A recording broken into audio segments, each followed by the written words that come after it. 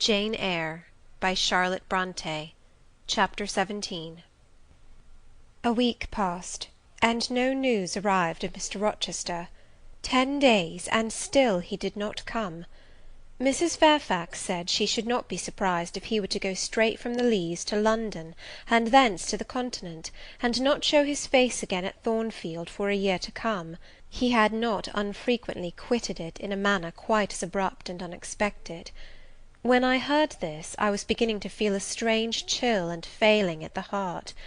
I was actually permitting myself to experience a sickening sense of disappointment; but rallying my wits and recollecting my principles, I at once called my sensations to order, and it was wonderful how I got over the temporary blunder, how I cleared up the mistake of supposing Mr. Rochester's movements a matter in which I had any cause to take a vital interest.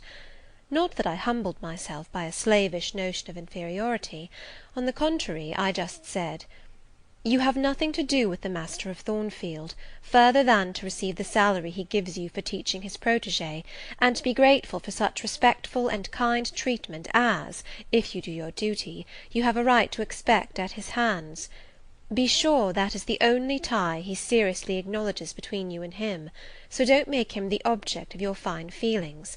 Your raptures, agonies, and so forth, he is not of your order. Keep to your caste, and be too self-respecting to lavish the love of the whole heart, soul, and strength, where such a gift is not wanted and would be despised."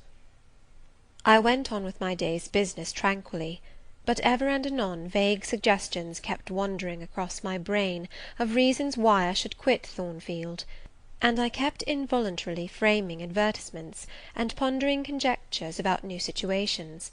These thoughts I did not think to check; they might germinate and bear fruit if they could.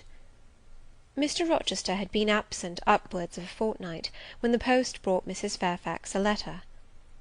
"It is from the master," said she, as she looked at the direction. "Now I suppose we shall know whether we are to expect his return or not."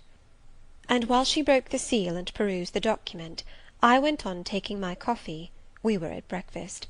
It was hot, and I attributed to that circumstance a fiery glow which suddenly rose to my face. Why my hand shook, and why I involuntarily spilt half the contents of my cup into my saucer, I did not choose to consider. "Well, I sometimes think we are too quiet, but we run a chance of being busy enough now, for a little while at least," said Mrs. Fairfax, still holding the note before her spectacles. Ere I permitted myself to request an explanation, I tied the string of Adèle's pinafore, which happened to be loose. Having helped her also to another bun, and refilling her mug with milk, I said nonchalantly, "Mr. Rochester is not likely to return soon, I suppose?" "Indeed he is, in 3 days, he says; that will be next Thursday, and not alone either. I don't know how many of the fine people at the Leas are coming with him. He sends directions for all the best bedrooms to be prepared, and the library and drawing rooms are to be cleaned out. I am to get more kitchen hands from the George Inn at Millcote, and from wherever else I can; and the ladies will bring their maids, and gentlemen their valets, so we shall have a full house of it." And Mrs. Fairfax swallowed her breakfast, and hastened away to commence operations. The 3 days were, as she had foretold, busy enough. I had thought all the rooms at Thornfield beautifully clean and well arranged, but it appears I was mistaken. 3 women were got to help, and such scrubbing, such brushing, such washing of paint and beating of carpets, such taking down and putting up of pictures, such polishing of mirrors and lustres, such lighting of fires in bedrooms, such airing of sheets and feather beds on hearths, I never beheld, either before or since. Adèle ran quite wild in the midst of it. The preparations for company, and the prospect of their arrival, seemed to throw her into ecstasies. She would have Sophie to look over all her toilette, as she called frocks, to furbish up any that were passé, and to air and arrange the new. For herself, she did nothing but caper about in the front chambers, jump on and off the bedstead, and lie on the mattresses and piled up bolsters and pillows before the enormous fires roaring in the chimneys. From school duties she was exonerated. Mrs. Fairfax had pressed me into her service, and I was all day in the store room, helping, or hindering, her and the cook. learning to make custards and cheesecakes and French pastry, to truss game and garnish dessert dishes. The party were expected to arrive on Thursday afternoon in time for dinner at 6. During the intervening period I had no time to nurse chimeras, and I believe I was as active and gay as anybody, Adele excepted. Still, now and then, I received a damping check to my cheerfulness, and was, in spite of myself, thrown back on the region of doubts and portents, and dark conjectures. This was when I chanced to see the third-story staircase door, which of late had always been kept locked, open slowly, and give passage to the form of Grace Poole, in prim cap, white apron, and handkerchief, when I watched her glide along the gallery, her quiet tread muffled in a list slipper, when I saw her look into the bustling, topsy-turvy bedrooms, just say a word, perhaps, to the charwoman about the proper way to polish a grate, or clean a marble mantelpiece, or take stains from papered walls, and then pass on. She would thus descend to the kitchen once a day, eat her dinner, smoke a moderate pipe on the hearth, and go back, carrying her pot of porter with her, for her private solace, in her own gloomy upper haunt. Only 1 hour in 24 did she pass with her fellow servants below; all the rest of her time was spent in some low ceiled oaken chamber of the second story. There she sat and sewed, and probably laughed drearily to herself, as companionless as a prisoner in his dungeon. The strangest thing of all was, that not a soul in the house, except me, noticed her habits, or seemed to marvel at them. No one discussed her position or employment, no one pitied her solitude or isolation. I once, indeed, overheard part of a dialogue between Leah and one of the charwomen, of which Grace formed the subject.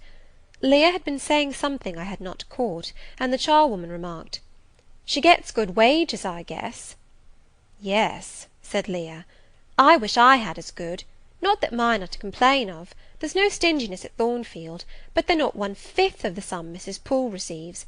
And she is laying by; she goes every quarter to the bank at Millcote.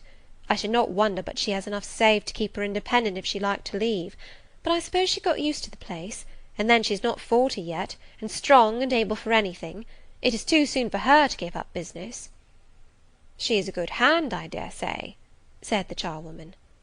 "Ah, she understands what she has to do, nobody better," rejoined Leah significantly; "and it is not every one could fill her shoes, not for all the money she gets." "That it is not," was the reply.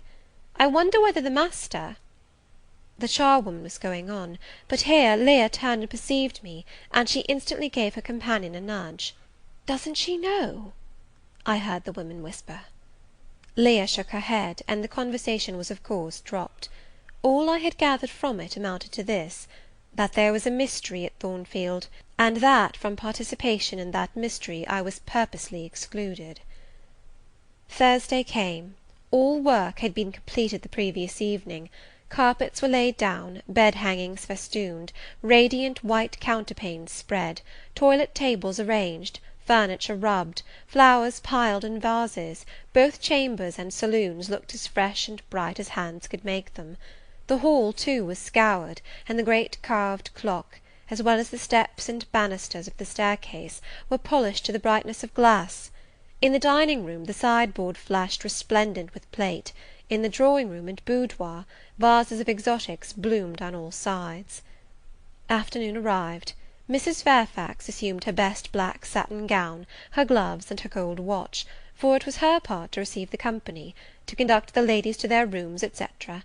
Adele, too, would be dressed, though I thought she had little chance of being introduced to the party that day at least. However, to please her, I allowed Sophy to apparel her in one of her short, full muslin frocks. For myself, I had no need to make any change. I should not be called upon to quit my sanctum of the schoolroom; for a sanctum it was now become to me, a very pleasant refuge in time of trouble. It had been a mild, serene spring day, one of those days which, towards the end of March or the beginning of April, rise shining over the earth as heralds of summer. It was drawing to an end now, but the evening was even warm, and I sat at work in the schoolroom with the window open. "It gets late," said Mrs. Fairfax, entering in rustling state. "I am glad I ordered dinner an hour after the time Mr. Rochester mentioned, for it is past 6 now. I have sent John down to the gates to see if there is anything on the road. One can see a long way from thence in the direction of Millcote." She went to the window. "Here he is," said she. "Well, John," leaning out, "any news?" "They're coming, ma'am," was the answer. "They'll be here in 10 minutes." Adele flew to the window. I followed, taking care to stand on one side, so that, screened by the curtain, I could see without being seen. The 10 minutes John had given seemed very long, but at last wheels were heard, 4 equestrians galloped up the drive, and after them came 2 open carriages. Fluttering veils and waving plumes filled the vehicles. 2 of the cavaliers were young, dashing-looking gentlemen. The third was Mr. Rochester, on his black horse, Mesrour, Pilot bounding before him. At his side rode a lady, and he and she were the first of the party. Her purple riding habit almost swept the ground, her veil streamed long on the breeze; mingling with its transparent folds, and gleaming through them, shone rich raven ringlets. "Miss Ingram!" exclaimed Mrs. Fairfax, and away she hurried to her post below. The cavalcade, following the sweep of the drive, quickly turned the angle of the house, and I lost sight of it. Adele now petitioned to go down, but I took her on my knee, and gave her to understand that she must not on any account think of venturing in sight of the ladies, either now or at any other time, unless expressly sent for; that Mr. Rochester would be very angry, etc. Some natural tears she shed on being told this, but as I began to look very grave, she consented at last to wipe them. A joyous stir was now audible in the hall. Gentlemen's deep tones and ladies' silvery accents blent harmoniously together, and distinguishable above all, though not loud, was the sonorous voice of the master of Thornfield Hall, welcoming his fair and gallant guests under his roof. Then light steps ascended the stairs, and there was a tripping through the gallery, and soft cheerful laughs, and opening and closing doors, and for a time a hush. "Elle change de toilette," said Adele, who, listening attentively, had followed every movement, and she sighed. "Chez maman," said she, "quand il y avait du monde, je le suivais partout, au salon et à la chambre. Souvent je regardais les femmes de chambre coiffer et habiller les dames, et c'était si amusant. Comme cela on apprend." "Don't you feel hungry, Adele?" "Mais oui, mademoiselle, voilà 5 ou 6 heures que nous n'avons pas mangé." "Well now, while the ladies are in their rooms, I will venture down and get you something to eat." And issuing from my asylum with precaution, I sought a back stairs which conducted directly to the kitchen. All in that region was fire and commotion; the soup and fish were in the last stage of projection, and the cook hung over her crucibles in a frame of mind and body threatening spontaneous combustion. In the servants' hall 2 coachmen and 3 gentlemen's gentlemen stood or sat round the fire. The Abigails, I suppose, were upstairs with their mistresses. The new servants that had been hired from Millcote were bustling about everywhere. Threading this chaos, I at last reached the larder. There I took possession of a cold chicken, a roll of bread, some tarts, a plate or 2, and a knife and fork. With this booty I made a hasty retreat. I had regained the gallery, and was just shutting the back door behind me, when an accelerated hum warned me that the ladies were about to issue from their chambers. I could not proceed to the schoolroom without passing some of their doors, and running the risk of being surprised with my cargo of victuallage; so I stood still at this end, which, being windowless, was dark, quite dark now, for the sun was set, and twilight gathering. Presently the chambers gave up their fair tenants one after another. Each came out gaily and airily, with dresses that gleamed lustrous through the dark. For a moment they stood grouped together at the other extremity of the gallery, conversing in a key of sweet subdued vivacity. They then descended the staircase almost as noiselessly as a bright mist rolls down a hill. Their collective appearance had left on me an impression of high-born elegance, such as I had never before received. I found Adele peeping through the schoolroom door, which she held ajar. "What beautiful ladies!" cried she in English. "Oh, I wish I might go to them! Do you think Mr. Rochester will send for us by and by after dinner?" "No, indeed, I don't. Mr. Rochester has something else to think about. Never mind the ladies to-night. Perhaps you will see them to-morrow. Here is your dinner." She was really hungry, so the chicken and tarts served to divert her attention for a time. It was well I secured this forage, or both she and I, and Sophy, to whom I conveyed a share of our repast, would have run a chance of getting no dinner at all. Every one down stairs was too much engaged to think of us. The dessert was not carried out till after 9, and at 10 footmen were still running to and fro with trays and coffee cups. I allowed Adele to sit up much later than usual, for she declared she could not possibly go to sleep while the doors kept opening and shutting below, and people bustling about.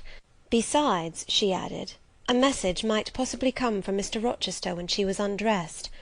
Et alors, quel dommage! I told her stories as long as she would listen to them, and then for a change I took her out into the gallery. The hall lamp was now lit, and it amused her to look over the balustrade and watch the servants passing backwards and forwards. When the evening was far advanced, a sound of music issued from the drawing-room, whither the piano had been removed. Adele and I sat down on the top step of the stairs to listen. Presently a voice blent with the rich tones of the instrument. It was a lady who sang, and very sweet her notes were. The solo over, a duet followed, and then a glee. A joyous conversational murmur filled up the intervals. I listened long. Suddenly I discovered that my ear was wholly intent on analysing the mingled sounds, and trying to discriminate amidst the confusion of accents those of Mr. Rochester; and when it caught them, which it soon did, it found a further task in framing the tones, rendered by distance inarticulate, into words. The clock struck 11. I looked at Adele, whose head leant against my shoulder. Her eyes were waxing heavy, so I took her up in my arms, and carried her off to bed. It was near 1 before the gentlemen and ladies sought their chambers. The next day was as fine as its predecessor. It was devoted by the party to an excursion to some sight in the neighbourhood. They set out early in the forenoon, some on horseback, the rest in carriages. I witnessed both the departure and the return. Miss Ingram, as before, was the only lady equestrian, and, as before, Mr. Rochester galloped at her side. The two rode a little apart from the rest. I pointed out this circumstance to Mrs. Fairfax, who was standing at the window with me. "You said it was not likely they should think of being married," said I; "but you see Mr. Rochester evidently prefers her to any of the other ladies." "Yes, I dare say, no doubt he admires her." "And she him," I added. Look how she leans her head toward him as if they were conversing confidentially. I wish I could see her face. I have never had a glimpse of it yet. "You will see her this evening," answered Mrs. Fairfax. "I happened to remark to Mr. Rochester how much Adele wished to be introduced to the ladies, and he said, 'Oh, let her come into the drawing-room after dinner, and request Miss Eyre to accompany her.'" "Yes, he said that from mere politeness. I need not go, I am sure," I answered. "Well, I observed to him that as you were unused to company, I did not think you would like appearing before so gay a party, all strangers; and he replied, in his quick way, 'Nonsense! If she objects, tell her it is my particular wish, and if she resists, say I shall come and fetch her in case of contumacy.'" "I will not give him that trouble," I answered. "I will go, if no better may be, but I don't like it. Shall you be there, Mrs. Fairfax?" "No, I pleaded off, and he admitted my plea.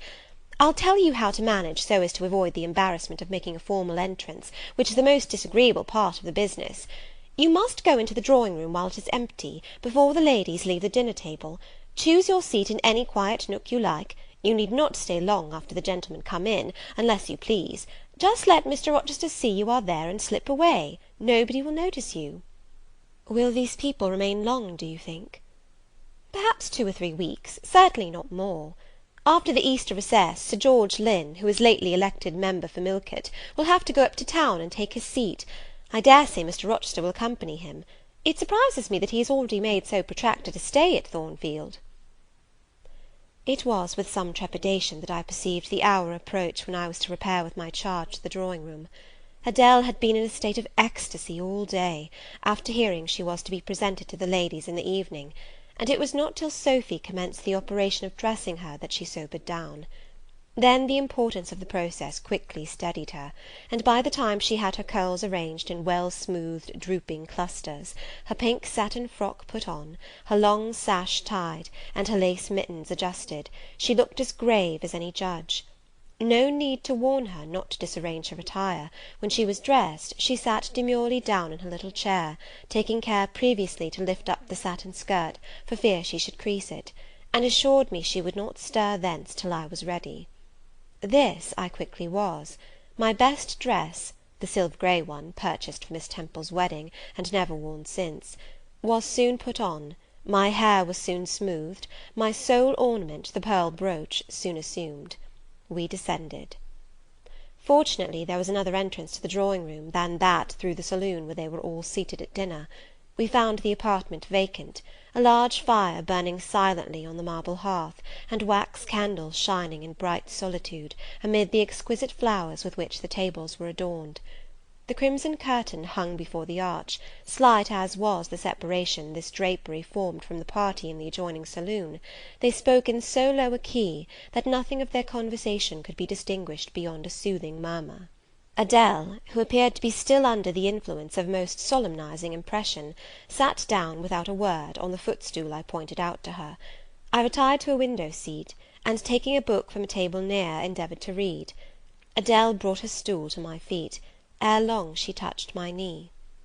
What is it, Adele? Est-ce que je ne puis pas prendre une seule de ces fleurs magnifiques, mademoiselle, seulement pour compléter ma toilette? You think too much of your toilette, Adele, but you may have a flower. And I took a rose from a vase, and fastened it in her sash. She sighed a sigh of ineffable satisfaction, as if her cup of happiness were now full. I turned my face away to conceal a smile I could not suppress. There was something ludicrous as well as painful in the little Parisienne's earnest and innate devotion to matters of dress. A soft sound of rising now became audible. The curtain was swept back from the arch; through it appeared the dining-room, with its lit lustre pouring down light on the silver and glass of a magnificent dessert service, covering a long table. A band of ladies stood in the opening. They entered, and the curtain fell behind them. There were but 8, yet somehow as they flocked in, they gave the impression of a much larger number. Some of them were very tall. Many were dressed in white, and all had a sweeping amplitude of array that seemed to magnify their persons, as a mist magnifies the moon. I rose and curtsied to them. 1 or 2 bent their heads in return; the others only stared at me. They dispersed about the room, reminding me, by the lightness and buoyancy of their movements, of a flock of white plumy birds. Some of them threw themselves in half-reclining positions on the sofas and ottomans. Some bent over the tables and examined the flowers and books; the rest gathered in a group round the fire. All talked in a low but clear tone, which seemed habitual to them. I knew their names afterwards, and may as well mention them now. First there was Mrs. Eshton and 2 of her daughters. She had evidently been a handsome woman, and was well preserved still. Of her daughters, the eldest, Amy, was rather little, naive and childlike in face and manner, and piquant in form. Her white muslin dress and blue sash became her very well. The second, Louisa, was taller and more elegant in figure, with a very pretty face, of that order the French term minois chiffonnier. Both sisters were fair as lilies. Lady Lynn was a stout and large personage of about 40, very erect, very haughty-looking, richly dressed in a satin robe of changeful sheen. Her dark hair shone glossily under the shade of an azure plume, and within the circlet of a band of gems. Mrs. Colonel Dent was less showy, but I thought more ladylike. She had a slight figure, a pale gentle face, and fair hair. Her black satin dress, her scarf of rich foreign lace, and her pearl ornaments pleased me better than the rainbow radiance of the titled dame. But the 3 most distinguished, partly perhaps because the tallest figures of the band, were the Dowager Lady Ingram and her daughters, Blanche and Mary. They were all 3 of the loftiest stature of women. The Dowager might be between 40 and 50, her shape was still fine, her hair, by candlelight at least, was still black, her teeth too were still apparently perfect. Most people would have termed her a splendid woman of her age, and so she was, no doubt, physically speaking. but then there was an expression of almost insupportable haughtiness in her bearing and countenance. She had Roman features and a double chin, disappearing into a throat like a pillar. These features appeared to me not only inflated and darkened, but even furrowed with pride; and the chin was sustained by the same principle, in a position of almost preternatural erectness. She had, likewise, a fierce and a hard eye; it reminded me of Mrs. Reed's. She mouthed her words in speaking; her voice was deep, its inflections very pompous, very dogmatical, very intolerable, in short. A crimson velvet robe and a shawl turban of some gold-wrought Indian fabric invested her, I suppose she thought, with a truly imperial dignity. Blanche and Mary were of equal stature, straight and tall as poplars. Mary was too slim for her height, but Blanche was moulded like a Dian. I regarded her, of course, with special interest. First, I wished to see whether her appearance accorded with Mrs. Fairfax's description; secondly, whether it at all resembled the fancy miniature I had painted of her; and thirdly, it will out, whether it was such as I should fancy likely to suit Mr. Rochester's taste. As far as person went, she answered point for point, both to my picture and Mrs. Fairfax's description. The noble bust, the sloping shoulders, the graceful neck, the dark eyes and black ringlets were all there. But her face was like her mother's, her youthful unfurrowed likeness, the same low brow, the same high features, the same pride. It was not, however, so saturnine a pride. She laughed continually; her laugh was satirical, and so was the habitual expression of her arched and haughty lip. Genius is said to be self-conscious. I cannot tell whether Miss Ingram was a genius, but she was self-conscious, remarkably self-conscious indeed. She entered into a discourse on botany with the gentle Mrs. Dent. It seemed Mrs. Dent had not studied that science, though, as she said, she liked flowers, especially wild ones. Miss Ingram had, and she ran over its vocabulary with an air. I presently perceived she was, what is vernacularly termed, trailing Mrs. Dent, that is, playing on her ignorance. Her trail might be clever, but it was decidedly not good-natured. She played, her execution was brilliant, she sang, her voice was fine, she talked French apart to her mamma, and she talked it well, with fluency and with a good accent. Mary had a milder and more open countenance than Blanche, softer features too, and a skin some shades fairer. Miss Ingram was as dark as a Spaniard; but Mary was deficient in life; her face lacked expression, her eye lustre; she had nothing to say, and having once taken her seat, remained fixed like a statue in its niche. The sisters were both attired in spotless white. And did I now think Miss Ingram such a choice as Mr. Rochester would be likely to make? I could not tell. I did not know his taste in female beauty. If he liked the majestic, she was the very type of majesty; then she was accomplished, sprightly. Most gentlemen would admire her, I thought; and that he did admire her I already seemed to have obtained proof. To remove the last shade of doubt, it remained but to see them together. You are not to suppose, reader, that Adèle has all this time been sitting motionless on the stool at my feet. No, when the ladies entered, she rose, advanced to meet them, made a stately reverence, and said with gravity, "Bonjour, mesdames," and Miss Ingram had looked down at her with a mocking air, and exclaimed, "Oh, what a little puppet!"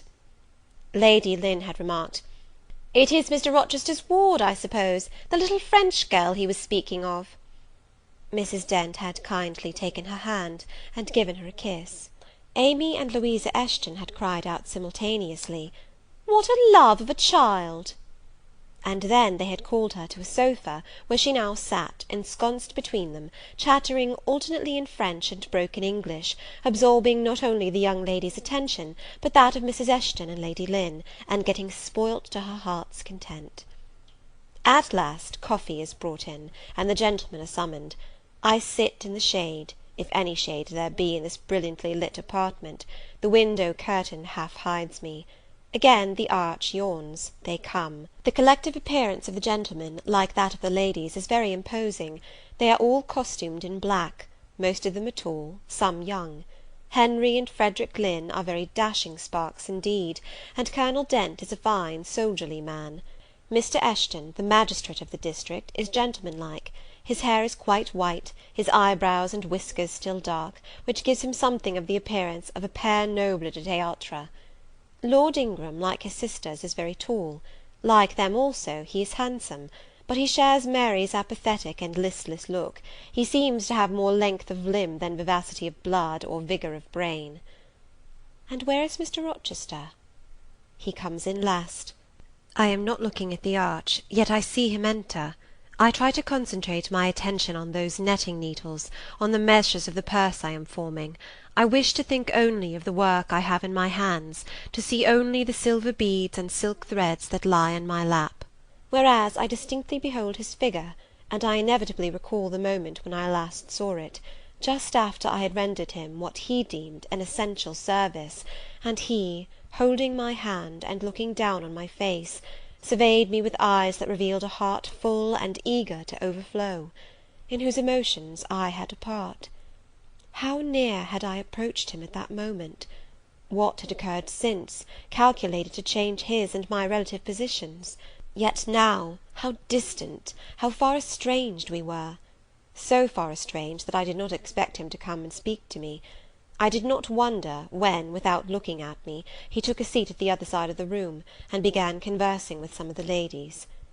No sooner did I see that his attention was riveted on them, and that I might gaze without being observed, than my eyes were drawn involuntarily to his face. I could not keep their lids under control; they would rise, and the irids would fix on him.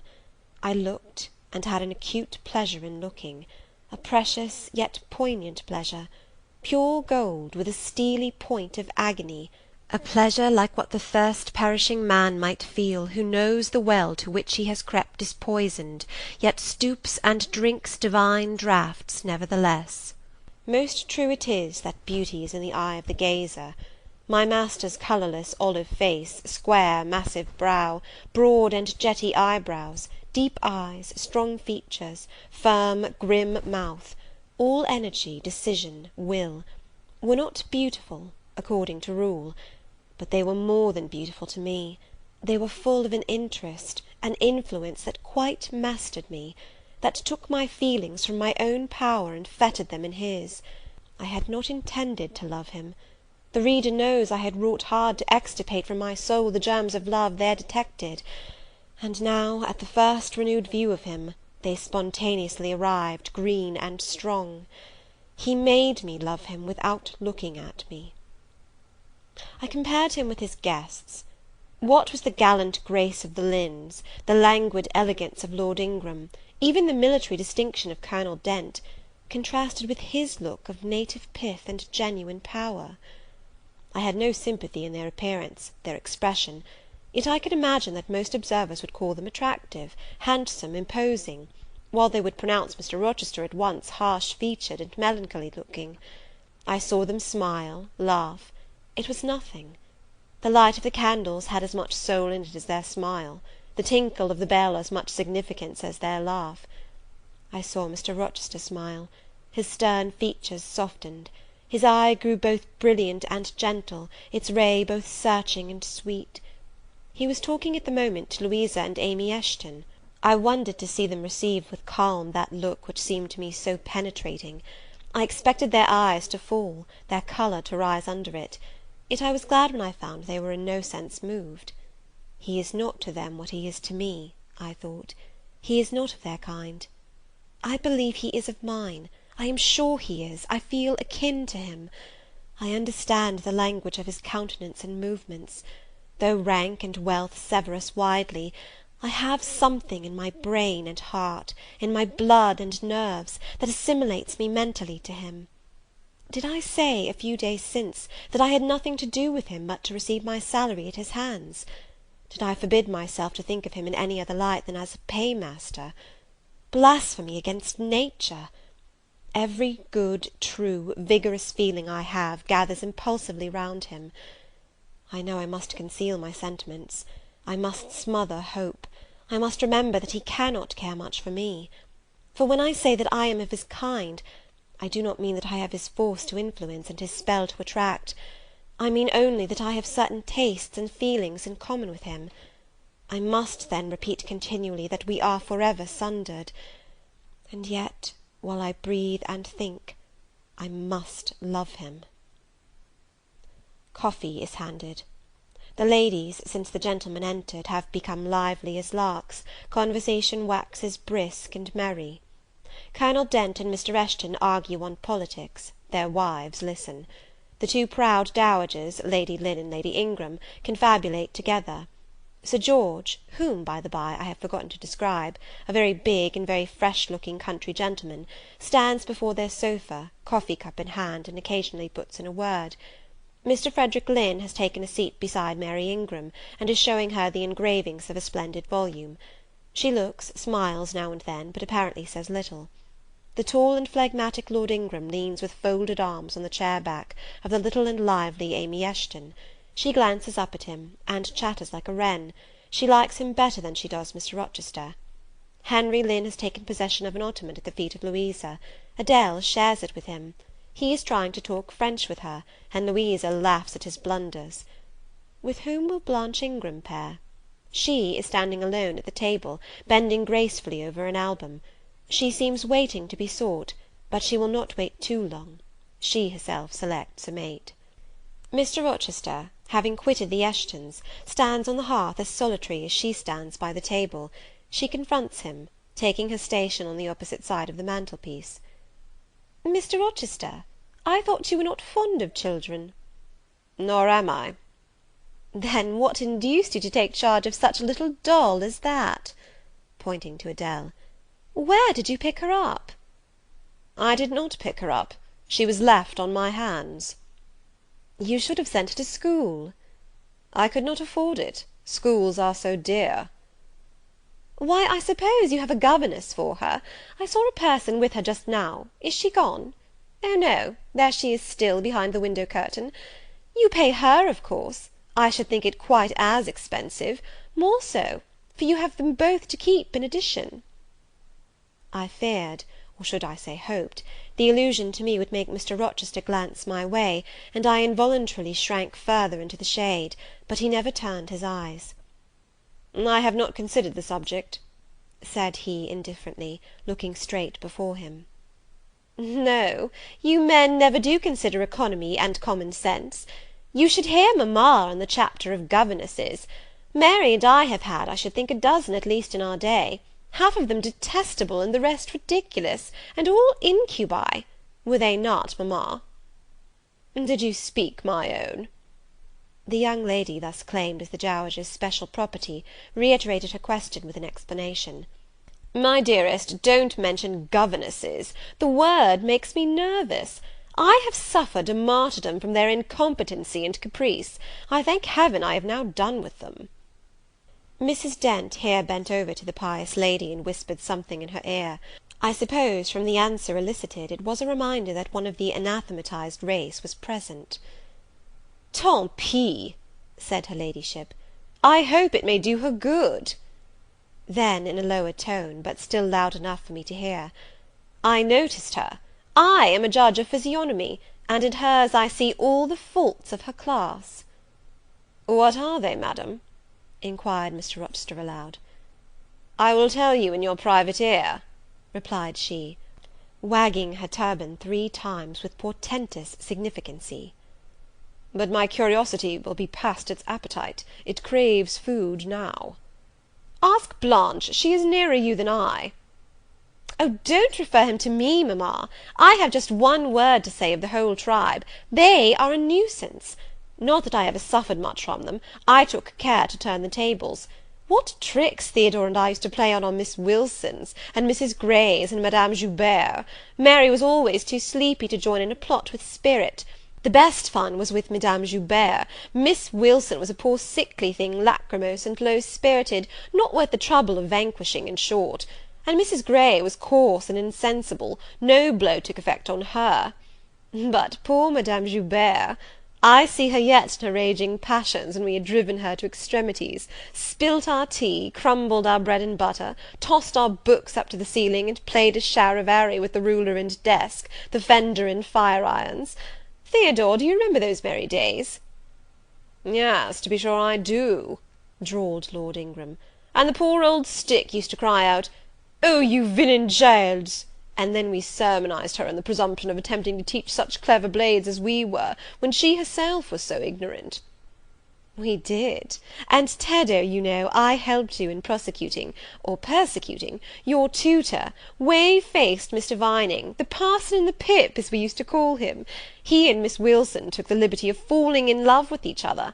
At least Teddo and I thought so. We surprised sundry tender glances and sighs which we interpreted as tokens of la belle passion, and I promise you the public soon had the benefit of our discovery. We employed it as a sort of lever to hoist our dead weights from the house. Dear mamma, there, as soon as she got an inkling of the business, found out that it wasn't of an immoral tendency. Did you not, my lady mother? Certainly, my best, and I was quite right. Depend on that. There are 1,000 reasons why liaison between governesses and tutors should never be tolerated a moment in any well-regulated house. Firstly, oh, gracious, mamma, spare us the enumeration. Au reste, we all know them.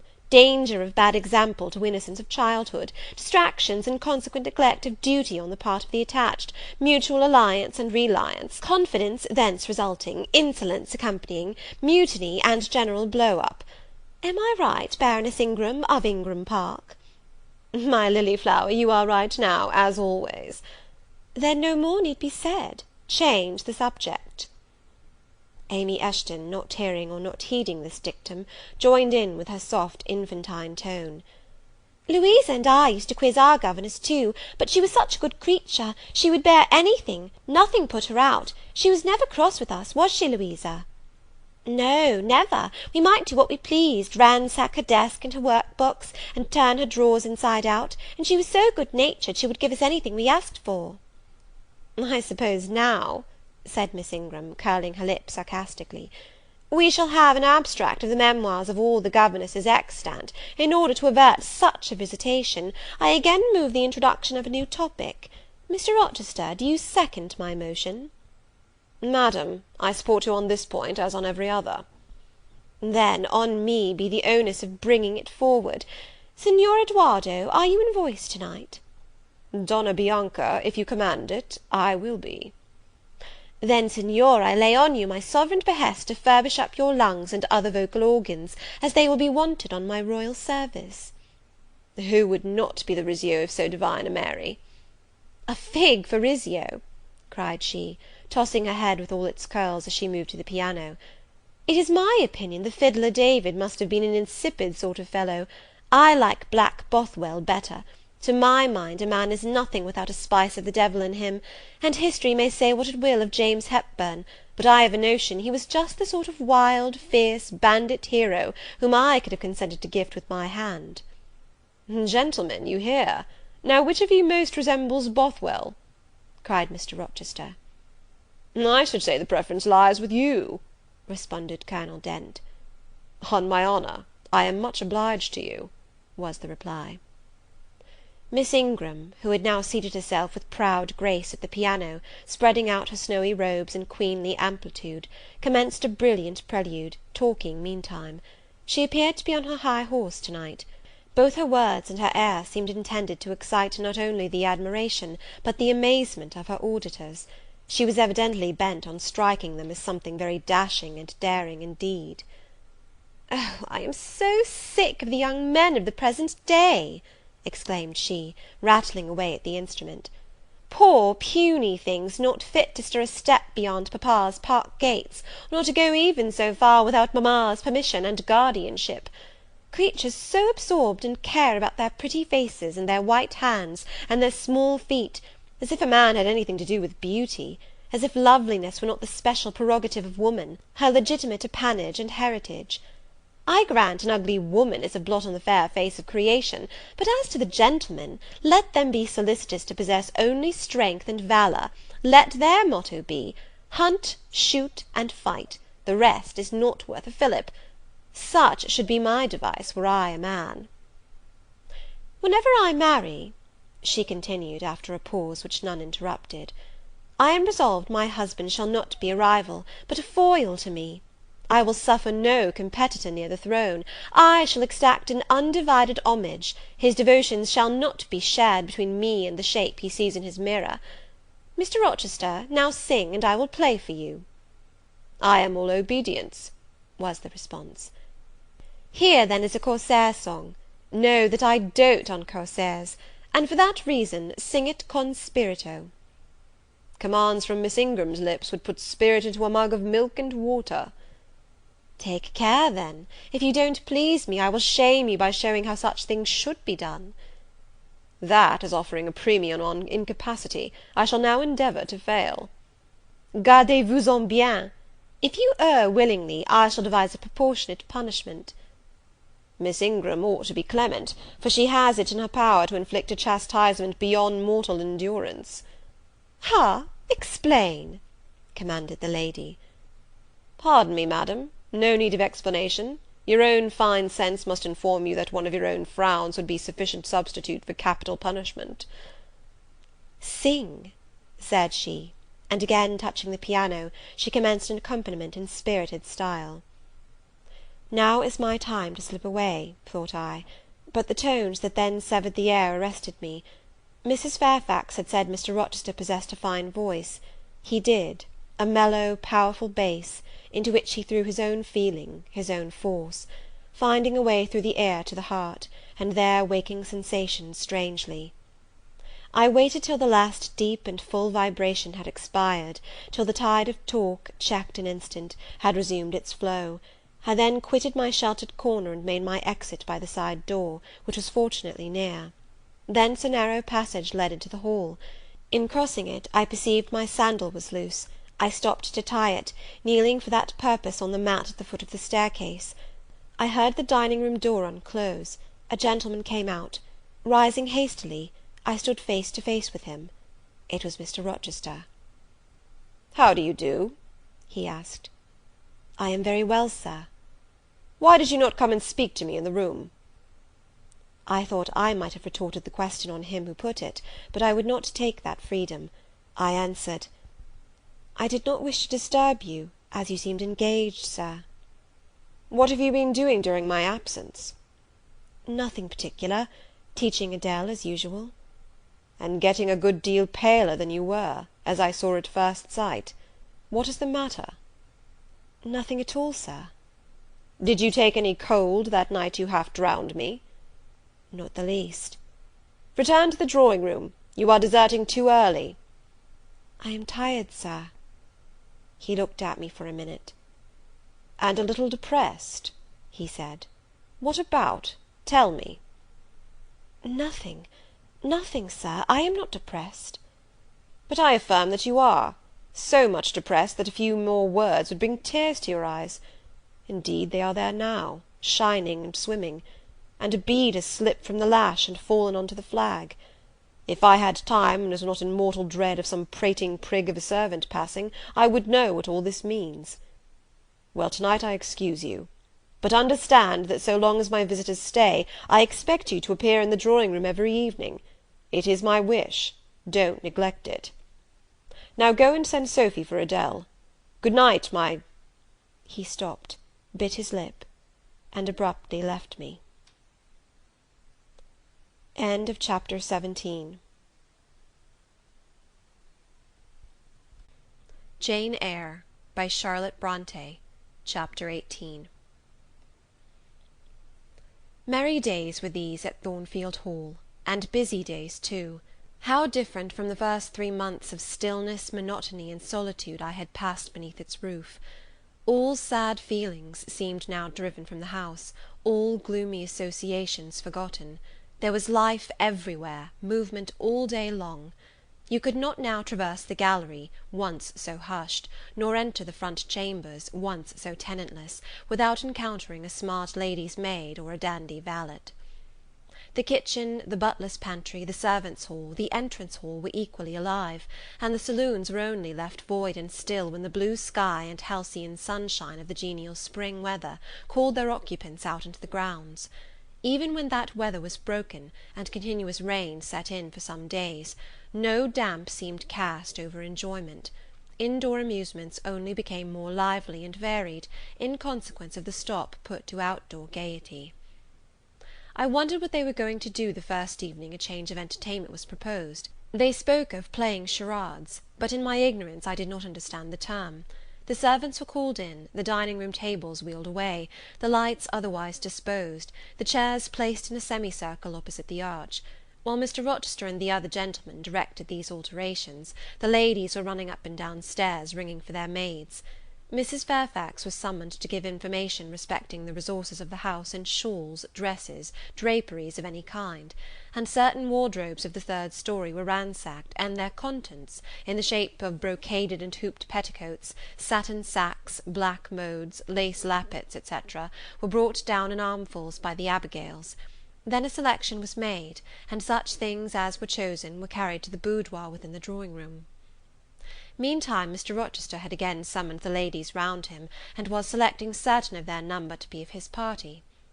"Miss Ingram is mine, of course," said he. Afterwards he named the two Mrs. Eshton and Mrs. Dent. He looked at me. I happened to be near him, as I had been fastening the clasp of Mrs. Dent's bracelet, which had got loose. "Will you play?" he asked. I shook my head. He did not insist, which I rather feared he would have done. He allowed me to return quietly to my usual seat. He and his aides now withdrew behind the curtain. The other party, which was headed by Colonel Dent, sat down on the crescent of chairs. One of the gentlemen, Mr. Eshton, observing me, seemed to propose that I should be asked to join them, but Lady Ingram instantly negatived the notion. "No," I heard her say, "she looks too stupid for any game of the sort." Ere long a bell tinkled, and the curtain drew up.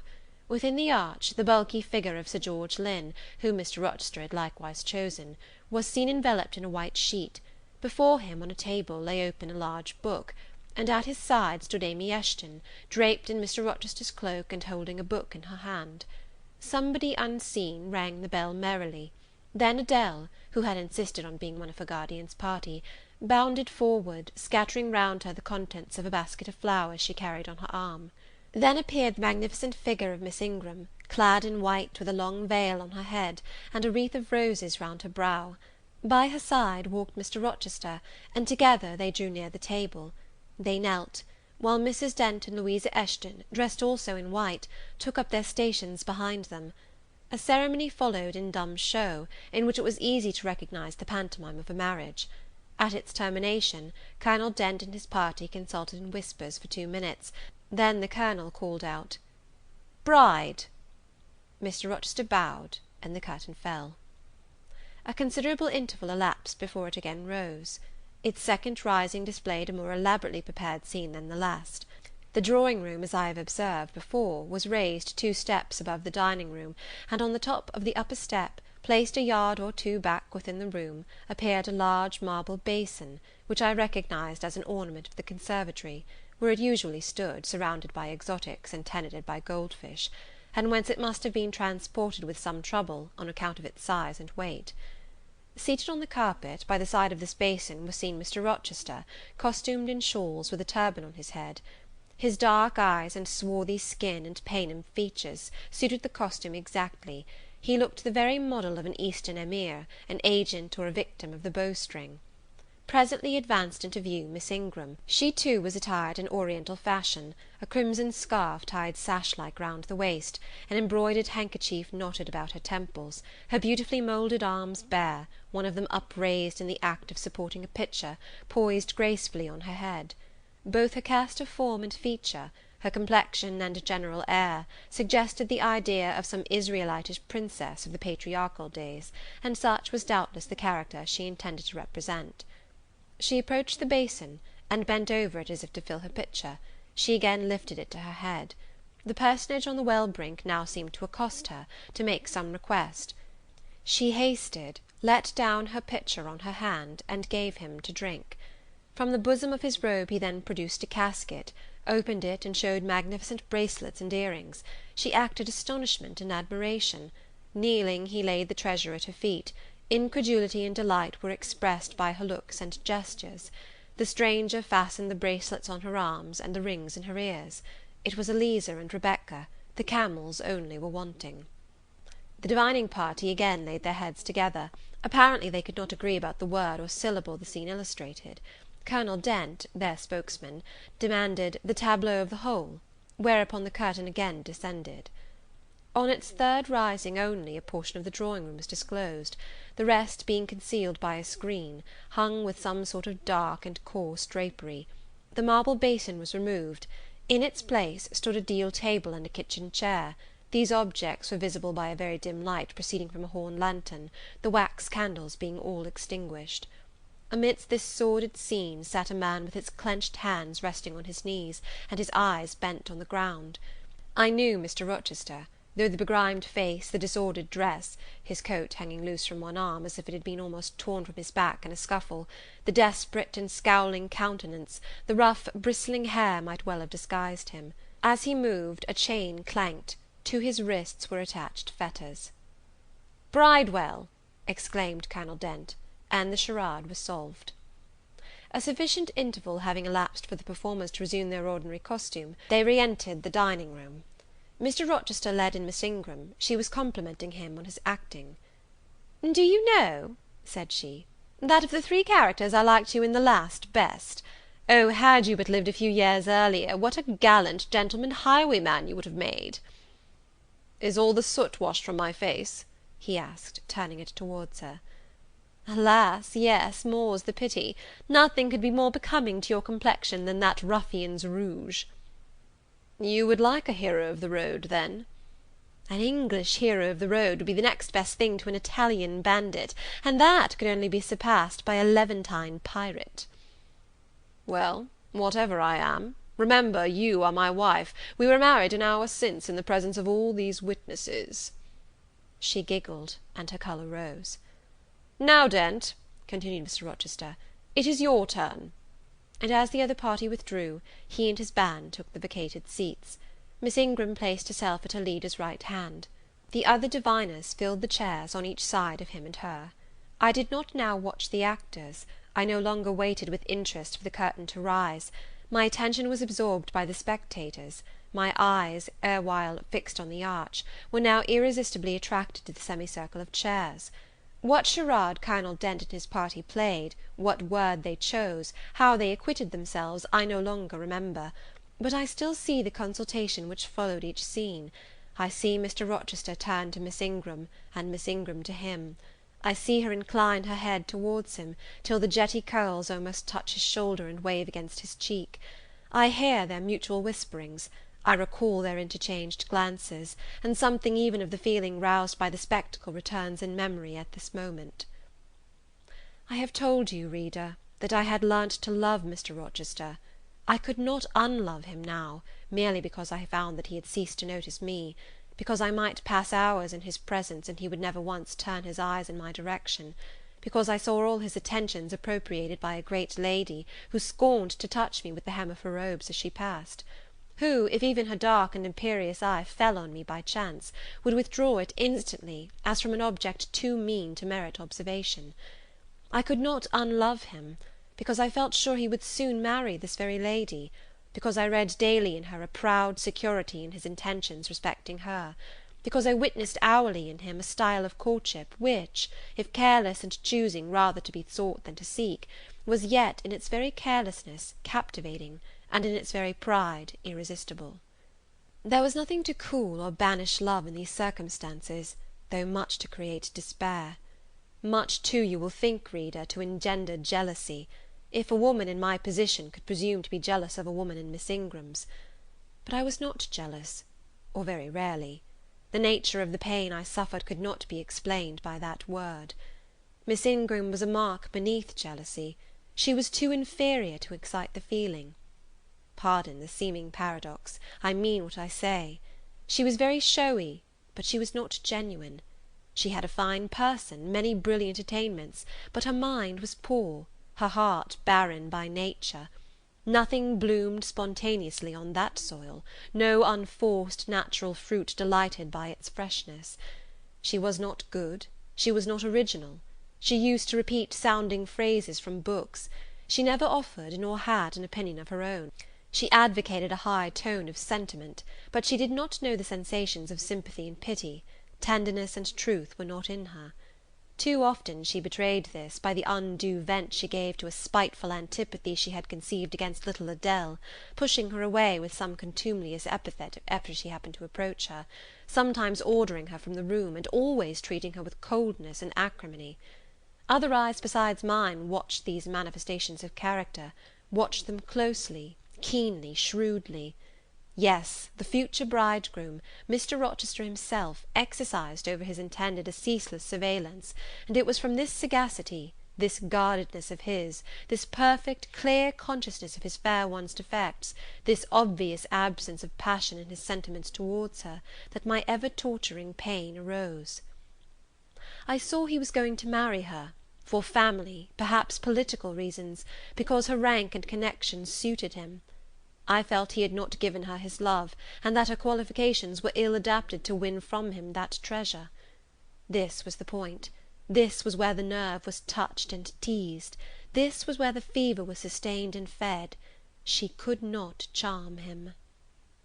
If she had managed the victory at once, and he had yielded and sincerely laid his heart at her feet, I should have covered my face, turned to the wall, and, figuratively, have died to them. If Miss Ingram had been a good and noble woman, endowed with force, fervour, kindness, sense, I should have had one vital struggle with two tigers, jealousy and despair.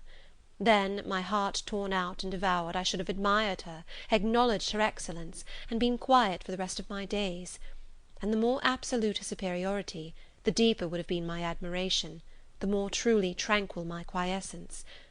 But as matters really stood, to watch Miss Ingram's efforts at fascinating Mr. Rochester, to witness their repeated failure, herself unconscious that they did fail, vainly fancying that each shaft launched hit the mark, and infatuatedly pluming herself on success, when her pride and self-complacency repelled further and further what she wished to allure, to witness this was to be at once under ceaseless excitation and ruthless restraint. Because when she failed, I saw how she might have succeeded. Arrows that continually glanced off from Mr. Rochester's breast and fell harmless at his feet, might, I knew, if shot by a surer hand, have quivered keen in his proud heart, have called love into his stern eye and softness into his sardonic face; or, better still, without weapons, a silent conquest might have been won. Why can she not influence him more, when she is privileged to draw so near to him? I asked myself. Surely she cannot truly like him, or not like him with true affection. If she did, she need not coin her smiles so lavishly, flash her glances so unremittingly, manufacture airs so elaborate, graces so multitudinous. It seems to me that she might, by merely sitting quietly at his side, saying little and looking less, get nigher his heart. I have seen in his face a far different expression from that which hardens it now, while she is so vivaciously accosting him. But then it came of itself. It was not elicited by meretricious arts and calculated manoeuvres, and one had but to accept it, to answer what he asked without pretension, to address him when needful without grimace, and it increased, and grew kinder and more genial, and warmed one like a fostering sunbeam. How will she manage to please him when they are married? I do not think she will manage it. And yet it might be managed, and his wife might, I verily believe, be the very happiest woman the sun shines on. I have not yet said anything condemnatory of Mr. Rochester's project of marrying for interest and connections. It surprised me when I first discovered that such was his intention. I had thought him a man unlikely to be influenced by motives so commonplace in his choice of a wife. But the longer I considered the position, education, etc., of the parties, the less I felt justified in judging and blaming either him or Miss Ingram for acting in conformity to ideas and principles instilled into them, doubtless, from their childhood. All their class held these principles. I supposed, then, they had reasons for holding them such as I could not fathom. It seemed to me that, were I a gentleman like him, I would take to my bosom only such a wife as I could love. But the very obviousness of the advantages to the husband's own happiness offered by this plan convinced me that there must be arguments against its general adoption, of which I was quite ignorant; otherwise I felt sure all the world would act as I wished to act. But in other points, as well as this, I was growing very lenient to my master. I was forgetting all his faults, for which I had once kept a sharp look-out. It had formerly been my endeavour to study all sides of his character, to take the bad with the good, and from the just weighing of both to form an equitable judgment. Now I saw no bad. The sarcasm that had repelled, the harshness that had startled me once, were only like keen condiments in a choice dish. Their presence was pungent, but their absence would be felt as comparatively insipid. And as for the vague something, was it a sinister or a sorrowful, a designing or a desponding expression, that opened upon a careful observer now and then in his eye, and closed again before one could fathom the strange depth partially disclosed, that something which used to make me fear and shrink, as if I had been wandering amongst volcanic-looking hills, and had suddenly felt the ground quiver and seen it gape, that something I at intervals beheld still, and with throbbing heart, but not with palsied nerves. Instead of wishing to shun him, I longed only to dare, to divine it, and I thought Miss Ingram happy because one day she might look into the abyss at her leisure, explore its secrets, and analyse their nature. Meantime, while I thought only of my master and his future bride, saw only them, heard only their discourse, and considered only their movements of importance, the rest of the party were occupied with their own separate interests and pleasures. The ladies Lynn and Ingram continued to consort in solemn conferences, where they nodded their two turbans at each other, and held up their four hands in confronting gestures of surprise, or mystery, or horror, according to the theme on which their gossip ran, like a pair of magnified puppets. Mild Mrs. Dent talked with good-natured Mrs. Eshton, and the two sometimes bestowed a courteous word or smile on me. Sir George Lynn, Colonel Dent, and Mr. Eshton discussed politics, or county affairs, or justice business. Lord Ingram flirted with Amy Eshton, Louisa played and sang to and with one of the Messrs. Lynn, and Mary Ingram listened languidly to the gallant speeches of the other. Sometimes all, as with one consent, suspended their by-play to observe and listen to the principal actors, for after all Mr. Rochester, and, because closely connected with him, Miss Ingram, were the life and soul of the party. If he was absent from the room an hour, a perceptible dullness seemed to steal over the spirits of his guests, and his re-entrance was sure to give a fresh impulse to the vivacity of conversation. The want of his animating influence appeared to be peculiarly felt one day that he had been summoned to Millcote on business, and was not likely to return till late. The afternoon was wet. A walk the party had proposed to take to see a gipsy camp, lately pitched on a common beyond Hay, was consequently deferred. Some of the gentlemen were gone to the stables; the younger ones, together with the younger ladies, were playing billiards in the billiard-room. The Dowagers Ingram and Lynn sought solace in a quiet game at cards. Blanche Ingram, after having repelled, by supercilious taciturnity, some efforts of Mrs. Dent and Mrs. Eshton to draw her into conversation, had first murmured over some sentimental tunes and airs on the piano, and then, having fetched a novel from the library, had flung herself in haughty listlessness on a sofa, and prepared to beguile, by the spell of fiction, the tedious hours of absence. The room and the house were silent. Only now and then the merriment of the billiard players was heard from above. It was verging on dusk, and the clock had already given warning of the hour to dress for dinner, when little Adele, who knelt by me in the drawing-room window-seat, suddenly exclaimed, "Voilà Monsieur Rochester, qui revient!" I turned, and Miss Ingram darted forwards from her sofa. The others too looked up from their several occupations, for at the same time a crunching of wheels and a splashing tramp of horse-hoofs became audible on the wet gravel. A post-chaise was approaching. "What can possess him to come home in that style?" said Miss Ingram. "He rode Mesrour, the black horse, did he not, when he went out? And Pilot was with him? What has he done with the animals?" As she said this, she approached a tall person and ample garments so near the window, that I was obliged to bend back almost to the breaking of my spine. In her eagerness she did not observe me at first, but when she did, she curled her lip and moved to another casement. The post-chaise stopped, the driver rang the door-bell, and a gentleman alighted attired in travelling garb, but it was not Mr. Rochester. It was a tall, fashionable-looking man, a stranger. "How provoking!" exclaimed Miss Ingram. "You tiresome monkey," apostrophising Adele, "who perched you up in the window to give false intelligence!" And she cast on me an angry glance, as if I were in fault. Some parleying was audible in the hall, and soon the newcomer entered. He bowed to Lady Ingram, as deeming her the eldest lady present. "It appears I come at an inopportune time, madam," said he, "when my friend, Mr. Rochester, is from home; but I arrive from a very long journey, and I think I may presume so far on old and intimate acquaintance as to install myself here till he returns." His manner was polite. His accent, in speaking, struck me as being somewhat unusual, not precisely foreign, but still not altogether English. His age might be about Mr. Rochester's, between 30 and 40. His complexion was singularly sallow. Otherwise he was a fine-looking man, at first sight especially. On closer examination, you detected something in his face that displeased, or rather that failed to please. His features were regular, but too relaxed. His eye was large and well cut, but the life looking out of it was a tame, vacant life. At least so I thought. The sound of the dressing bell dispersed the party. It was not till after dinner that I saw him again. He seemed then quite at his ease. But I liked his physiognomy even less than before. It struck me as being at the same time unsettled and inanimate. His eye wandered, and had no meaning in its wandering. This gave him an odd look, such as I never remembered to have seen. For a handsome and not unamiable looking man, he repelled me exceedingly.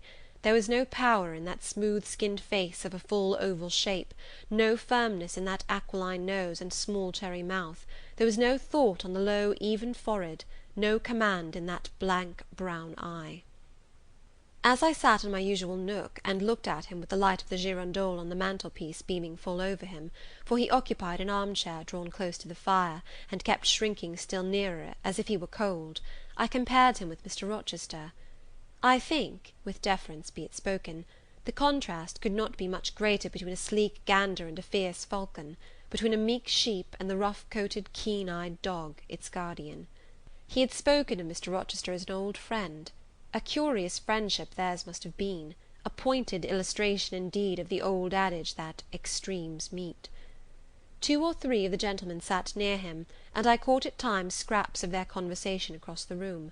At first I could not make much sense of what I had heard, for the discourse of Louisa Eshton and Mary Ingram, who sat nearer to me, confused the fragmentary sentences that reached me at intervals.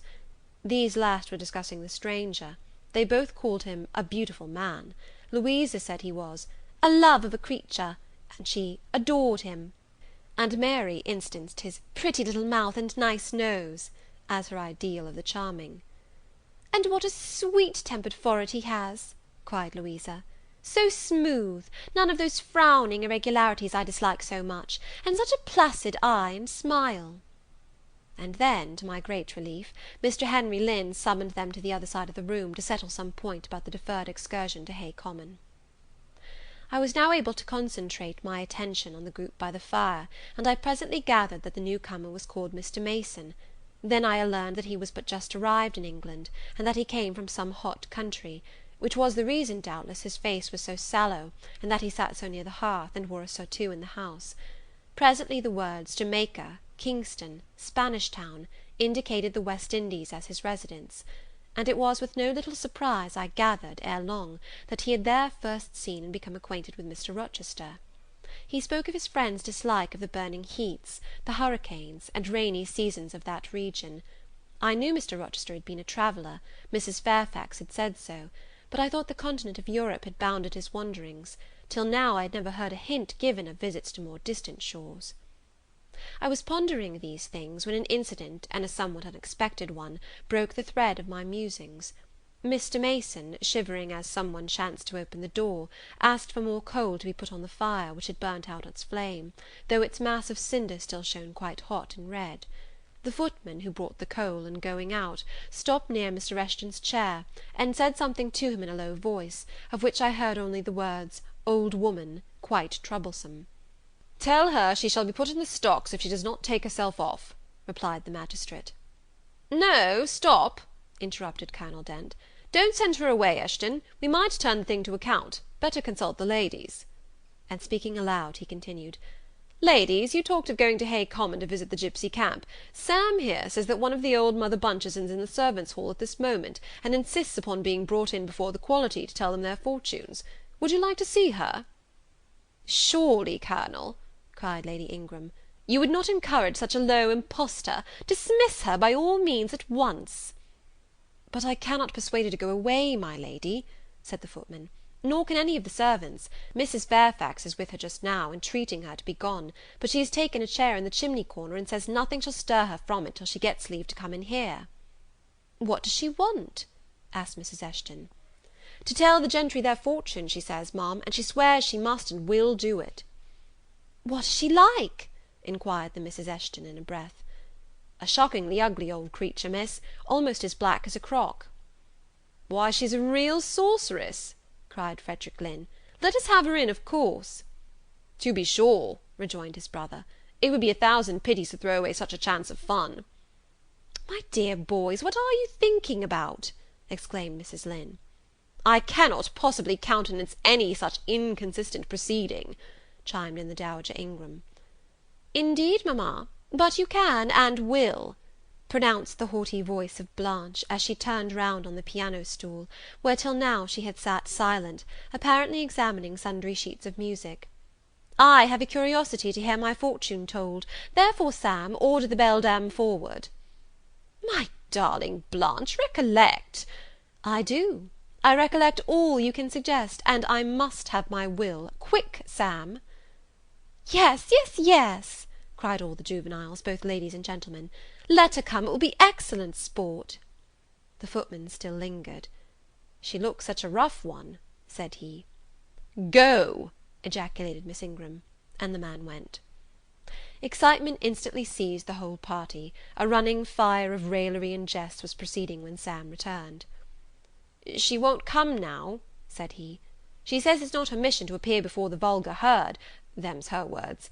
I must show her into a room by herself, and then those who wish to consult her must go to her one by one."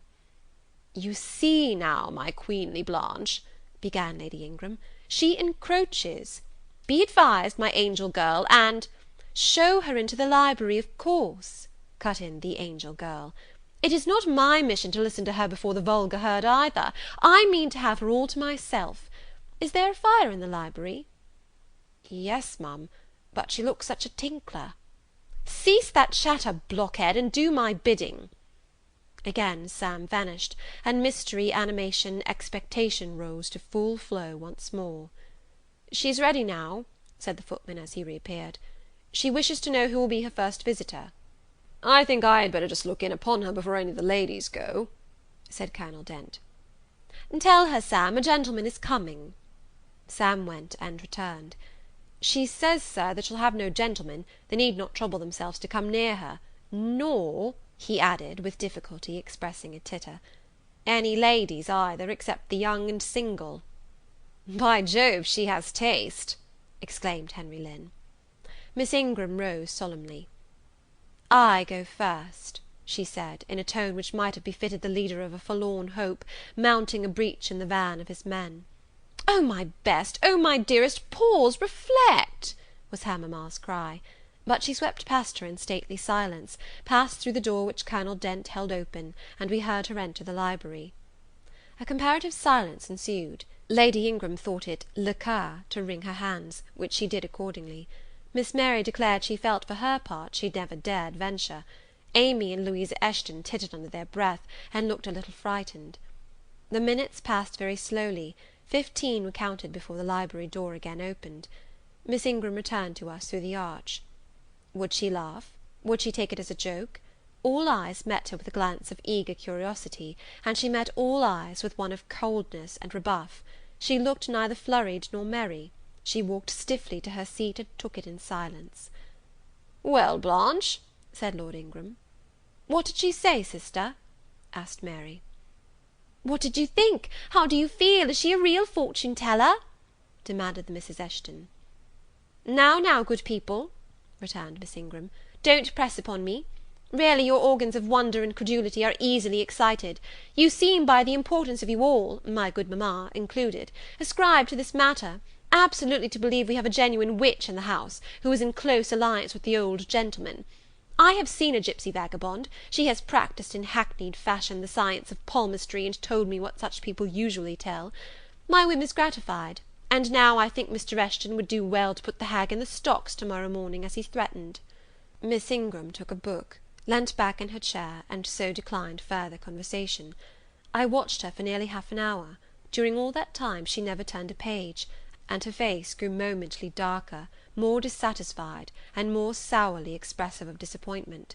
She had obviously not heard anything to her advantage, and it seemed to me, from her prolonged fits of gloom and taciturnity, that she herself, notwithstanding her professed indifference, attached undue importance to whatever revelations had been made her. Meantime, Mary Ingram, Amy and Louisa Eshton declared they dared not go alone, and yet they all wished to go. A negotiation was opened through the medium of the ambassador, Sam, and after much pacing to and fro, till, I think, the said Sam's calves must have ached with the exercise, permission was at last, with great difficulty, extorted from the rigorous Sybil for the three to wait upon her in a body. Their visit was not so still as Miss Ingram's had been. We heard hysterical giggling and little shrieks proceeding from the library, and at the end of about 20 minutes they burst the door open, and came running across the hall as if they were half scared out of their wits. "I am sure she is something not right," they cried, one and all.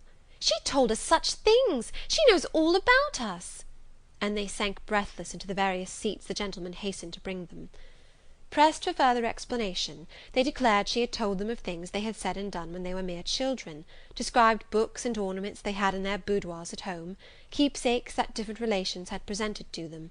They affirmed that she had even divined their thoughts, and had whispered in the ear of each the name of the person she liked best in the world, and informed them of what they most wished for. Here the gentlemen interposed with earnest petitions to be further enlightened on these two last-named points, but they got only blushes, ejaculations, tremors, and titters, in return for their importunity. The matrons, meantime, offered vinaigrettes and wielded fans, and again reiterated the expression of their concern that their warning had not been taken in time, and the elder gentlemen laughed, and the younger urged their services on the agitated fair ones. In the midst of the tumult, and while my eyes and ears were fully engaged in the scene before me, I heard a hem close at my elbow. I turned, and saw Sam. "If you please, miss, the gipsy declares that there is another young single lady in the room who has not been to her yet, and she swears she will not go till she has seen all. I thought it must be you, there is no one else for it. What shall I tell her?" "Oh, I will go by all means," I answered, and I was glad of the unexpected opportunity to gratify my much excited curiosity. I slipped out of the room, unobserved by any eye, for the company were gathered in one mass about the trembling trio just returned, and I closed the door quietly behind me. "If you like, miss," said Sam, "I'll wait in the hall for you, and if she frightens you, just call and I'll come in." "No, Sam, return to the kitchen. I am not in the least afraid." Nor was I, but I was a good deal interested and excited. Chapter 18.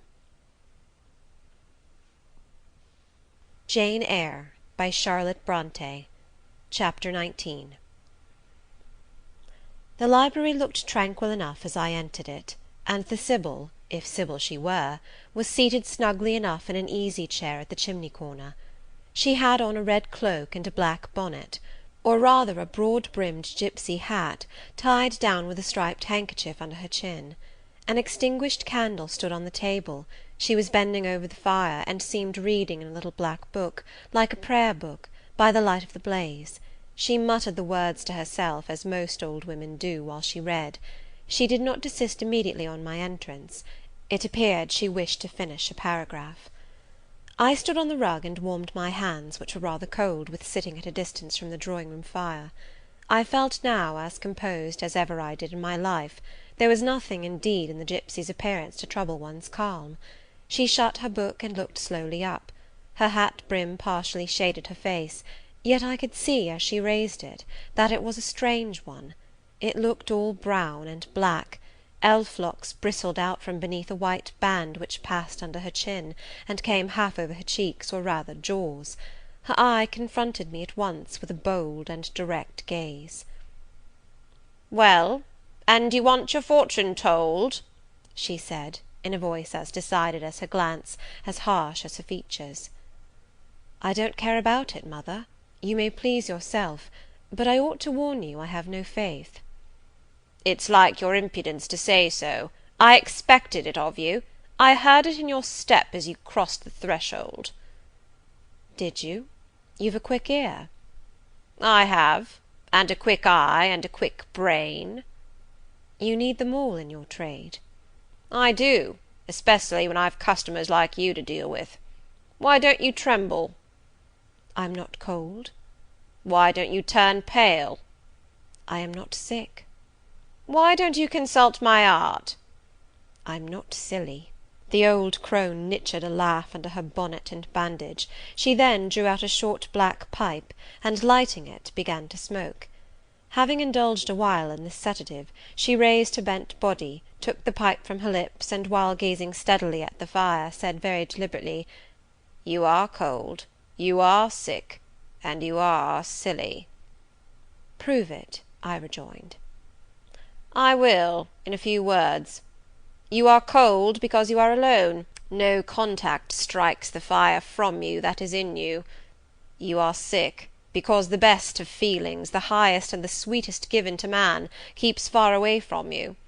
You are silly because, suffer as you may, you will not beckon it to approach, nor will you stir one step to meet it where it waits you."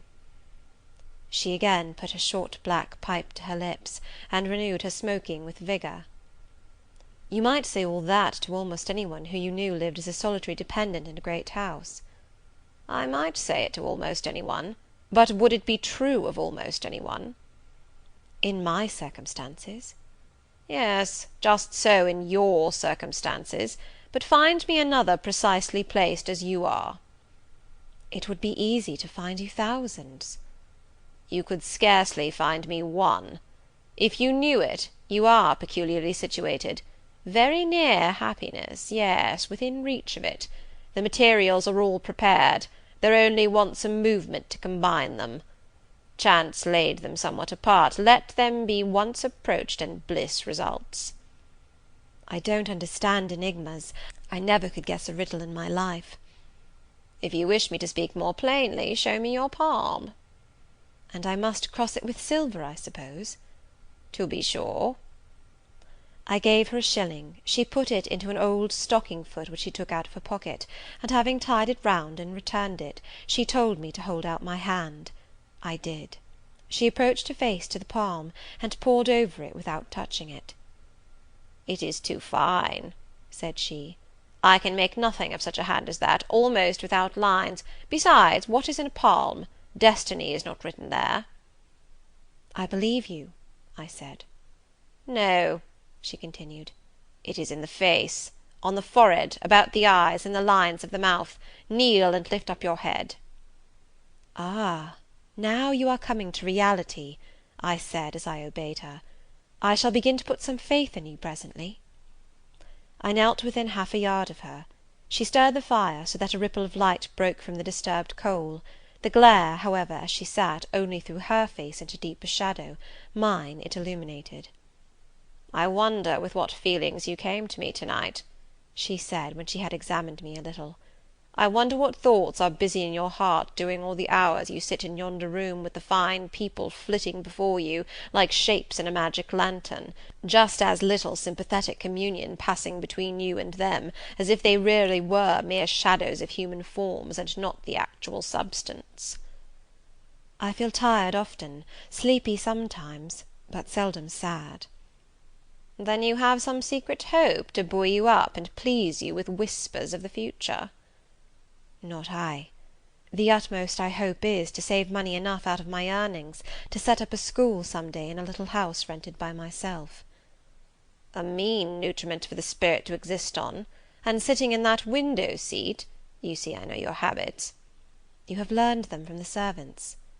"Ah, you think yourself sharp? Well, perhaps I have. To speak truth, I have an acquaintance with one of them, Mrs. Poole." I started to my feet when I heard the name. "You have you?" thought I.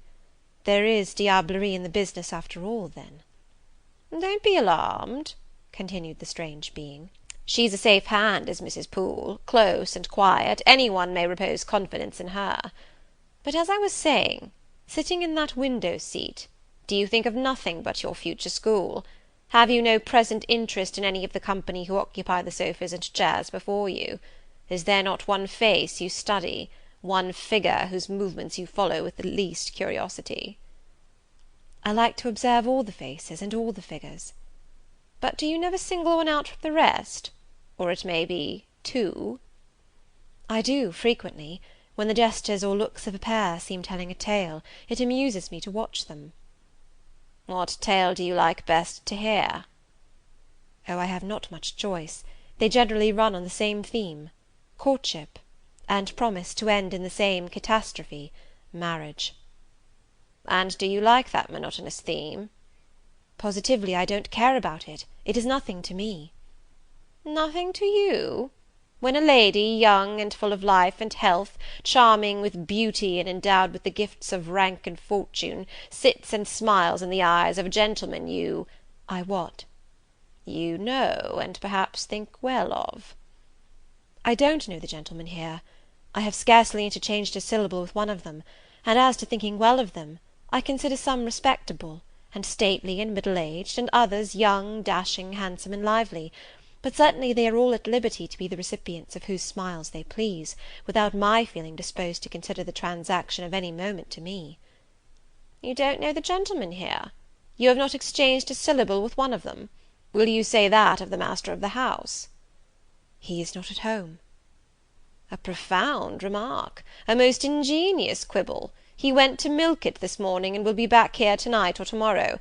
Does that circumstance exclude him from the list of your acquaintance, blot him, as it were, out of existence? No, but I can scarcely see what Mr. Rochester has to do with the theme you had introduced. I was talking of ladies smiling in the eyes of gentlemen, and of late so many smiles have been shed into Mr. Rochester's eyes that they overflow like two cups filled above the brim. Have you never remarked that? Mr. Rochester has a right to enjoy the society of his guests. No question about his right.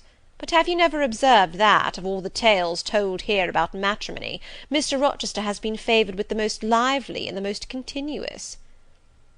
The eagerness of a listener quickens the tongue of a narrator. I said this rather to myself than to the gipsy, whose strange talk, voice, manner, had by this time wrapped me in a kind of dream.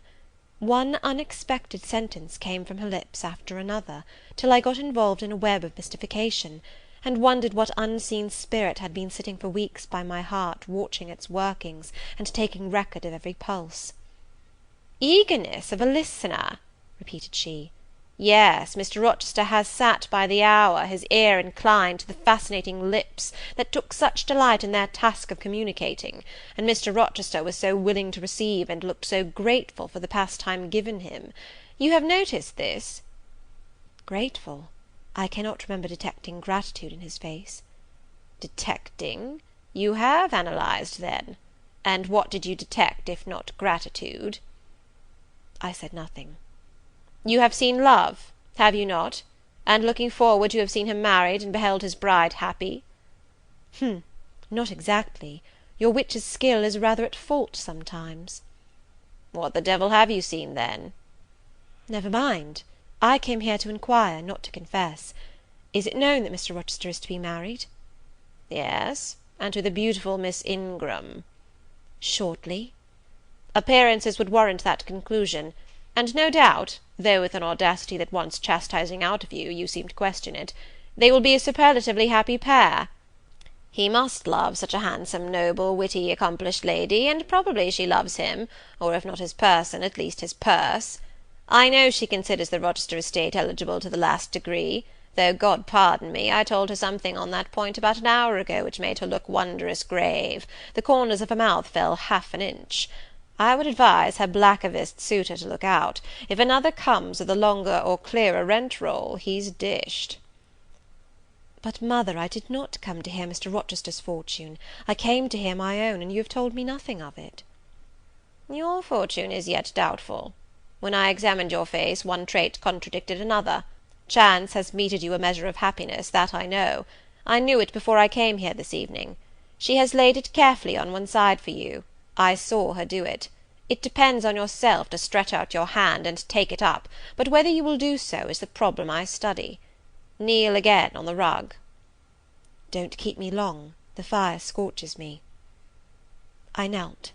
She did not stoop towards me, but only gazed, leaning back in her chair. She began muttering. The flame flickers in the eye. The eye shines like dew. It looks soft and full of feeling. It smiles at my jargon. It is susceptible. Impression follows impression through its clear sphere. Where it ceases to smile, it is sad. An unconscious lassitude weighs on the lid. That signifies melancholy resulting from loneliness. It turns from me, it will not suffer further scrutiny. It seems to deny by a mocking glance the truth of the discoveries I have already made, to disown the charge of both sensibility and chagrin. Its pride and reserve only confirm me in my opinion. The eye is favourable. As to the mouth, it delights at times in laughter. It is disposed to impart all that the brain conceives, though I dare say it would be silent on much the heart experiences. Mobile and flexible, it was never intended to be compressed in the eternal silence of solitude. It is a mouth which should speak much, and smile often, and have human affection for its interlocutor. That feature, too, is propitious. I see no enemy to a fortunate issue but in the brow, and that brow professes to say, I can live alone, if self-respect and circumstances require me to do so. I need not sell my soul to buy bliss. I have an inward treasure born with me, which can keep me alive if all extraneous delight should be withheld, or offered only at a price I cannot afford to give. The forehead declares, reason sits firm and holds the reins, and she will not let the feelings burst away and hurry her to wild chasms. The passions may rage furiously, like true heathens as they are, and the desires may imagine all sorts of vain things, but judgment still shall have the last word in every argument, and the casting vote in every decision. Strong wind, earthquake, shock, and fire may pass by, but I shall follow the guiding of that still small voice which interprets the dictates of conscience. Well said, forehead. Your declaration shall be respected. I have formed my plans. Right plans I deem them, and in them I have attended to the claims of conscience, the counsels of reason. I know how soon youth would fade and bloom perish, if in the cup of bliss offered but one dreg of shame, or one flavour of remorse were detected, and I do not want sacrifice, sorrow, dissolution. Such is not my taste. I wish to foster, not to blight; to earn gratitude, not to wring tears of blood, no, nor of brine. My harvest must be in smiles, in endearments, in sweet— That will do. I think I rave in a kind of exquisite delirium. I should wish now to protract this moment ad infinitum, but I dare not. So far I have governed myself thoroughly. I have acted as I inwardly swore I would act, but further might try me beyond my strength. Rise, Miss Eyre, leave me. The play is played out. Where was I? Did I wake or sleep? Had I been dreaming? Did I dream still? The old woman's voice had changed. Her accent, her gesture, and all were familiar to me as my own face in a glass, as the speech of my own tongue. I got up, but did not go. I looked, I stirred the fire, and I looked again. But she drew her bonnet and her bandage closer about her face, and again beckoned me to depart. The flame illuminated her hand stretched out. Roused now, and on the alert for discoveries, I at once noticed that hand. It was no more the withered limb of eld than my own. It was a round, supple member, with smooth fingers symmetrically turned. A broad ring flashed on the little finger, and stooping forward, I looked at it, and saw a gem I had seen 100 times before. Again I looked at the face, which was no longer turned from me. On the contrary, the bonnet was doffed, the bandage displaced, the head advanced. "Well, Jane, do you know me?" asked the familiar voice. "Only take off the red cloak, sir, and then—" "But the string is in a knot. Help me." "Break it, sir." "There, then. Off, ye lendings!" And Mr. Rochester stepped out of his disguise. "Now, sir, what a strange idea!" "But well carried out, eh? Don't you think so?" "With the ladies you must have managed well." "But not with you." "You did not act the character of a gipsy with me." "What character did I act? My own?" "No, some unaccountable one. In short, I believe you have been trying to draw me out. Or in. You have been talking nonsense to make me talk nonsense. It is scarcely fair, sir." "Do you forgive me, Jane?" "I cannot tell till I have thought it all over. If, on reflection, I find I have fallen into no great absurdity, I shall try to forgive you. But it was not right." "Oh, you have been very correct, very careful, very sensible." I reflected, and thought on the whole I had. It was comfort; but indeed I had been on my guard almost from the beginning of the interview. Something of masquerade I suspected. I knew gypsies and fortune-tellers did not express themselves as this seeming old woman had expressed herself.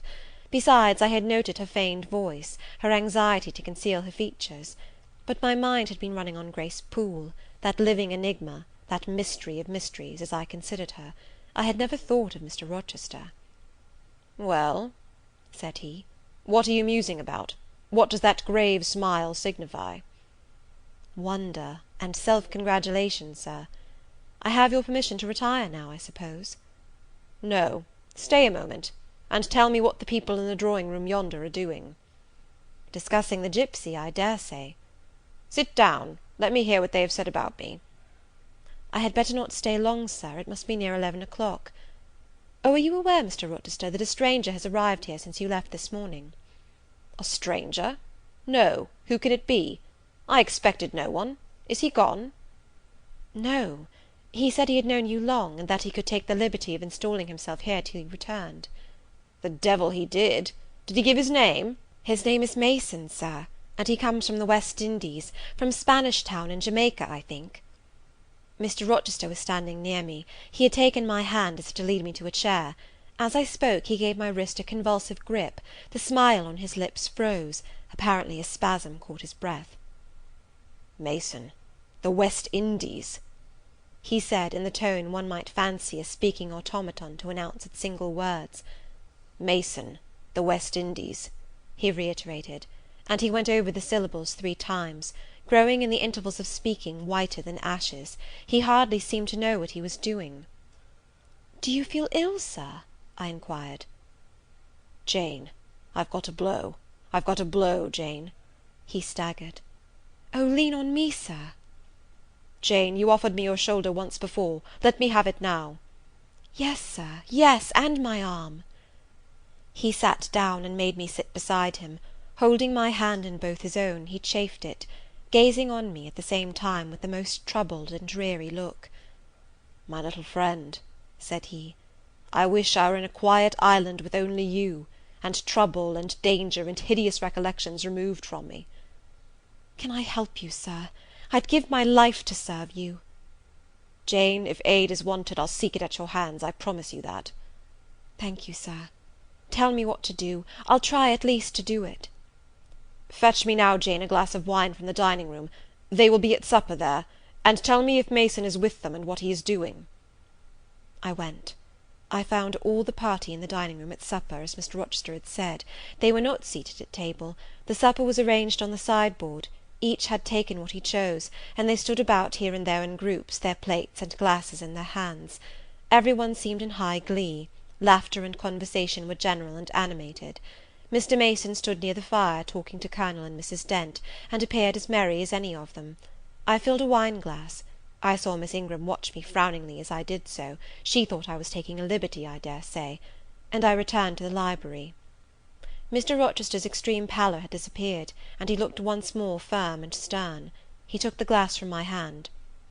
"Here is to your health, ministrant spirit," he said. He swallowed the contents and returned it to me. "What are they doing, Jane?" "Laughing and talking, sir."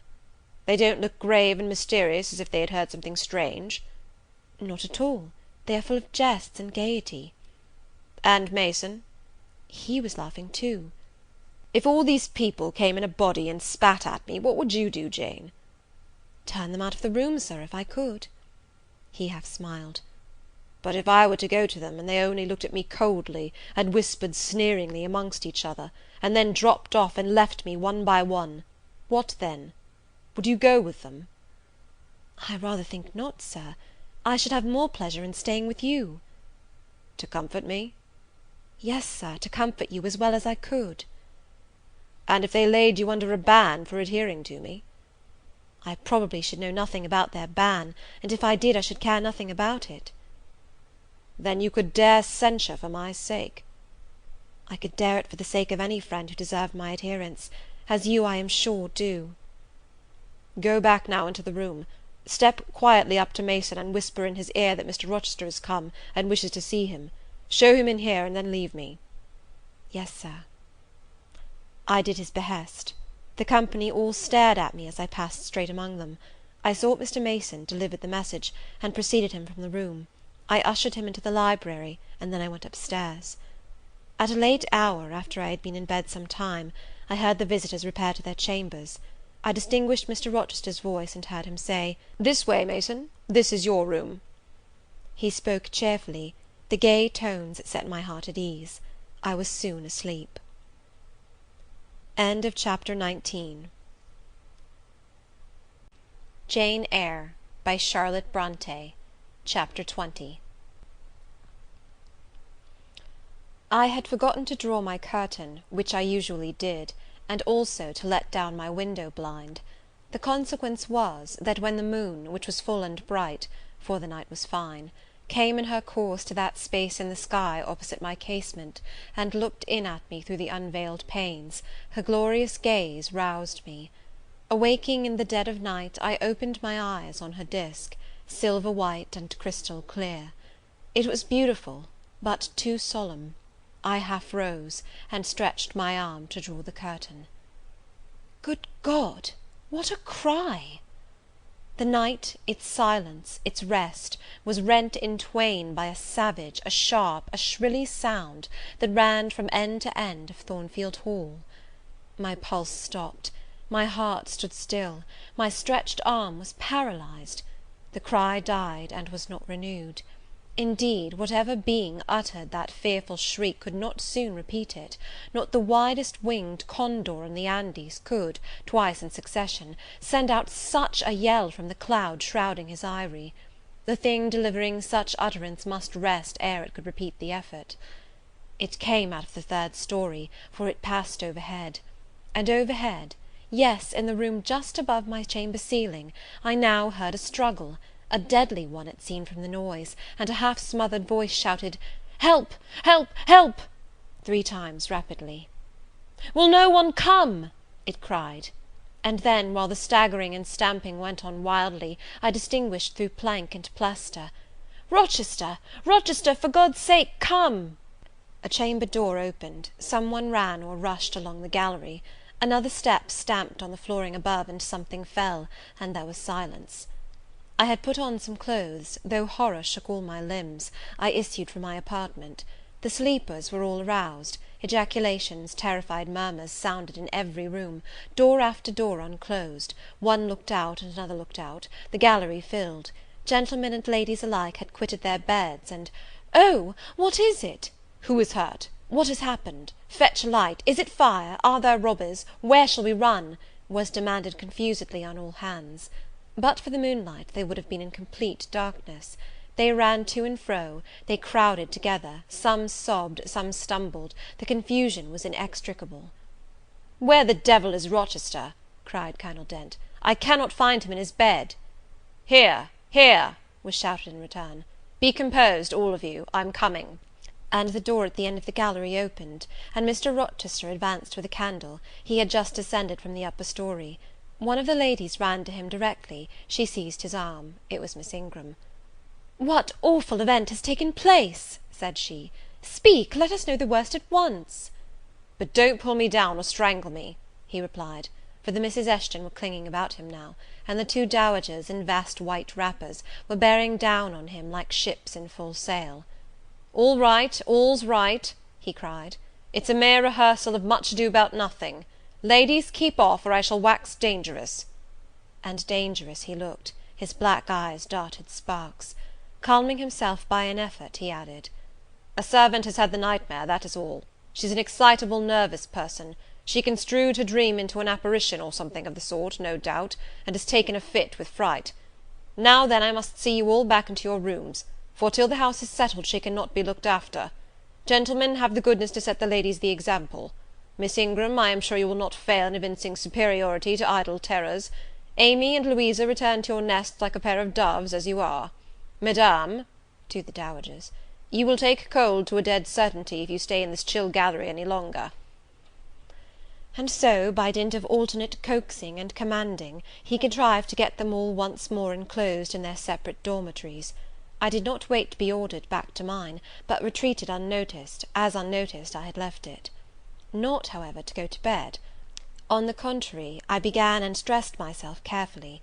The sounds I had heard after the scream, and the words that had been uttered, had probably been heard only by me, for they had proceeded from the room above mine; but they assured me that it was not a servant's dream which had thus struck horror through the house, and that the explanation Mr. Rochester had given was merely an invention framed to pacify his guests. I dressed, then, to be ready for emergencies. When dressed, I sat a long time by the window, looking out over the silent grounds and silvered fields, and waiting for I knew not what. It seemed to me that some event must follow the strange cry, struggle, and call. No. Stillness returned.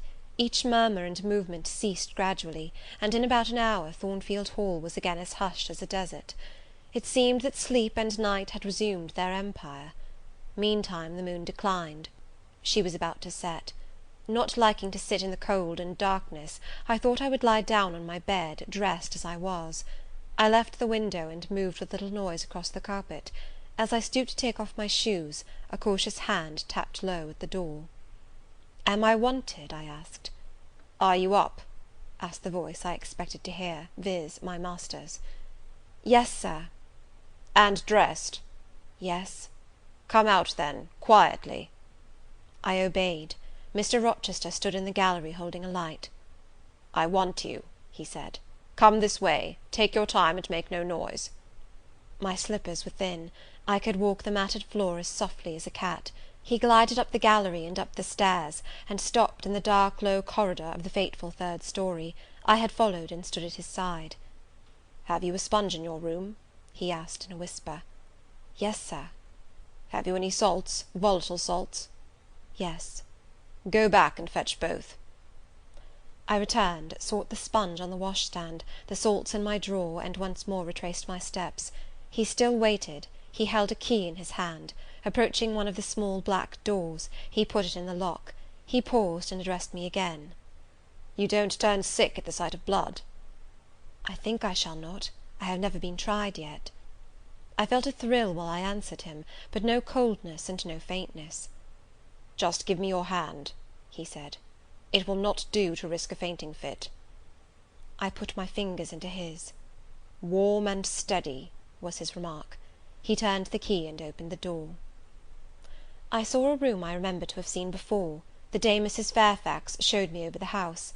It was hung with tapestry, but the tapestry was now looped up in one part, and there was a door apparent, which had then been concealed. This door was open. A light shone out of the room within. I heard thence a snarling, snatching sound, almost like a dog quarrelling.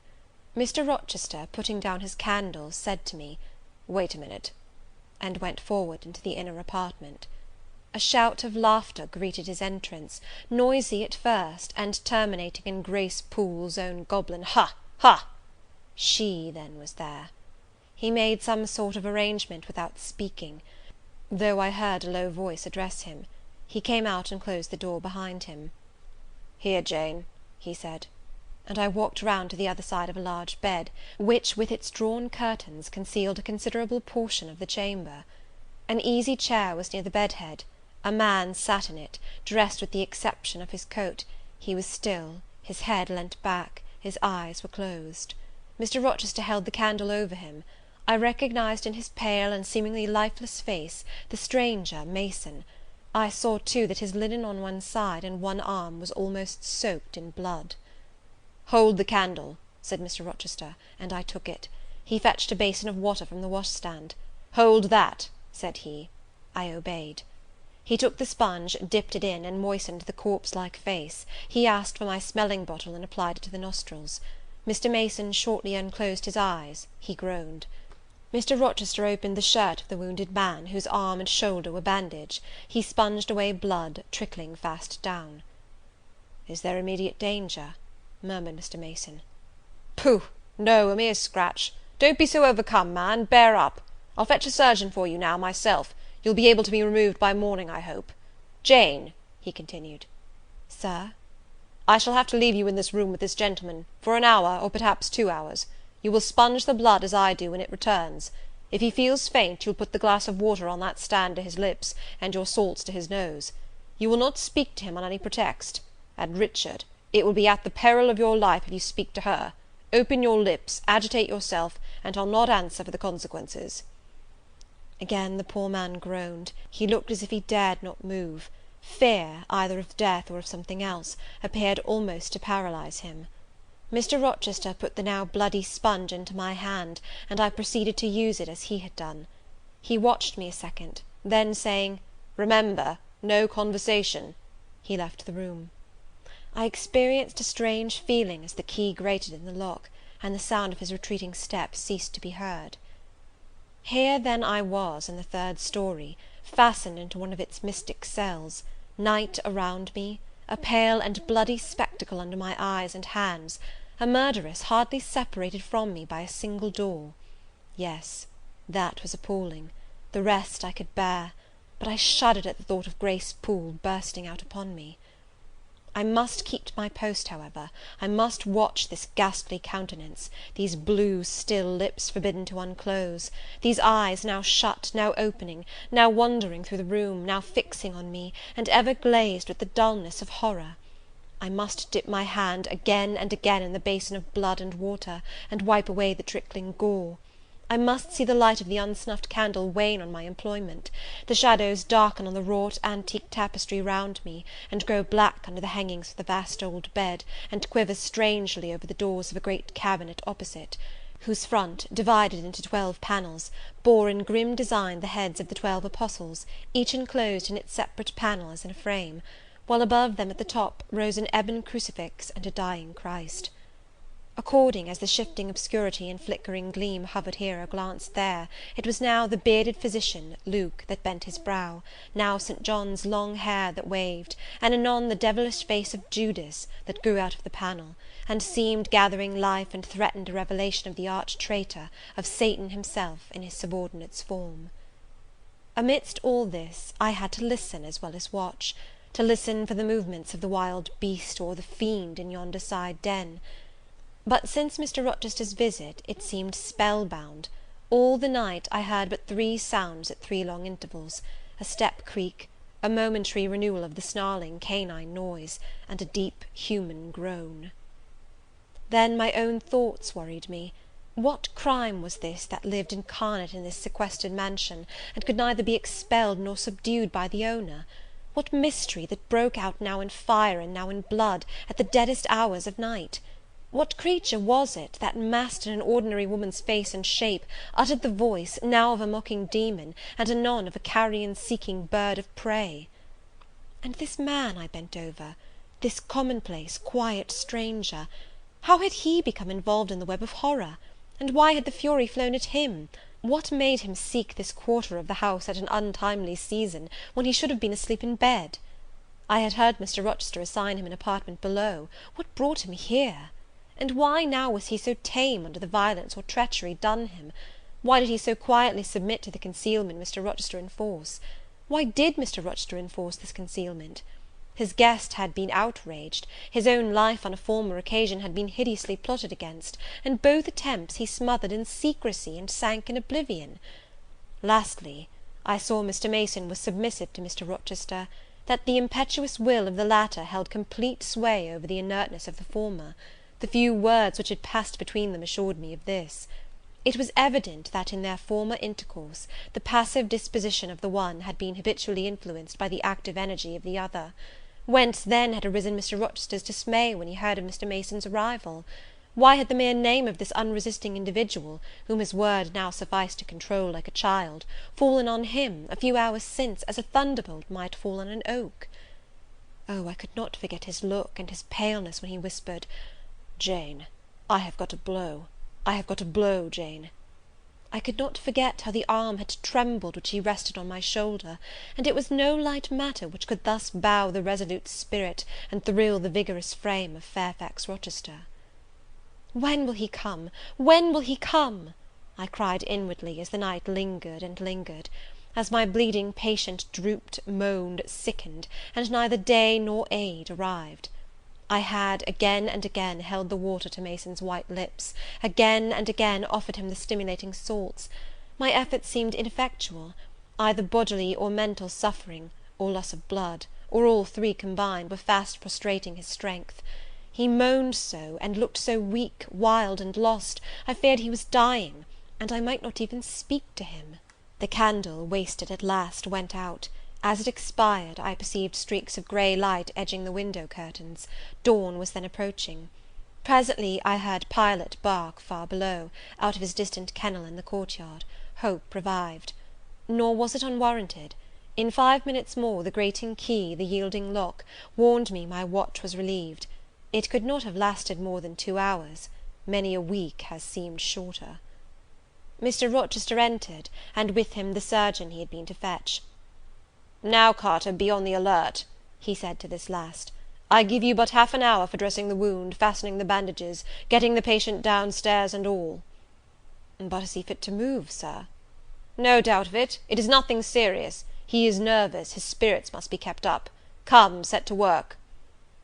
Mr. Rochester drew back the thick curtain, drew up the Holland blind, let in all the daylight he could, and I was surprised and cheered to see how far dawn was advanced, what rosy streaks were beginning to brighten the east. Then he approached Mason, whom the surgeon was already handling. "Now, my good fellow, how are you?" he asked. "She's done for me, I fear," was the faint reply. "Not a whit. Courage! This day fortnight you'll hardly be a pin the worse of it. You've lost a little blood, that's all. Carter, assure him there's no danger." "I can do that conscientiously," said Carter, who had now undone the bandages. "Only I wish I could have got here sooner. He would not have bled so much. But how is this? The flesh on the shoulder is torn as well as cut. This wound was not done with a knife. There have been teeth here." "She bit me," he murmured. "She worried me like a tigress when Rochester got the knife from her." "You should not have yielded. You should have grappled with her at once," said Mr. Rochester. "But under such circumstances what could one do?" returned Mason. "Oh, it was frightful," he added, shuddering. "She looked so quiet at first." "I warned you," was his friend's answer. "I said, be on your guard when you go near her. Besides, you might have waited till tomorrow, and had me with you. It was mere folly to attempt the interview tonight, and alone." "I thought I could have done some good." You thought! Yes, it makes me impatient to hear you. But however, you have suffered, and are likely to suffer enough for not taking my advice, so I'll say no more. Carter, hurry! The sun will soon rise, and I must have him off." "Directly, Sir. The shoulder is just bandaged. I must look to this other wound in the arm. She has had her teeth here too, I think." "She sucked the blood. She said she'd drain my heart," said Mason. I saw Mr. Rochester shudder. A singularly marked expression of disgust, horror, hatred, warped his countenance almost to distortion, but he only said, "Come, be silent, Richard, and never mind her gibberish. Don't repeat it." "I wish I could forget it," was the answer. "You will when you are out of the country. When you get back to Spanish Town, you may think of her as dead and buried, or rather you need not think of her at all." "Impossible to forget this night." "It is not impossible. Have some energy, man. You thought you were as dead as a herring 2 hours since, and you are all alive and talking now. There, Carter is done with you, or nearly so. I'll make you decent in a trice. Jane," he turned to me for the first time since his re-entrance, "take this key, go down to my bedroom, and walk straight forward into my dressing room. Open the top drawer of the wardrobe, and take out a clean shirt and neck-handkerchief. Bring them here, and be nimble." I went out, sought the repository he had mentioned, found the articles named, and returned with them. "Now," said he, "go to the other side of the bed while I order his toilet, but don't leave the room. You may be wanted again." I retired as directed. "Was anybody stirring below when you went down, Jane?" inquired Mr. Rochester presently. "No, Sir, all was very still." "We shall get you off cannily, Dick, and it will be better, both for your sake and for that of the poor creature in yonder. I have striven long to avoid exposure, and I should not like it to come at last. Here, Carter, help him on with his waistcoat. Where did you leave your furred cloak? You can't travel a mile without that, I know, in this damned cold climate. In your room. Jane, run down to Mr. Mason's room, the one next mine, and fetch a cloak you will see there." Again I ran and returned, bearing an immense mantle lined and edged with fur. "Now I've another errand for you," said my untiring master. "You must away to my room again. What a mercy you are shod with velvet, Jane! A clod-hopping messenger would never do at this juncture. You must open the middle drawer of my toilet table, and take out a little phial and a little glass you will find there. Quick!" I flew thither and back, bringing the desired vessels. That's well. Now, doctor, I shall take the liberty of administering a dose myself, on my own responsibility. I got this cordial at Rome, of an Italian charlatan, a fellow you would have kicked, Carter. It is not a thing to be used indiscriminately, but it is good upon occasion, as now, for instance. Jane, a little water." He held out the tiny glass, and I half filled it from the water bottle on a washstand. "That will do. Now wet the lip of the phial." I did so. He measured 12 drops of a crimson liquid, and presented it to Mason. "Drink, Richard. It will give you the heart you lack, for an hour or so." "But will it hurt me? Is it inflammatory?" "Drink, drink, drink!" Mr. Mason obeyed, because it was evidently useless to resist. He was dressed now. He still looked pale, but he was no longer gory and sullied. Mr. Rochester let him sit 3 minutes after he had swallowed the liquid. He then took his arm. "Now I am sure you can get on your feet," he said. "Try." The patient rose. "Carter, take him under the other shoulder. Be of good cheer, Richard. Step out, that's it." "I do feel better," remarked Mr. Mason. "I am sure you do. Now, Jane, trip on before us away to the back stairs. Unbolt the side passage door, and tell the driver of the post-chaise you will see in the yard, or just outside, for I told him not to drive his rattling wheels over the pavement, to be ready, we are coming. And, Jane, if any one is about, come to the foot of the stairs and hem." It was by this time 5:30, and the sun was on the point of rising, but I found the kitchen still dark and silent. The side passage door was fastened. I opened it with as little noise as possible. All the yard was quiet, but the gates stood wide open, and there was a post-chaise, with horses ready harnessed, and the driver seated on the box, stationed outside. I approached him, and said the gentlemen were coming. He nodded. Then I looked carefully round, and listened. The stillness of early morning slumbered everywhere. The curtains were yet drawn over the servants' chamber windows. Little birds were just twittering in the blossom-blanched orchard trees, whose boughs drooped like white garlands over the wall enclosing one side of the yard. The carriage horses stamped from time to time in their closed stables. All else was still. The gentlemen now appeared. Mason, supported by Mr. Rochester and the surgeon, seemed to walk with tolerable ease. They assisted him into the chaise. Carter followed. "Take care of him," said Mr. Rochester to the latter, "and keep him at your house till he is quite well. I shall ride over in a day or two to see how he gets on. Richard, how is it with you?" "The fresh air revives me, Fairfax." "Leave the window open on his side, Carter. There is no wind. Good-bye, Dick." "Fairfax." "Well, what is it?" "Let her be taken care of. Let her be treated as tenderly as may be. Let her—" He stopped, and burst into tears. "I do my best, and have done it, and will do it," was the answer. He shut up the chaise door, and the vehicle drove away. "Yet would to God there was an end of all this," added Mr. Rochester, as he closed and barred the heavy yard gates. This done, he moved with slow step and abstracted air towards a door in the wall bordering the orchard. I, supposing he had done with me, prepared to return to the house. Again, however, I heard him call, "Jane." He had opened the portal, and stood at it, waiting for me. "Come where there is some freshness for a few moments," he said. "That house is a mere dungeon. Don't you feel it so?" "It seems to me a splendid mansion, sir." "The glamour of inexperience is over your eyes," he answered, "and you see it through a charmed medium. You cannot discern that the gilding is slime, and the silk draperies cobwebs; that the marble is sordid slate, and the polished woods mere refuse chips and scaly bark. Now here," he pointed to the leafy enclosure we had entered, "all is real, sweet, and pure." He strayed down a walk edged with box, with apple trees, pear trees, and cherry trees on one side, and a border on the other full of all sorts of old-fashioned flowers, stocks, sweet williams, primroses, pansies, mingled with southernwood, sweetbriar, and various fragrant herbs. They were fresh now as a succession of April showers and gleams, followed by a lovely spring morning, could make them. The sun was just entering the dappled east, and his light illumined the wreathed and dewy orchard trees, and shone down the quiet walks under them. "Jane, will you have a flower?" He gathered a half-blown rose, the first on the bush, and offered it to me. "Thank you, sir." "Do you like this sunrise, Jane?" that sky with its high and light clouds, which are sure to melt away as the day waxes warm, this placid and balmy atmosphere?" "I do, very much." "You have passed a strange night, Jane." "Yes, Sir." "And it has made you look pale. Were you afraid when I left you alone with Mason?" "I was afraid of some one coming out of the inner room." "But I had fastened the door. I had the key in my pocket.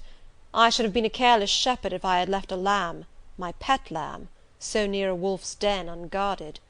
You were safe." "Will Grace Poole live here still, Sir?" "Oh, yes, don't trouble your head about her. Put the thing out of your thoughts." "Yet it seems to me your life is hardly secure while she stays." "Never fear, I will take care of myself." "Is the danger you apprehended last night gone by now, Sir?" "I cannot vouch for that till Mason is out of England, nor even then. To live, for me, Jane, is to stand on a crater crust which may crack and spew fire any day." "But Mr. Mason seems a man easily led. Your influence, Sir, is evidently potent with him. He will never set you at defiance or wilfully injure you." "Oh, no, Mason will not defy me, nor, knowing it, will he hurt me. But unintentionally he might in a moment, by one careless word, deprive me, if not of life, yet forever of happiness." "Tell him to be cautious, Sir. Let him know what you fear, and show him how to avert the danger." He laughed sardonically, hastily took my hand, and as hastily threw it from him. "If I could do that, simpleton, where would the danger be? Annihilated in a moment. Ever since I have known Mason, I have only had to say to him, 'Do that,' and the thing has been done. But I cannot give him orders in this case. I cannot say, 'Beware of harming me, Richard,' for it is imperative that I should keep him ignorant that harm to me is possible. Now you look puzzled, and I will puzzle you further. You are my little friend, are you not?" "I like to serve you, Sir, and to obey you in all that is right." "Precisely. I see you do. I see genuine contentment in your gait and mien, your eye and face, when you are helping me and pleasing me, working for me, and with me, in, as you characteristically say, all that is right. For if I bid you do what you thought wrong, there would be no light-footed running, no neat-handed alacrity, no lively grace and animated complexion.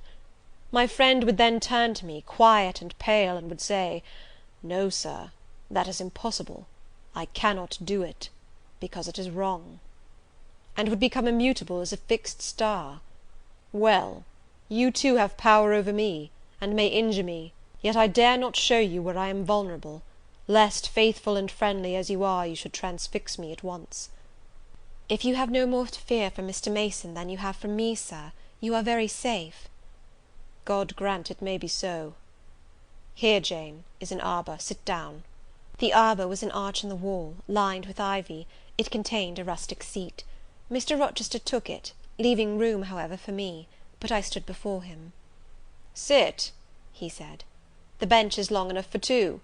You don't hesitate to take a place at my side, do you? Is that wrong, Jane?" I answered him by assuming it. To refuse would, I felt, have been unwise. "Now, my little friend, while the sun drinks the dew, while all the flowers in this old garden awake and expand, and the birds fetch their young ones breakfast out of the thornfield, and the early bees do their first spell of work, I'll put a case to you, which you must endeavour to suppose your own. But first look at me, and tell me you are at ease, and not fearing that I err in detaining you, or that you err in staying." "No, Sir, I am content." "Well then, Jane, call to aid your fancy. Suppose you were no longer a girl well reared and disciplined, but a wild boy indulged from childhood upwards. Imagine yourself in a remote foreign land. Conceive that you there commit a capital error, no matter of what nature or from what motives, but one whose consequences must follow you through life and taint all your existence. Mind, I don't say a crime. I'm not speaking of shedding blood, or of any other guilty act, which might make the perpetrator amenable to the law. My word is error. The results of what you have done become in time to you utterly insupportable. You take measures to obtain relief. Unusual measures, but neither unlawful nor culpable. Still you are miserable, for hope has quitted you on the very confines of life. Your sun at noon darkens in an eclipse, which you feel will not leave it till the time of setting. Bitter and base associations have become the sole food of your memory. You wander here and there, seeking rest in exile, happiness in pleasure, I mean in heartless sensual pleasure, such as dulls intellect and blights feeling. Heart weary and soul withered, you come home after years of voluntary banishment. You make a new acquaintance, how or where, no matter. You find in this stranger much of the good and bright qualities which you have sought for 20 years, and never before encountered; and they are all fresh, healthy, without soil and without taint. Such society revives, regenerates; you feel better days come back, higher wishes, purer feelings. You desire to recommence your life, and to spend what remains you of days in a way more worthy of an immortal being. To attain this end, are you justified in overleaping an obstacle of custom, a mere conventional impediment which neither your conscience sanctifies nor your judgment approves?" He paused for an answer, and what was I to say? Oh, for some good spirit to suggest a judicious and satisfactory response! Vain aspiration! The west wind whispered in the ivy round me, but no gentle Ariel borrowed its breath as a medium of speech. The birds sang in the tree tops, but their song, however sweet, was inarticulate. Again Mr. Rochester propounded his query.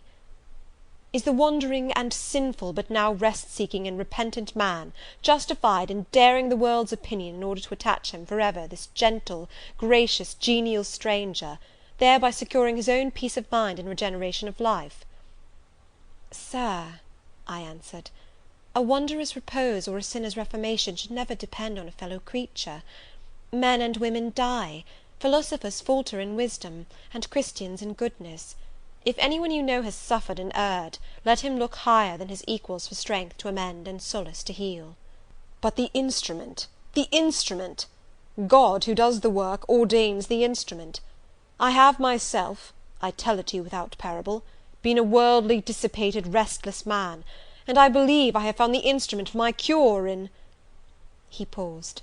The birds went on carolling, the leaves lightly rustling. I almost wondered they did not check their songs and whispers to catch this suspended revelation; but they would have had to wait many minutes, so long was the silence protracted. At last I looked up at the tardy speaker. He was looking eagerly at me. "Little friend," said he, in quite a changed tone, while his face changed too, losing all its softness and gravity, and becoming harsh and sarcastic, "you have noticed my tender penchant for Miss Ingram. Don't you think if I married her, she would regenerate me with a vengeance?" He got up instantly, went quite to the other end of the walk, and when he came back he was humming a tune. "Jane, Jane," said he, stopping before me, "you are quite pale with your vigils. Don't you curse me for disturbing your rest?" "Curse you? No, Sir." "Shake hands in confirmation of the word. What cold fingers! They were warmer last night when I touched them at the door of the mysterious chamber. Jane, when will you watch with me again?" "Whenever I can be useful, Sir." "For instance, the night before I am married. I am sure I shall not be able to sleep. Will you promise to sit up with me to bear me company? To you I can talk of my lovely one, for now you have seen her and know her." "Yes, Sir." "She's a rare one, is she not, Jane?" "Yes, Sir." "A strapper, a real strapper, Jane, big, brown, and buxom, with hair just such as the ladies of Carthage must have had. Bless me, there's Dent and Lynn in the stables. Go in by the shrubbery through that wicket." As I went one way, he went another, and I heard him in the yard saying cheerfully, "Mason got the start of you all this morning. He was gone before sunrise. I rose at 4 to see him off." Chapter 20. Jane Eyre, by Charlotte Bronte. Chapter 21. Presentiments are strange things, and so are sympathies, and so are signs, and the three combined make one mystery to which humanity has not yet found the key. I never laughed at presentiments in my life, because I have had strange ones of my own. Sympathies, I believe, exist, for instance, between far distant, long absent, wholly estranged relatives, asserting, notwithstanding their alienation, the unity of the source to which each traces his origin, whose workings baffle mortal comprehension; and signs, for aught we know, may be but the sympathies of nature with man. When I was a little girl, only 6 years old, I one night heard Bessie Leaven say to Martha Abbott that she had been dreaming about a little child, and that to dream of children was a sure sign of trouble, either to oneself or one's kin.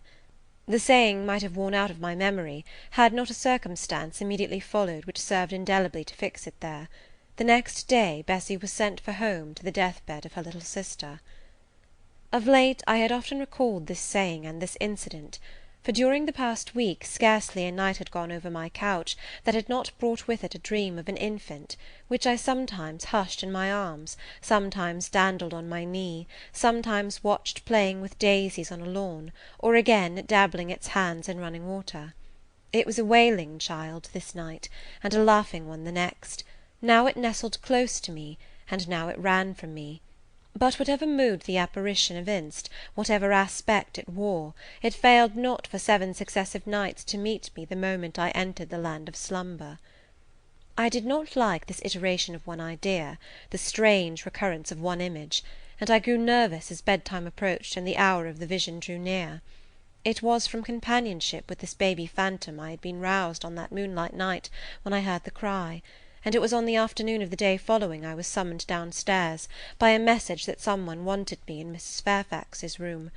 On repairing thither, I found a man waiting for me, having the appearance of a gentleman's servant. He was dressed in deep mourning, and the hat he held in his hand was surrounded with a crape band. "I dare say you hardly remember me, miss," he said, rising as I entered, "but my name is Leaven. I lived coachman with Mrs. Reed when you were at Gateshead, 8 or 9 years since, and I live there still." "Oh, Robert, how do you do? I remember you very well. You used to give me a ride sometimes on Miss Georgiana's bay pony. And how is Bessie? You are married to Bessie?" "Yes, miss. My wife is very hearty, thank you. She brought me another little one about 2 months since. We have 3 now, and both mother and child are thriving." "And are the family well at the house, Robert?" "I am sorry I can't give you better news of them, miss. They are very badly at present, in great trouble." "I hope no one is dead," I said, glancing at his black dress. He too looked down at the crape round his hat, and replied, "Mr. John died yesterday was a week, at his chambers in London." "Mr. John?" "Yes." "And how does his mother bear it?" "Why, you see, Miss Eyre, it is not a common mishap. His life has been very wild. These last 3 years he gave himself up to strange ways, and his death was shocking." "I heard from Bessie he was not doing well." "Doing well? He could not do worse. He ruined his health and his estate amongst the worst men and the worst women. He got into debt and into jail. His mother helped him out twice, but as soon as he was free he returned to his old companions and habits. His head was not strong. The knaves he lived amongst fooled him beyond anything I ever heard. He came down to Gateshead about 3 weeks ago, and wanted Mrs. to give up all to him.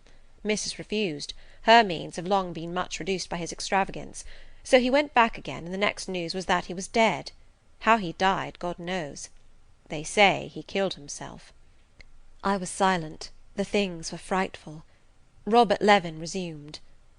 "Mrs. had been out of health herself for some time. She had got very stout, but was not strong with it, and the loss of money and fear of poverty were quite breaking her down. The information about Mr. John's death and the manner of it came too suddenly. It brought on a stroke. She was 3 days without speaking, but last Tuesday she seemed rather better. She appeared as if she wanted to say something, and kept making signs to my wife and mumbling. It was only yesterday morning, however, that Bessie understood she was pronouncing your name, and at last she made out the words, 'Bring Jane. Fetch Jane Eyre, I want to speak to her.' Bessie is not sure whether she is in her right mind, or means anything by the words, but she told Miss Reed and Miss Georgiana, and advised them to send for you. The young ladies put it off at first, but their mother grew so restless, and said 'Jane, Jane,' so many times, that at last they consented. I left Gateshead yesterday, and if you can get ready, miss, I should like to take you back with me early to-morrow morning." "Yes, Robert, I shall be ready. It seems to me that I ought to go." "I think so too, miss. Bessie said she was sure you would not refuse, but I suppose you will have to ask leave before you can get off." "Yes, and I will do it now." And having directed him into the servants' hall, and recommended him to the care of John's wife and the attentions of John himself, I went in search of Mr. Rochester. He was not in any of the lower rooms. He was not in the yard, the stables, or the grounds. I asked Mrs. Fairfax if she had seen him. Yes, she believed he was playing billiards with Miss Ingram. To the billiard-room I hastened. The click of balls and the hum of voices resounded thence. Mr. Rochester and Miss Ingram, the two Misses Eshton, and their admirers, were all busied in the game. It required some courage to disturb so interesting a party. My errand, however, was one I could not defer, so I approached the master where he stood at Miss Ingram's side. She turned as I drew near, and looked at me haughtily. Her eyes seemed to demand, "What can the creeping creature want now?" And when I said in a low voice, "Mr. Rochester," she made a movement as if tempted to order me away. I remember her appearance at the moment. It was very graceful and very striking. She wore a morning robe of sky-blue crape. A gauzy azure scarf was twisted in her hair. She had been all animation with the game, and irritated pride did not lower the expression of her haughty lineaments. "Does that person want you?" she inquired of Mr. Rochester, and Mr. Rochester turned to see who the person was. He made a curious grimace, one of his strange and equivocal demonstrations, threw down his cue, and followed me from the room. "Well, Jane," he said, as he rested his back against the schoolroom door, which he had shut. "If you please, sir, I want leave of absence for a week or two." "What to do? Where to go?" "To see a sick lady who has sent for me." "What sick lady? Where does she live?" "At Gateshead, in Blankshire." "Blankshire? That is 100 miles off. Who may she be, that she sends for people to see her at that distance?" "Her name is Reed, sir, Mrs. Reed." "Reed of Gateshead? There was a Reed of Gateshead, a magistrate." "It is his widow, sir." "And what have you to do with her? How do you know her?" "Mr. Reed was my uncle, my mother's brother." "The deuce he was! You never told me that before. You always said you had no relations." "None that would own me, sir. Mr. Reed is dead, and his wife cast me off." "Why?" "Because I was poor and burdensome, and she disliked me." "But Reed left children. You must have cousins. The George Lynn was talking of a Reed of Gateshead yesterday, who, he said, was one of the veriest rascals on town, and Ingram was mentioning a Georgiana Reed of the same place, who was much admired for her beauty a season or two ago in London." "John Reed is dead too, sir. He ruined himself, and half ruined his family, and is supposed to have committed suicide. The news so shocked his mother that it brought on an apoplectic attack." "And what good can you do her? Nonsense, Jane. I would never think of running 100 miles to see an old lady, who will, perhaps, be dead before you reach her. Besides, you say she cast you off." "Yes, sir, but that is long ago, and when her circumstances were very different. I could not be easy to neglect her wishes now." "How long will you stay?" "As short a time as possible, sir." "Promise me only to stay a week." "I had better not pass my word. I might be obliged to break it." "At all events, you will come back. You will not be induced under any pretext to take up a permanent residence with her." "Oh, no, I shall certainly return if all be well." "And who goes with you? You don't travel 100 miles alone?" "No, sir, she has sent her coachman." "A person to be trusted?" "Yes, sir, he has lived 10 years in the family." Mr. Rochester meditated. "When do you wish to go?" "Early to-morrow morning, sir." "Well, you must have some money. You can't travel without money, and I dare say you have not much. I have given you no salary yet. How much have you in the world, Jane?" he asked, smiling. I drew out my purse. A meagre thing it was. 5 shillings, sir." He took the purse, poured the hoard into his palm, and chuckled over it as if its scantiness amused him. Soon he produced his pocket-book. "Here," said he, offering me a note. It was £50, and he owed me but 15. I told him I had no change. "I don't want change, you know that. Take your wages." I declined accepting more than was my due. He scowled at first; then, as if recollecting something, he said, "Right, right, better not give you all now. You would, perhaps, stay away 3 months if you had £50. There are 10. Is it not plenty?" "Yes, sir, but now you owe me 5. "Come back for it, then. I am your banker for £40. "Mr. Rochester, I may as well mention another matter of business to you while I have the opportunity." "Matter of business? I am curious to hear it." "You have as good as informed me, sir, that you are going shortly to be married." Yes, what then? In that case, sir, Adele ought to go to school. I am sure you'll perceive the necessity of it. To get her out of my bride's way, who might otherwise walk over her rather too emphatically. There's sense in the suggestion, not a doubt of it. Adele, as you say, must go to school, and you, of course, must march straight to the devil? I hope not, sir, but I must seek another situation somewhere. In course, he exclaimed, with a twang of voice and a distortion of features equally fantastic and ludicrous. He looked at me some minutes. And old Madam Reed, or the Misses, her daughters, will be solicited by you to seek a place, I suppose? No, sir, I am not on such terms with my relatives as would justify me in asking favours of them, but I shall advertise. You shall walk up the pyramids of Egypt, he growled. At your peril you advertise. I wish I had only offered you a sovereign instead of £10. Give me back £9, Jane, I've a use for it. And so have I, sir, I returned, putting my hands and my purse behind me. I could not spare the money on any account. Little niggard, said he, refusing me a pecuniary request. Give me £5, Jane. Not 5 shillings, sir, nor 5 pence. Just let me look at the cash. No, sir, you are not to be trusted. Jane. Sir? Promise me one thing. I'll promise you anything, sir, that I think I am likely to perform. Not to advertise, and to trust this quest of a situation to me. I'll find you one in time. I shall be glad to do so, sir, if you in your turn will promise that I and Adele shall be both safe out of the house before your bride enters it. Very well, I'll pledge my word on it. You go to-morrow, then? Yes, sir, early. Shall you come down to the drawing-room after dinner? No, sir, I must prepare for the journey. Then you and I must bid good-bye for a little while. I suppose so, sir. And how do people perform that ceremony of parting, Jane? Teach me. I'm not quite up to it.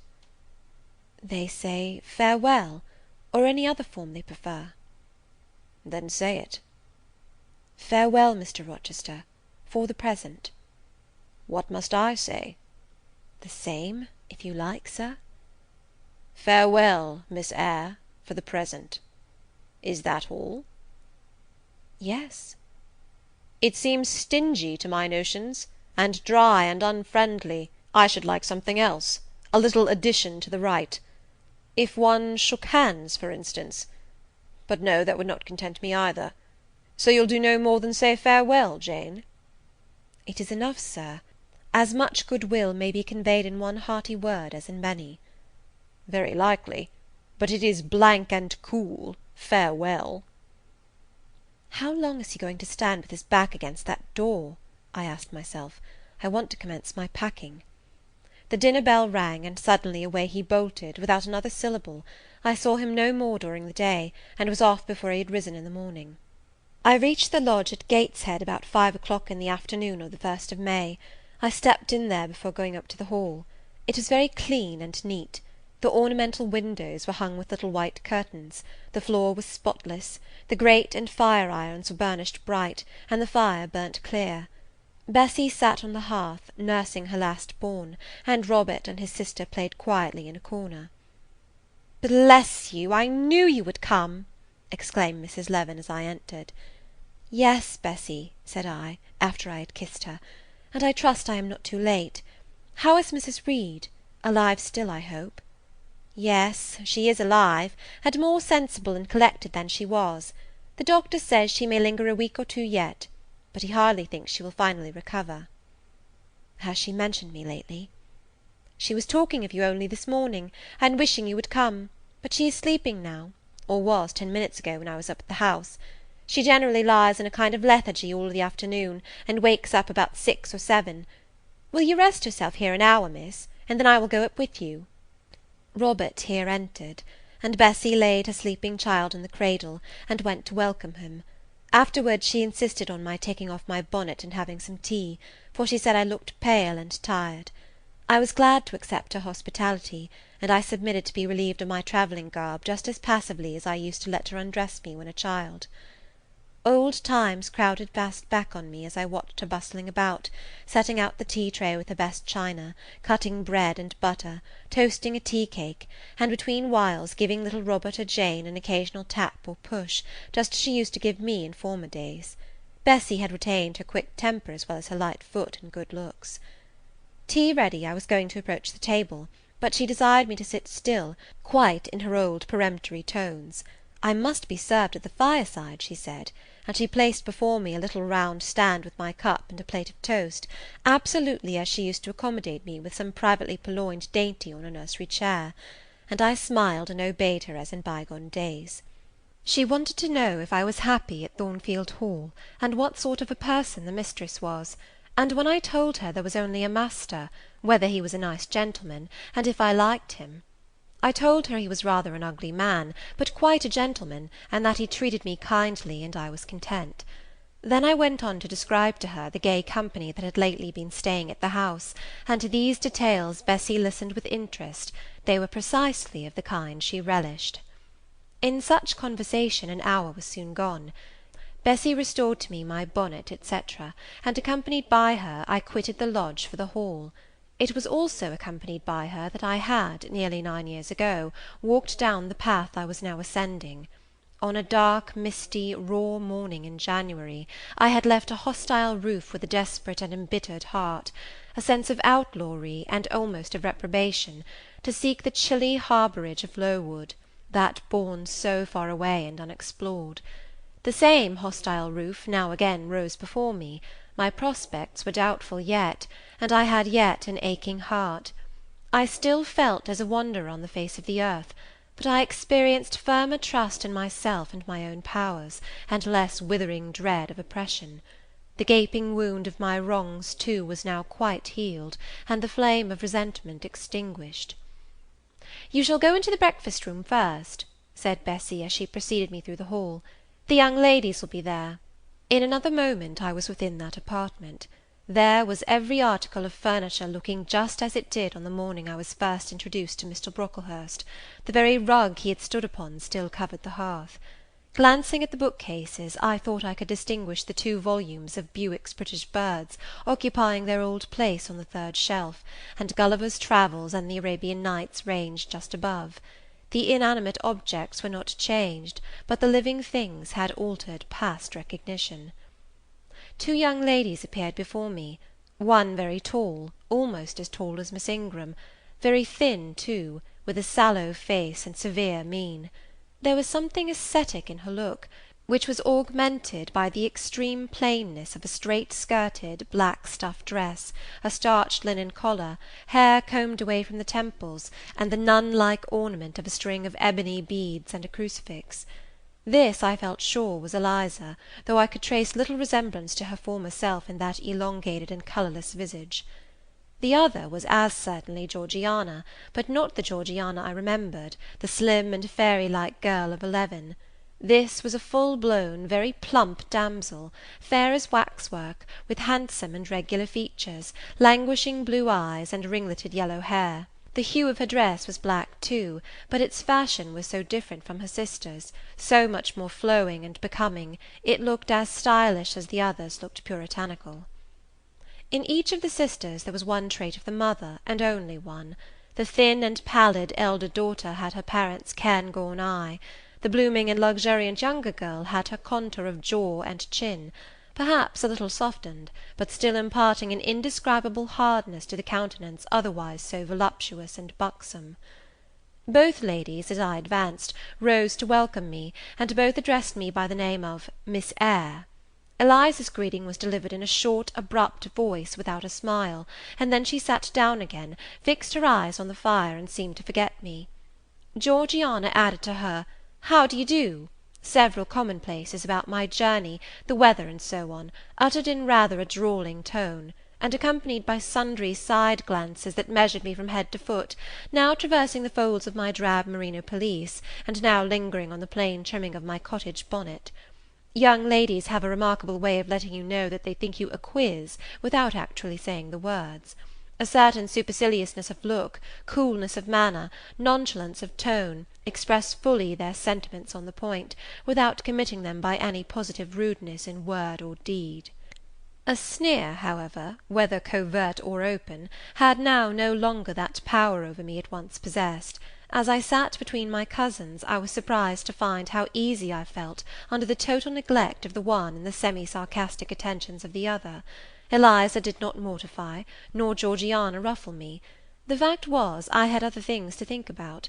Within the last few months feelings had been stirred in me so much more potent than any they could raise, pains and pleasures so much more acute and exquisite had been excited than any it was in their power to inflict or bestow, that their airs gave me no concern either for good or bad. "How is Mrs. Reed?" I asked soon, looking calmly at Georgiana, who thought fit to bridle at the direct address, as if it were an unexpected liberty. "Mrs. Reed? Ah, mamma, you mean. She is extremely poorly. I doubt if you can see her to-night." "If," said I, "you would just step up-stairs and tell her I am come, I should be much obliged to you." Georgiana almost started, and she opened her blue eyes wild and wide. "I know she had a particular wish to see me," I added, "and I would not defer attending to her desire longer than is absolutely necessary." "Mamma dislikes being disturbed in an evening," remarked Eliza.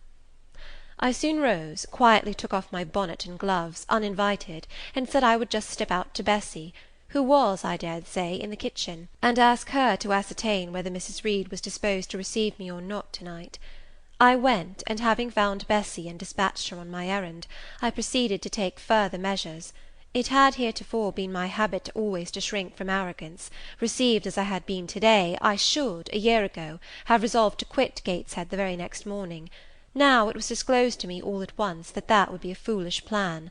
I had taken a journey of 100 miles to see my aunt, and I must stay with her till she was better, or dead.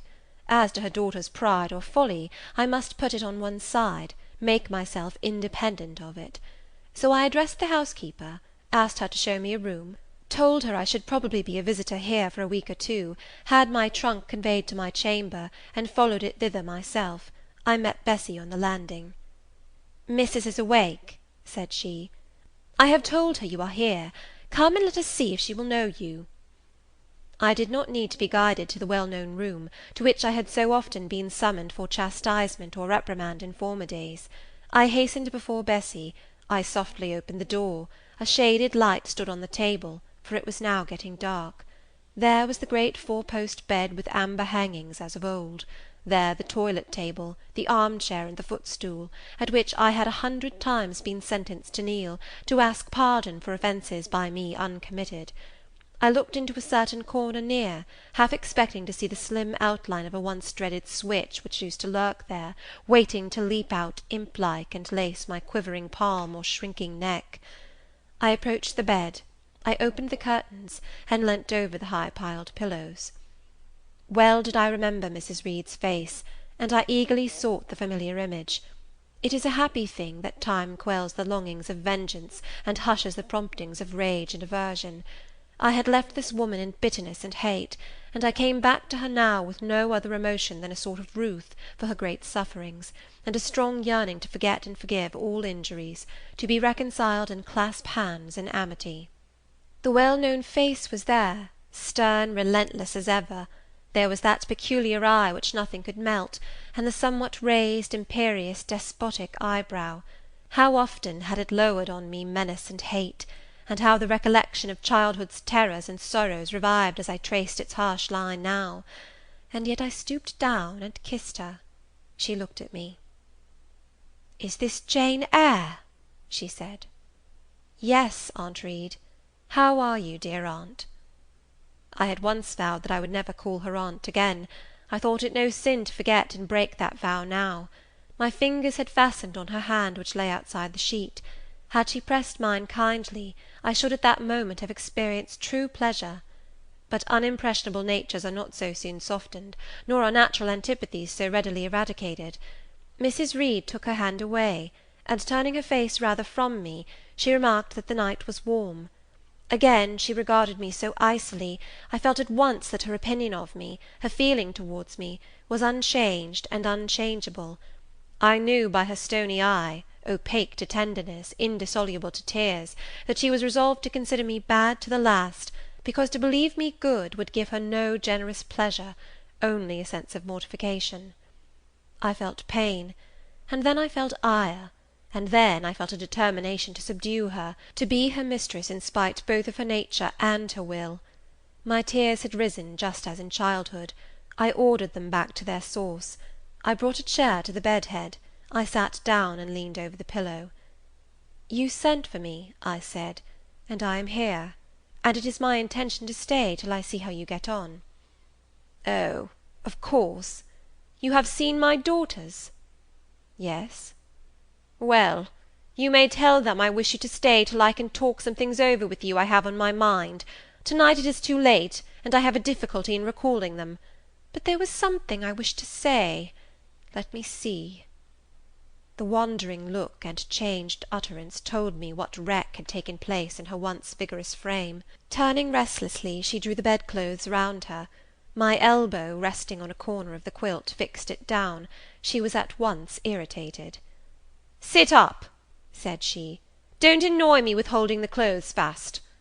Are you Jane Eyre?" "I am Jane Eyre." "I have had more trouble with that child than any one would believe. Such a burden to be left on my hands, and so much annoyance has she caused me daily and hourly with her incomprehensible disposition, and her sudden starts of temper, and her continual unnatural watchings of one's movements.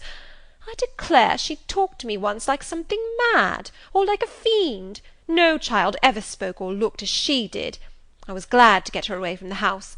What did they do with her at Lowood? The fever broke out there, and many of the pupils died. She, however, did not die, but I said she did. I wish she had died." "A strange wish, Mrs. Reed. Why do you hate her so?" "I had a dislike to her mother always, for she was my husband's only sister, and a great favourite with him.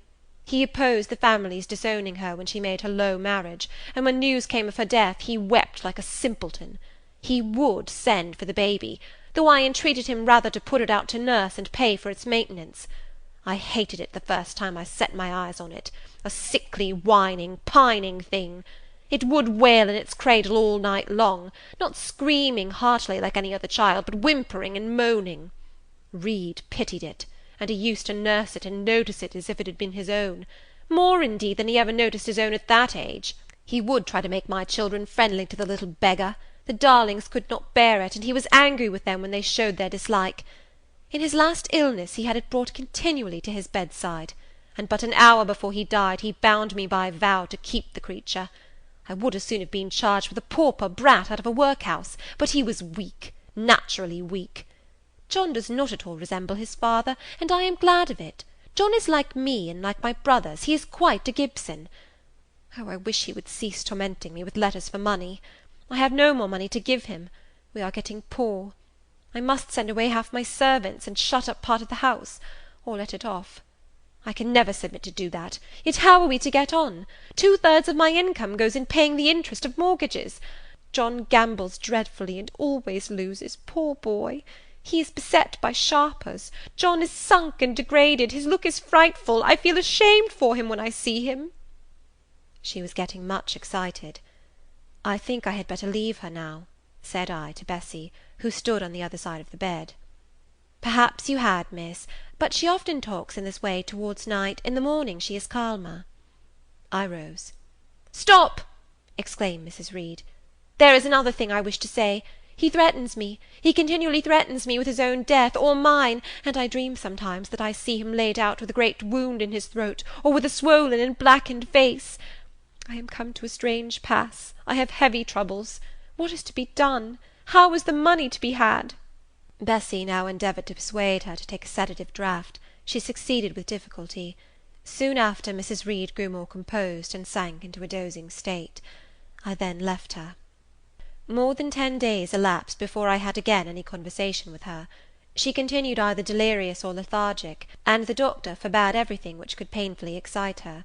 Meantime, I got on as well as I could with Georgiana and Eliza. They were very cold indeed at first.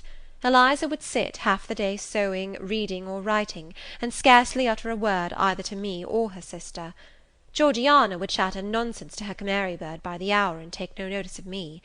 But I was determined not to seem at a loss for occupation or amusement. I had brought my drawing materials with me, and they served me for both.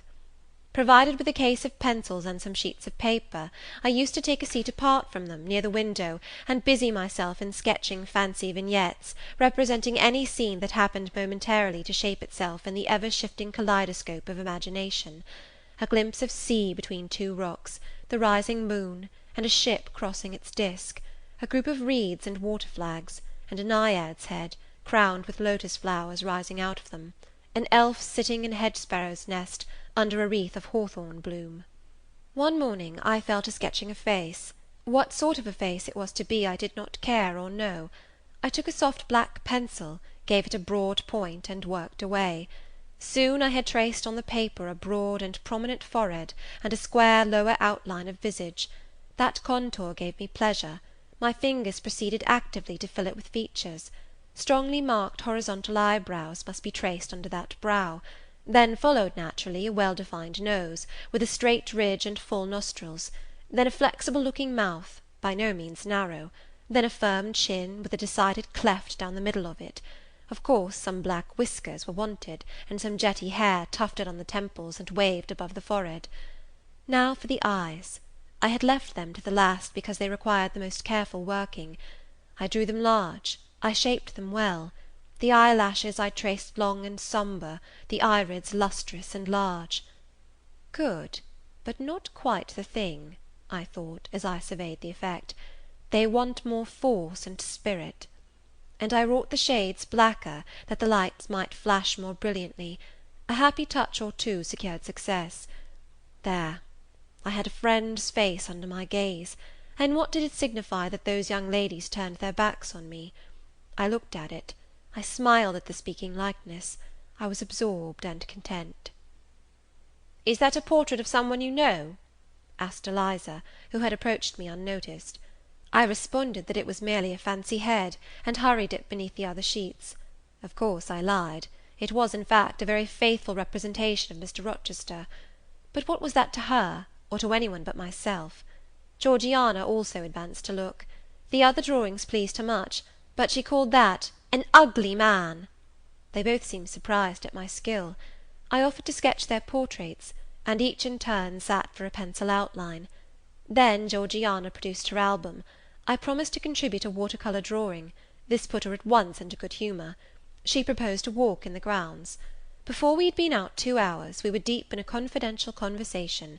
She had favoured me with a description of the brilliant winter she had spent in London 2 seasons ago, of the admiration she had there excited, the attention she had received, and I even got hints of the titled conquests she had made.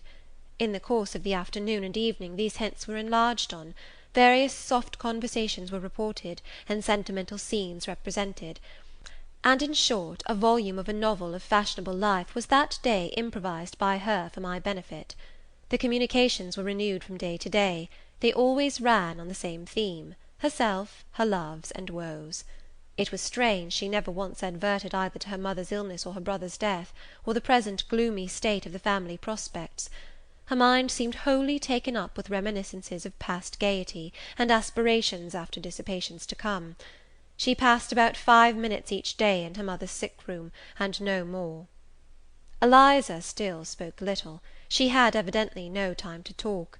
I never saw a busier person than she seemed to be, yet it was difficult to say what she did, or rather to discover any result of her diligence. She had an alarm to call her up early. I know not how she occupied herself before breakfast, but after that meal she divided her time into regular portions, and each hour had its allotted task. 3 times a day she studied a little book, which I found, on inspection, was a common prayer book. I asked her once what was the great attraction of that volume, and she said, "The rubric."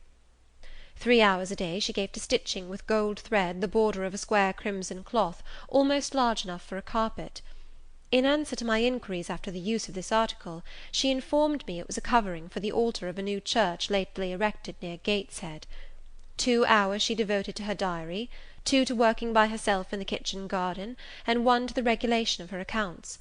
She seemed to want no company, no conversation. I believe she was happy in her way. This routine sufficed for her, and nothing annoyed her so much as the occurrence of any incident which forced her to vary its clockwork regularity. She told me one evening, when more disposed to be communicative than usual, that John's conduct and the threatened ruin of the family had been a source of profound affliction to her; but she had now, she said, settled her mind and formed her resolution. Her own fortune she had taken care to secure, and when her mother died, and it was wholly improbable, she tranquilly remarked, that she should either recover or linger long, she would execute a long-cherished project, seek a retirement where punctual habits would be permanently secured from disturbance, and place safe barriers between herself and a frivolous world. I asked if Georgiana would accompany her. Of course not. Georgiana and she had nothing in common, they never had. She would not be burdened with her society for any consideration. Georgiana should take her own course, and she, Eliza, would take hers. Georgiana, when not unburdening her heart to me, spent most of her time in lying on the sofa, fretting about the dulness of the house, and wishing over and over again that her aunt Gibson would send her an invitation up to town. "It would be so much better," she said, "if she could only get out of the way for a month or two, till all was over." I did not ask what she meant by all being over, but I suppose she referred to the expected decease of her mother, and the gloomy sequel of funeral rites. Eliza generally took no more notice of her sister's indolence and complaints than if no such murmuring, lounging object had been before her. One day, however, as she put away her account-book and unfolded her embroidery, she suddenly took her up thus: "Georgiana, a more vain and absurd animal than you was certainly never allowed to cumber the earth. You had no right to be born, for you make no use of life. Instead of living for, in, and with yourself, as a reasonable being ought, you seek only to fasten your feebleness on to some other person's strength. If no one can be found willing to burden her or himself with such a fat, weak, puffy, useless thing, you cry out that you are ill-treated, neglected, miserable. Then, too, existence for you must be a scene of continual change and excitement, or else the world is a dungeon. You must be admired, you must be courted, you must be flattered, you must have music, dancing, and society, or you languish, you die away. Have you no sense to devise a system which will make you independent of all efforts, and all wills but your own? Take one day, share it into sections, to each section apportion its task, leave no stray unemployed quarters of an hour, 10 minutes, 5 minutes, include all, do each piece of business in its turn with method, with rigid regularity. The day will close almost before you are aware it has begun, and you are indebted to no one for helping you to get rid of one vacant moment. You have had to seek no one's company, conversation, sympathy, forbearance. You have lived, in short, as an independent being ought to do. Take this advice, the first and last I shall offer you, then you will not want me or any one else, happen what may. Neglect it, go on as heretofore, craving, whining, and idling, and suffer the results of your idiocy, however bad and insuperable they may be. I tell you this plainly, and listen, for though I shall no more repeat what I am about to say, I shall steadily act on it. After my mother's death, I wash my hands of you. From the day her coffin is carried to the vault in Gateshead Church, you and I will be as separate as if we had never known each other. You need not think that because we chance to be born of the same parents, I shall suffer you to fasten me down by even the feeblest claim. I can tell you this, if the whole human race, ourselves excepted, were swept away, and we two stood alone on the earth, I would leave you in the old world, and betake myself to the new." She closed her lips. "You might have spared yourself the trouble of delivering that tirade," answered Georgiana. "Everybody knows you are the most selfish, heartless creature in existence, and I know your spiteful hatred towards me. I have had a specimen of it before in the trick you played me about Lord Edwin Vere. You could not bear me to be raised above you, to have a title, to be received into circles where you dare not show your face, and so you acted the spy and informer, and ruined my prospects for ever." Georgiana took out her handkerchief, and blew her nose for an hour afterwards. Eliza sat cold, impassible, and assiduously industrious. True, generous feeling is made small account of by some, but here were two natures rendered, the one intolerably acrid, the other despicably savourless for the want of it.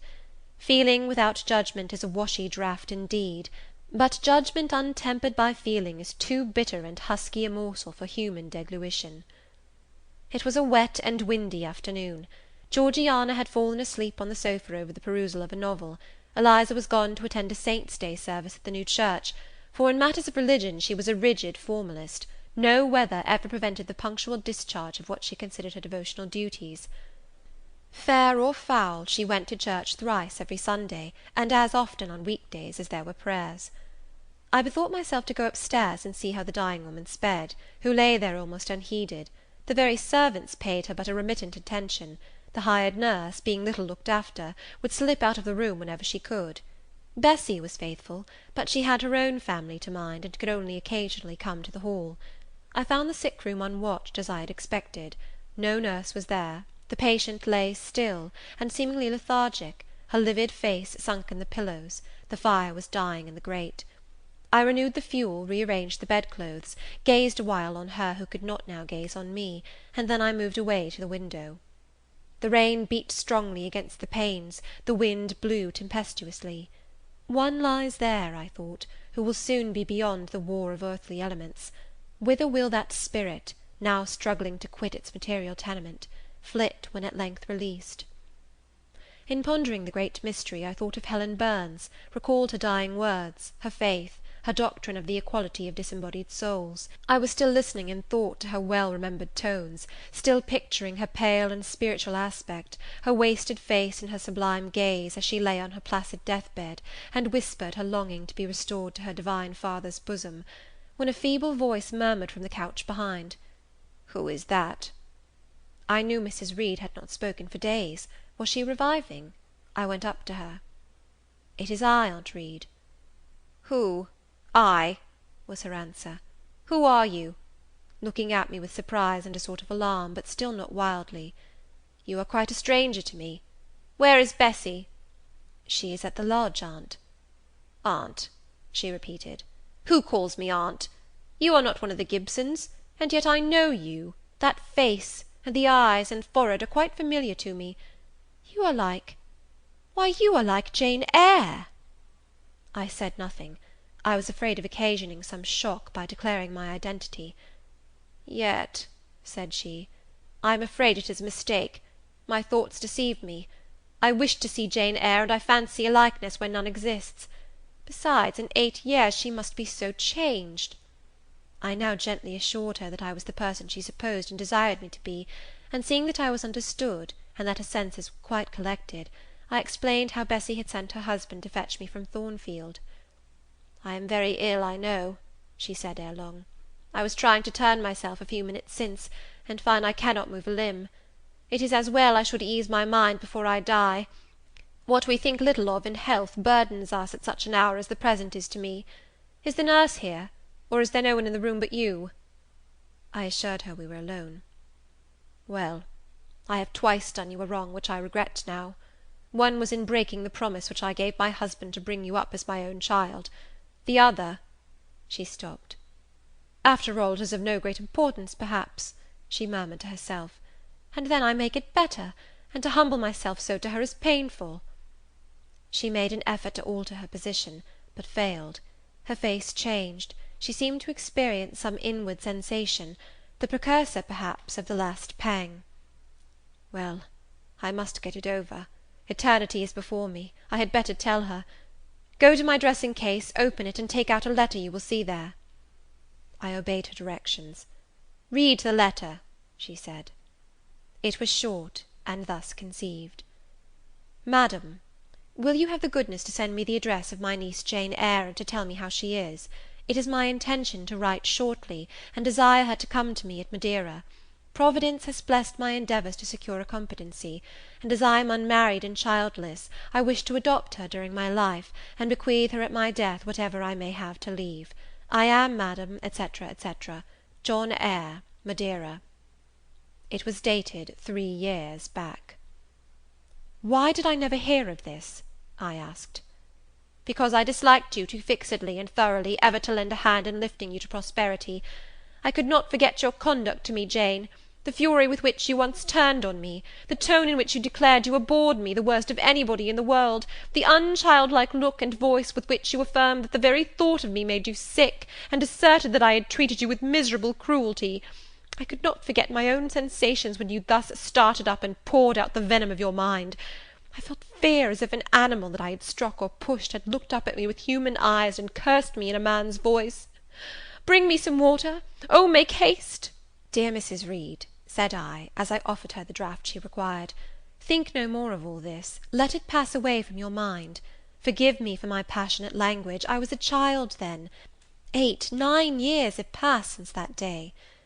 She heeded nothing of what I said; but when she had tasted the water and drawn breath, she went on thus: "I tell you I could not forget it, and I took my revenge.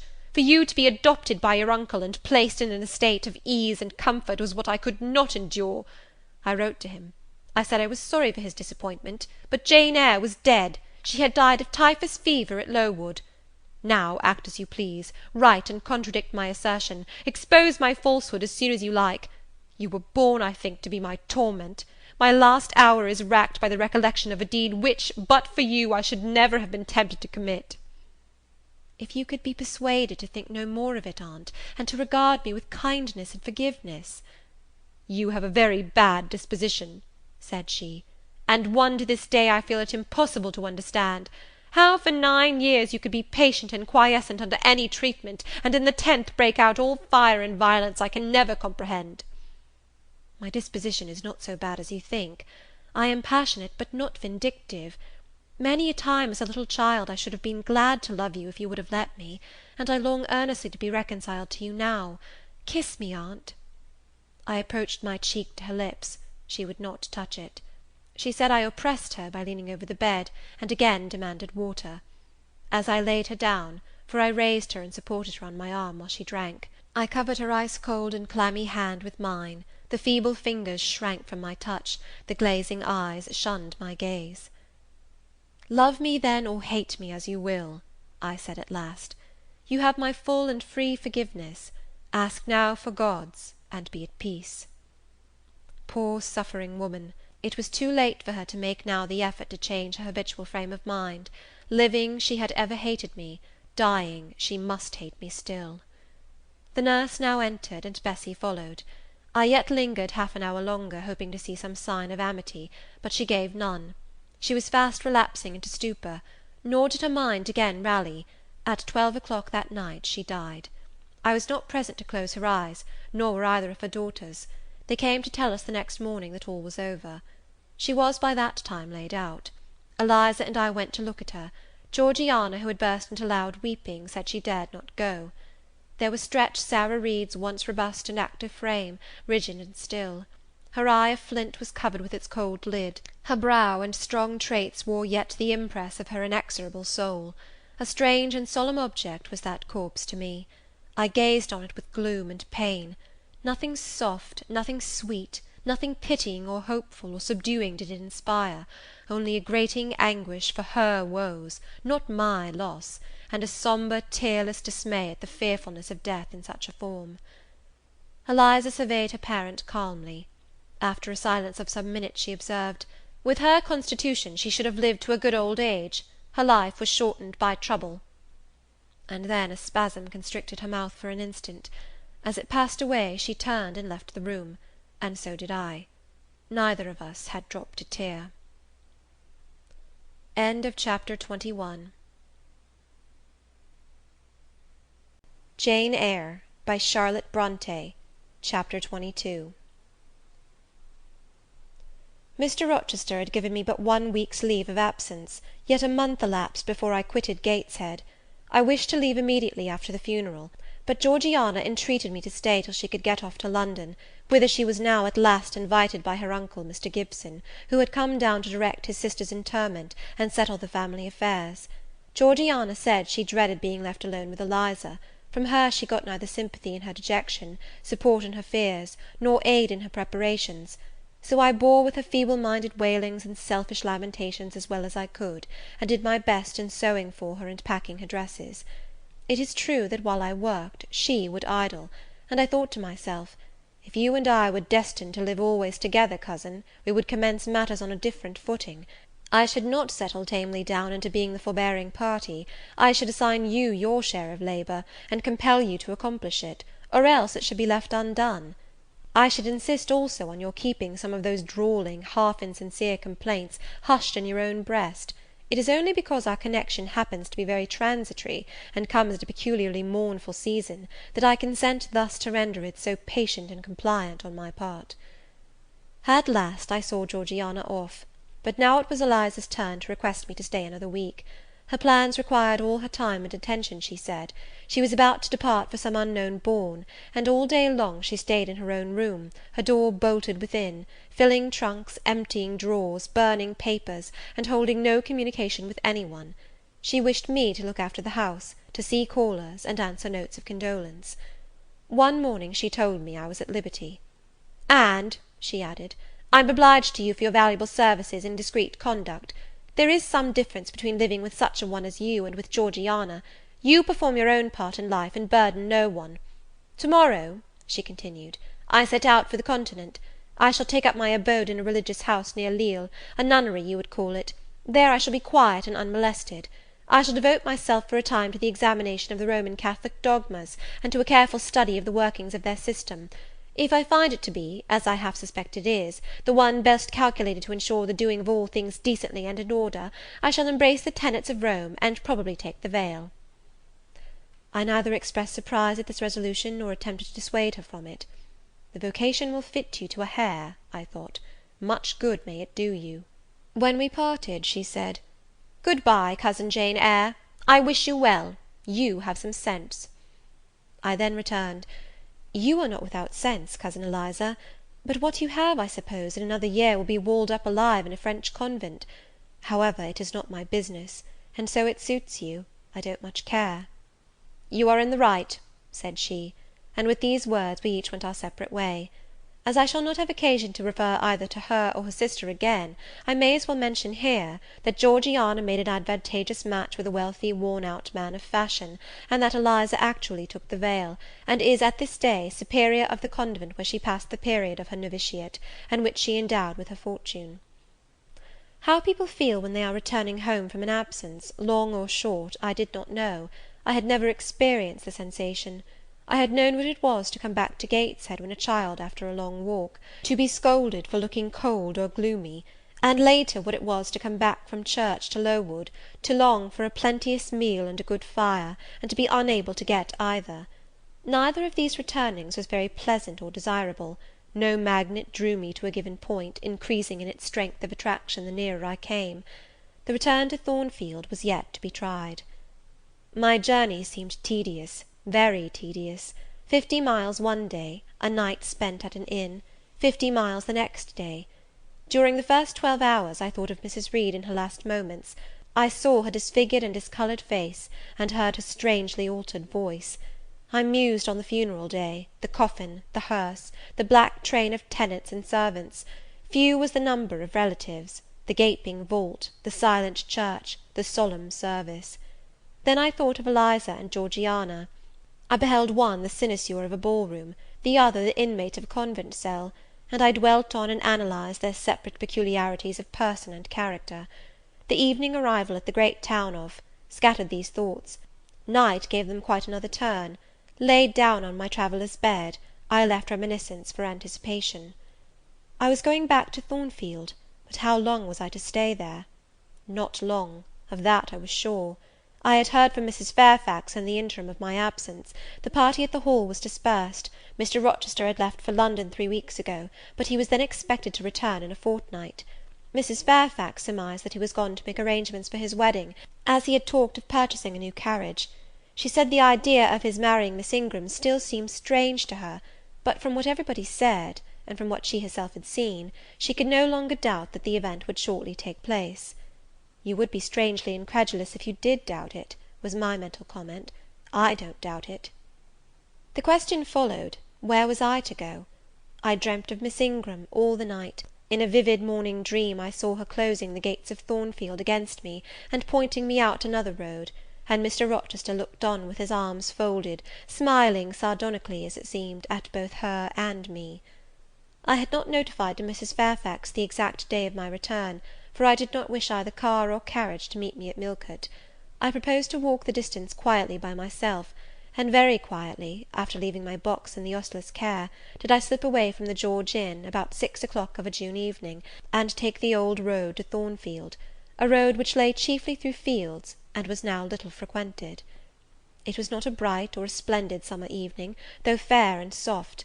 The haymakers were at work all along the road, and the sky, though far from cloudless, was such as promised well for the future.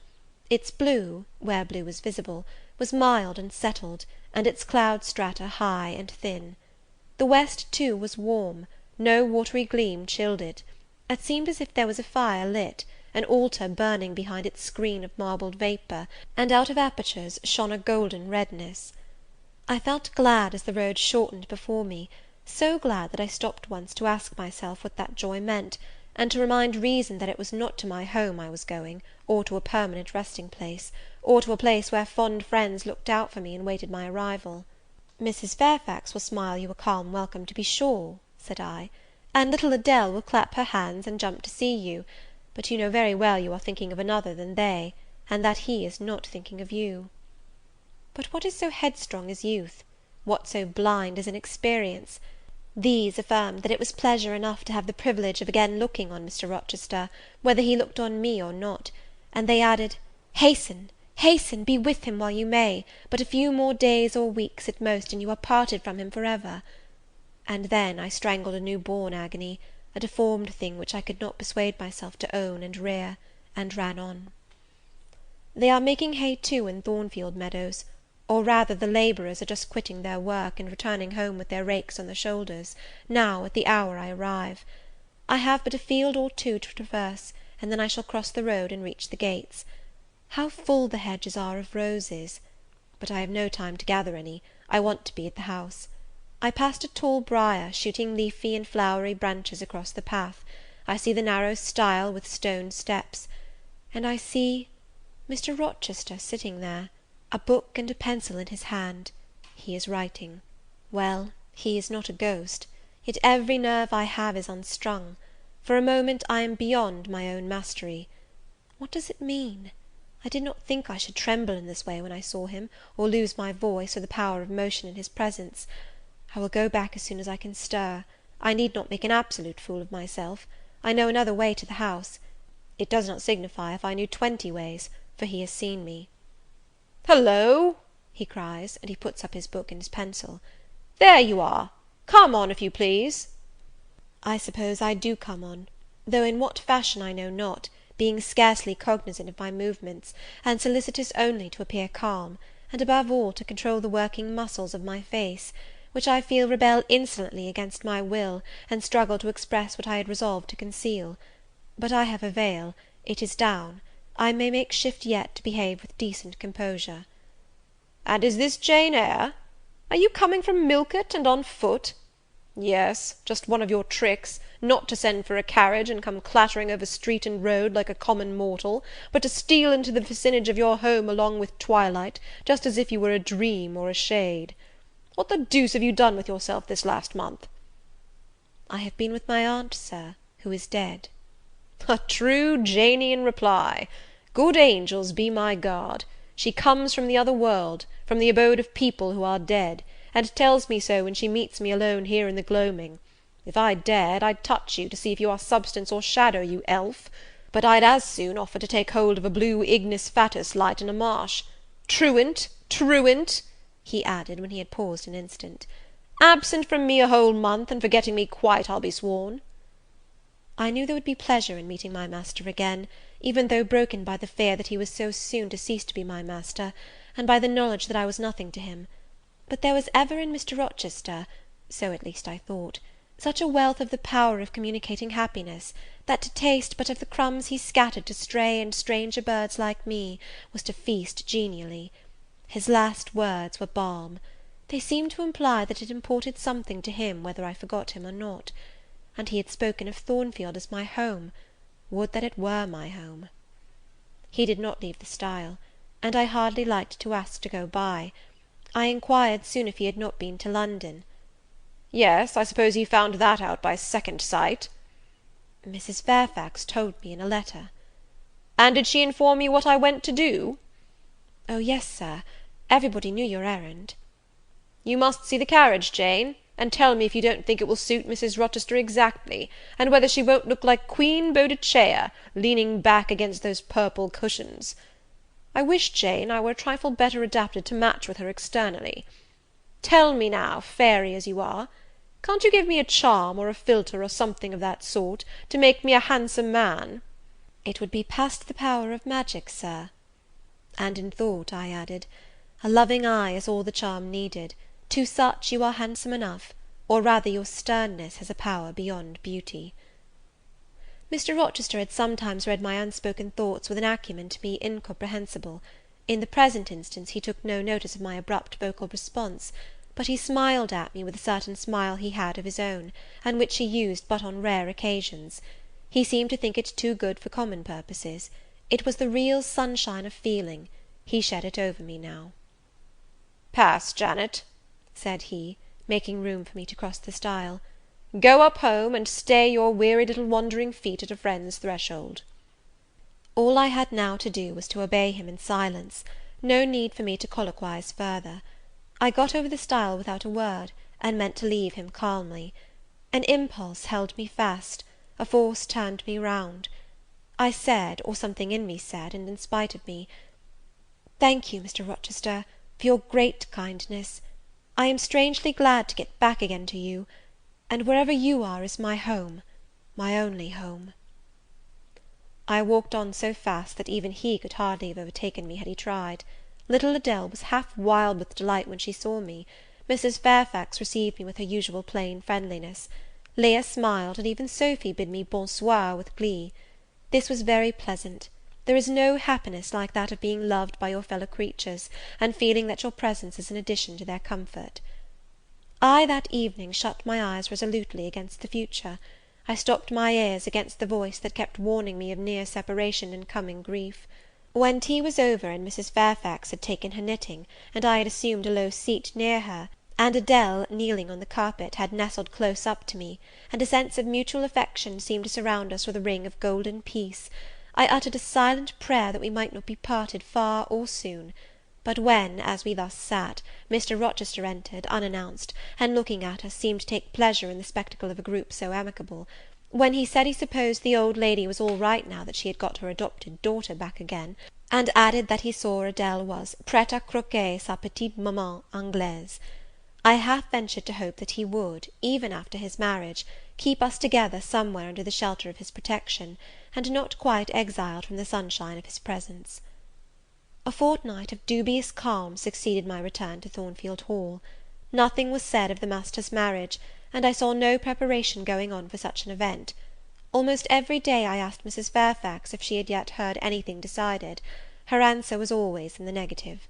Once she said she had actually put the question to Mr. Rochester as to when he was going to bring his bride home; but he had answered her only by a joke and one of his queer looks, and she could not tell what to make of him. One thing surprised me, and that was, there were no journeyings backward and forward, no visits to Ingram Park. To be sure, it was 20 miles off, on the borders of another county, but what was that distance to an ardent lover?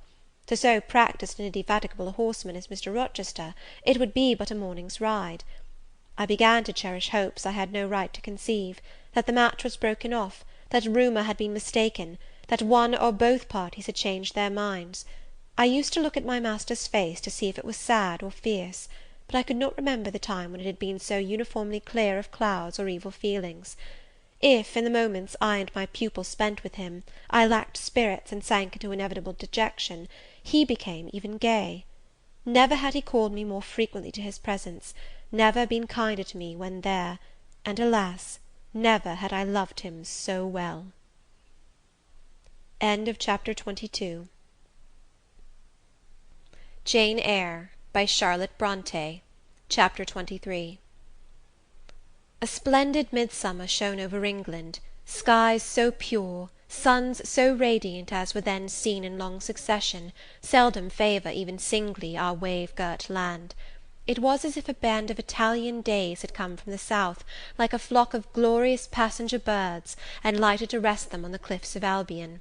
The hay was all got in, the fields round Thornfield were green and shorn, the roads white and baked, the trees were in their dark prime, Hedge and wood, full-leaved and deeply tinted, contrasted well with the sunny hue of the cleared meadows between. On Midsummer Eve, Adele, weary with gathering wild strawberries in Hay Lane half the day, had gone to bed with the sun. I watched her drop asleep, and when I left her, I sought the garden. It was now the sweetest hour of the 24. Day its fervid fires had wasted, and dew fell cool on panting plain and scorched summit. Where the sun had gone down in simple state, pure of the pomp of clouds, spread a solemn purple, burning with the light of red jewel and furnace flame at one point, on one hill peak, and extending high and wide, soft and still softer, over half heaven. The east had its own charm, or fine deep blue, and its own modest gem, a casino and solitary star. Soon it would boast the moon, but she was yet beneath the horizon. I walked a while on the pavement, but a subtle, well-known scent, that of a cigar, stole from some window. I saw the library casement opened a hand's breadth. I knew I might be watched thence, so I went apart into the orchard. No nook in the grounds more sheltered and more Eden-like. It was full of trees, it bloomed with flowers. A very high wall shut it out from the court on one side; on the other, a beech avenue screened it from the lawn.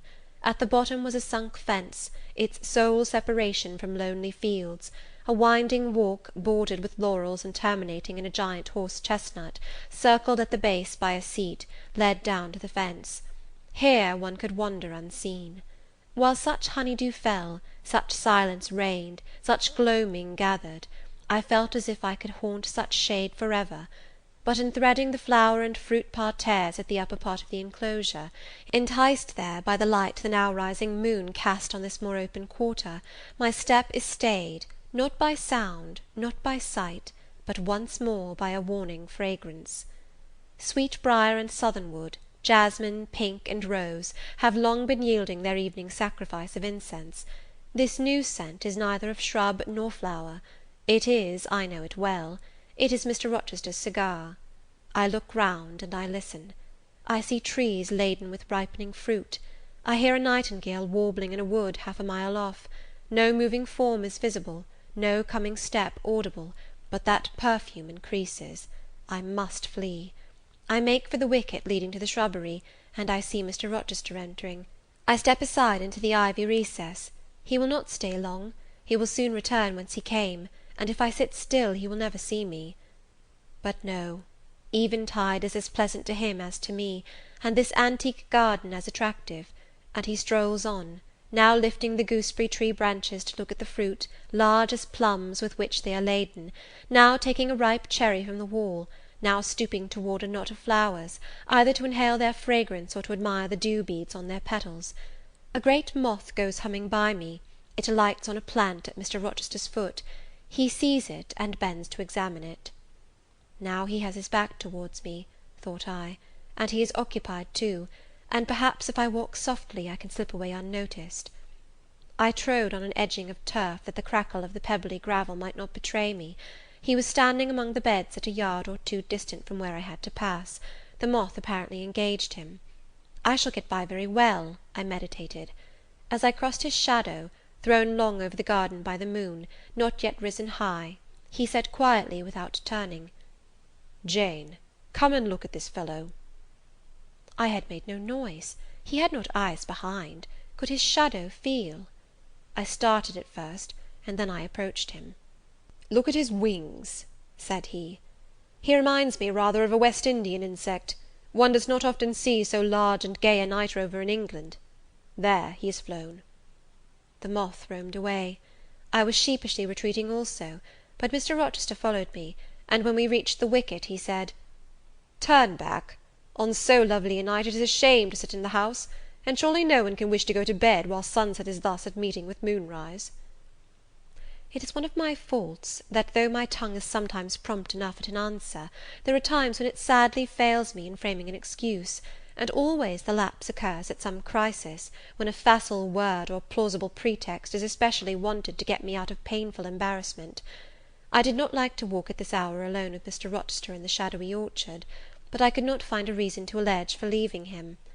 I followed with lagging step, and thoughts busily bent on discovering a means of extrication, but he himself looked so composed and so grave also, I became ashamed of feeling any confusion. The evil, if evil existent or prospective there was, seemed to lie with me only. His mind was unconscious and quiet. "Jane," he recommenced, as we entered the laurel walk, and slowly strayed down in the direction of the sunk fence and the horse chestnut, "Thornfield is a pleasant place in summer, is it not?" "Yes, Sir." "You must have become in some degree attached to the house, you who have an eye for natural beauties, and a good deal of the organ of adhesiveness." "I am attached to it, indeed." "And though I don't comprehend how it is, I perceive you have acquired a degree of regard for that foolish little child Adele, too, and even for simple Dame Fairfax." "Yes, Sir, in different ways I have an affection for both." "And would be sorry to part with them?" "Yes." "Pity," he said, and sighed and paused. "It is always the way of events in this life," he continued presently. "No sooner have you got settled in a pleasing resting place, than a voice calls out to you to rise and move on, for the hour of repose is expired." "Must I move on, Sir?" I asked. "Must I leave Thornfield?" "I believe you must, Jane. I am sorry, Janet, but I believe indeed you must." This was a blow, but I did not let it prostrate me. "Well, Sir, I shall be ready when the order to march comes." "It is come now. I must give it tonight." "Then you are going to be married, Sir?"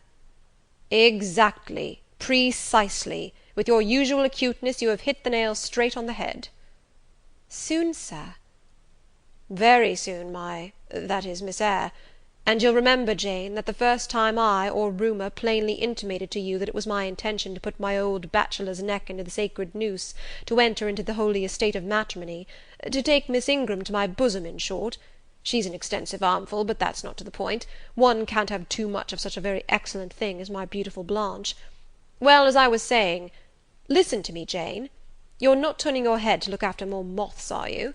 That was only a lady clock, child, flying away home. I wish to remind you that it was you who first said to me, with that discretion I respect in you, with that foresight, prudence, and humility which befit your responsible and dependent position, that in case I married Miss Ingram, both you and little Adele had better trot forthwith. I pass over the sort of slur conveyed in this suggestion on the character of my beloved. Indeed, when you are far away, Janet, I'll try to forget it. I shall notice only its wisdom, which is such that I have made it my law of action. Adele must go to school, and you, Miss Eyre, must get a new situation." "Yes, Sir, I will advertise immediately, and meantime, I suppose I was going to say, I suppose I may stay here, till I find another shelter to betake myself to; but I stopped, feeling it would not do to risk a long sentence, for my voice was not quite under command. "In about a month I hope to be a bridegroom," continued Mr. Rochester, "and in the interim I shall myself look out for employment, and an asylum for you." "Thank you, Sir. I am sorry to give—" "Oh, no need to apologize. I consider that when the dependent does her duty as well as you have done yours, she has a sort of claim upon her employer for any little assistance he can conveniently render her. Indeed, I have already, through my future mother-in-law, heard of a place that I think will suit. It is to undertake the education of the 5 daughters of Mrs. Dionysus O'Gall of Bitternut Lodge, Connaught, Ireland. You'll like Ireland, I think. They're such warm-hearted people there, they say." "It is a long way off, Sir." "No matter. A girl of your sense will not object to the voyage or the distance." "Not the voyage, but the distance; and then the sea is a barrier." "From what, Jane?" "From England, and from Thornfield, and—" "Well?" "From you, Sir." I said this almost involuntarily, and, with as little sanction of free will, my tears gushed out. I did not cry so as to be heard, however. I avoided sobbing. The thought of Mrs. O'Gall and Bitternut Lodge struck cold to my heart, and colder the thought of all the brine and foam, destined, as it seemed, to rush between me and the master at whose side I now walked, and coldest the remembrance of the wider ocean. Wealth, caste, custom intervened between me and what I naturally and inevitably loved. "It is a long way," I again said. "It is, to be sure. And when you get to Bitternut Lodge, Connaught, Ireland, I shall never see you again, Jane. That's morally certain. I never go over to Ireland. not having myself much of a fancy for the country. We have been good friends, Jane, have we not?" "Yes, Sir."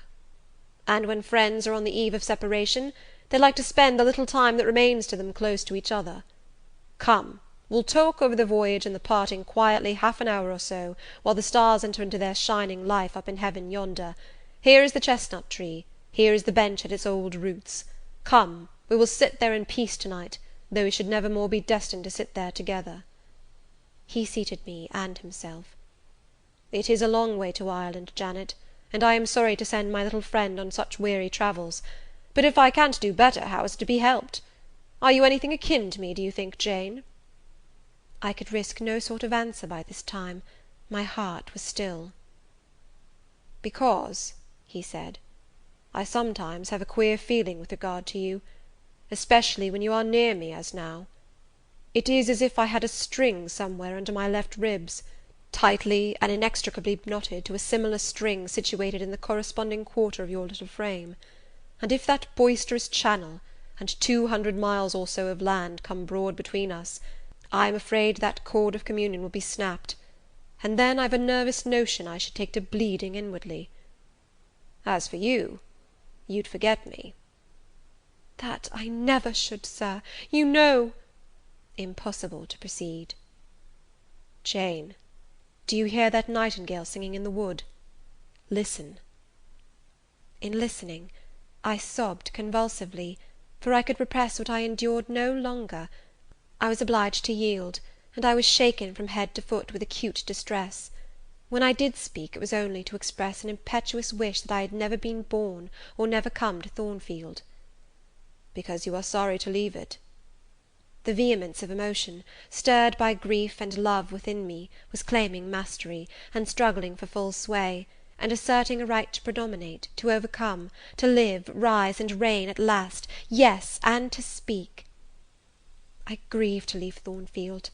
I love Thornfield. I love it because I have lived in it a full and delightful life, momentarily at least. I have not been trampled on. I have not been petrified. I have not been buried with inferior minds and excluded from every glimpse of communion with what is bright and energetic and high. I have talked face to face with what I reverence, with what I delight in, with an original, a vigorous, and expanded mind. I have known you, Mr. Rochester, and it strikes me with terror and anguish to feel I absolutely must be torn from you for ever. I see the necessity of departure, and it is like looking on the necessity of death." "Where do you see the necessity?" he asked suddenly. "Where? You, Sir, have placed it before me." "In what shape?" "In the shape of Miss Ingram, a noble and beautiful woman, your bride." "My bride? What bride? I have no bride." "But you will have." "Yes, I will, I will." He set his teeth. "Then I must go. You have said it yourself." "No, you must stay. I swear it, and the oath shall be kept." "I tell you I must go," I retorted, roused to something like passion. "Do you think I can stay to become nothing to you? Do you think I am an automaton, a machine without feelings, and can bear to have my morsel of bread snatched from my lips and my drop of living water dashed from my cup? Do you think, because I am poor, obscure, plain, and little, I am soulless and heartless? You think wrong. I have as much soul as you, and full as much heart; and if God had gifted me with some beauty and much wealth, I should have made it as hard for you to leave me as it is now for me to leave you. I am not talking to you now through the medium of custom, conventionalities, or even of mortal flesh. It is my spirit that addresses your spirit, just as if both had passed through the grave, and we stood at God's feet, equal, as we are." "As we are," repeated Mr. Rochester. "So," he added, enclosing me in his arms, gathering me to his breast, pressing his lips on my lips. "So, Jane."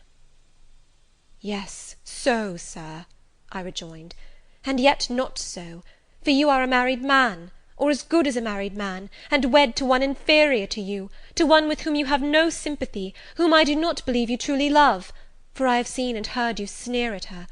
I would scorn such a union. therefore I am better than you. Let me go."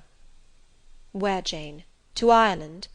"Yes, to Ireland. I have spoken my mind, and can go anywhere now." "Jane, be still. Don't struggle so, like a wild frantic bird that is rending its own plumage in its desperation." "I am no bird, and no net ensnares me. I am a free human being with an independent will, which I now exert to leave you." Another effort set me at liberty, and I stood erect before him. "And your will shall decide your destiny," he said. "I offer you my hand, my heart, and a share of all my possessions." "You play a farce, which I merely laugh at." "I ask you to pass through life at my side, to be my second self and best earthly companion." "For that fate you have already made your choice, and must abide by it." "Jane, be still a few moments. You are over-excited. I will be still too." A waft of wind came sweeping down the laurel walk, and trembled through the boughs of the chestnut. It wandered away, away to an infinite distance. It died. The nightingale's song was then the only voice of the hour. In listening to it, I again wept. Mr. Rochester sat quiet, looking at me gently and seriously. Some time passed before he spoke. He at last said, "Come to my side, Jane, and let us explain and understand one another." "I will never again come to your side. I am torn away now, and cannot return." "But, Jane, I summon you as my wife. It is you only I intend to marry." I was silent. I thought he mocked me. "Come, Jane, come hither." "Your bride stands between us." He rose, and with a stride reached me. "My bride is here," he said, again drawing me to him, "because my equal is here, and my likeness. Jane, will you marry me?" Still I did not answer, and still I writhed myself from his grasp, for I was still incredulous. "Do you doubt me, Jane?" "Entirely." "You have no faith in me?" "Not a whit." "Am I a liar in your eyes?" he asked passionately. "Little sceptic, you shall be convinced. What love have I for Miss Ingram? None, and that you know. What love has she for me? None, as I have taken pains to prove. I caused a rumour to reach her that my fortune was not a third of what was supposed, and after that I presented myself to see the result. It was coldness both from her and her mother. I would not, I could not marry Miss Ingram. You strange, you almost unearthly thing, I love as my own flesh. You, poor and obscure and small and plain as you are, I entreat to accept me as a husband." "What, me?" I ejaculated, beginning in his earnestness, and especially in his incivility, to credit his sincerity. "Me, who have not a friend in the world but you, if you are my friend, not a shilling but what you have given me." "You, Jane. I must have you for my own, entirely my own. Will you be mine? Say yes, quickly." "Mr. Rochester, let me look at your face. Turn to the moonlight." "Why?" "Because I want to read your countenance. Turn." "There. You will find it scarcely more legible than a crumpled, scratched page. Read on, only make haste, for I suffer." His face was very much agitated and very much flushed, and there were strong workings in the features, and strange gleams in the eyes. "Oh, Jane, you torture me!" he exclaimed. "With that searching and yet faithful and generous look, you torture me." "How can I do that? If you are true, and your offer real, my only feelings to you must be gratitude and devotion. They cannot torture." "Gratitude!" he ejaculated, and added wildly, "Jane, accept me quickly. Say, Edward, give me my name, Edward, I will marry you." "Are you in earnest? Do you truly love me? Do you sincerely wish me to be your wife?" "I do, and if an oath is necessary to satisfy you, I swear it." "Then, sir, I will marry you." "Edward, my little wife." "Dear Edward!" Come to me entirely now," said he, and added in his deepest tone, speaking in my ear as his cheek was laid on mine, "Make my happiness, I will make yours." "God pardon me," he subjoined ere long, "and man meddle not with me. I have her, and will hold her." "There is no one to meddle, Sir. I have no kindred to interfere." "No, that is the best of it," he said; and if I had loved him less, I should have thought his accent and look of exultation savage; but sitting by him, roused from the nightmare of parting, called to the paradise of union, I thought only of the bliss given me to drink in so abundant a flow. Again and again he said, "Are you happy, Jane?" and again I answered, "Yes." After which he murmured, "It will atone, it will atone. Have I not found her friendless, cold, and comfortless? Will I not guard, and cherish, and solace her? Is there not love in my heart, and constancy in my resolves? It will expiate at God's tribunal. I know my Maker sanctions what I do. For the world's judgment I wash my hands thereof. For man's opinion I defy it." But what had befallen the night? The moon was not yet set, and we were all in shadow. I could scarcely see my master's face, near as I was. And what ailed the chestnut tree? It writhed and groaned, while wind roared in the laurel walk, and came sweeping over us. "We must go in," said Mr. Rochester. "The weather changes. I could have sat with thee till morning, Jane." And so, thought I, could I with you. I should have said so, perhaps, but a livid, vivid spark leapt out of a cloud at which I was looking, and there was a crack, a crash, and a close rattling peal, and I thought only of hiding my dazzled eyes against Mr. Rochester's shoulder. The rain rushed down. He hurried me up the walk, through the grounds, and into the house, but we were quite wet before we could pass the threshold. He was taking off my shawl in the hall, and shaking the water out of my loosened hair, when Mrs. Fairfax emerged from her room. I did not observe her at first, nor did Mr. Rochester. The lamp was lit, the clock was on the stroke of 12. "Hasten to take off your wet things," said he, "and before you go, good night. Good night, my darling." He kissed me repeatedly.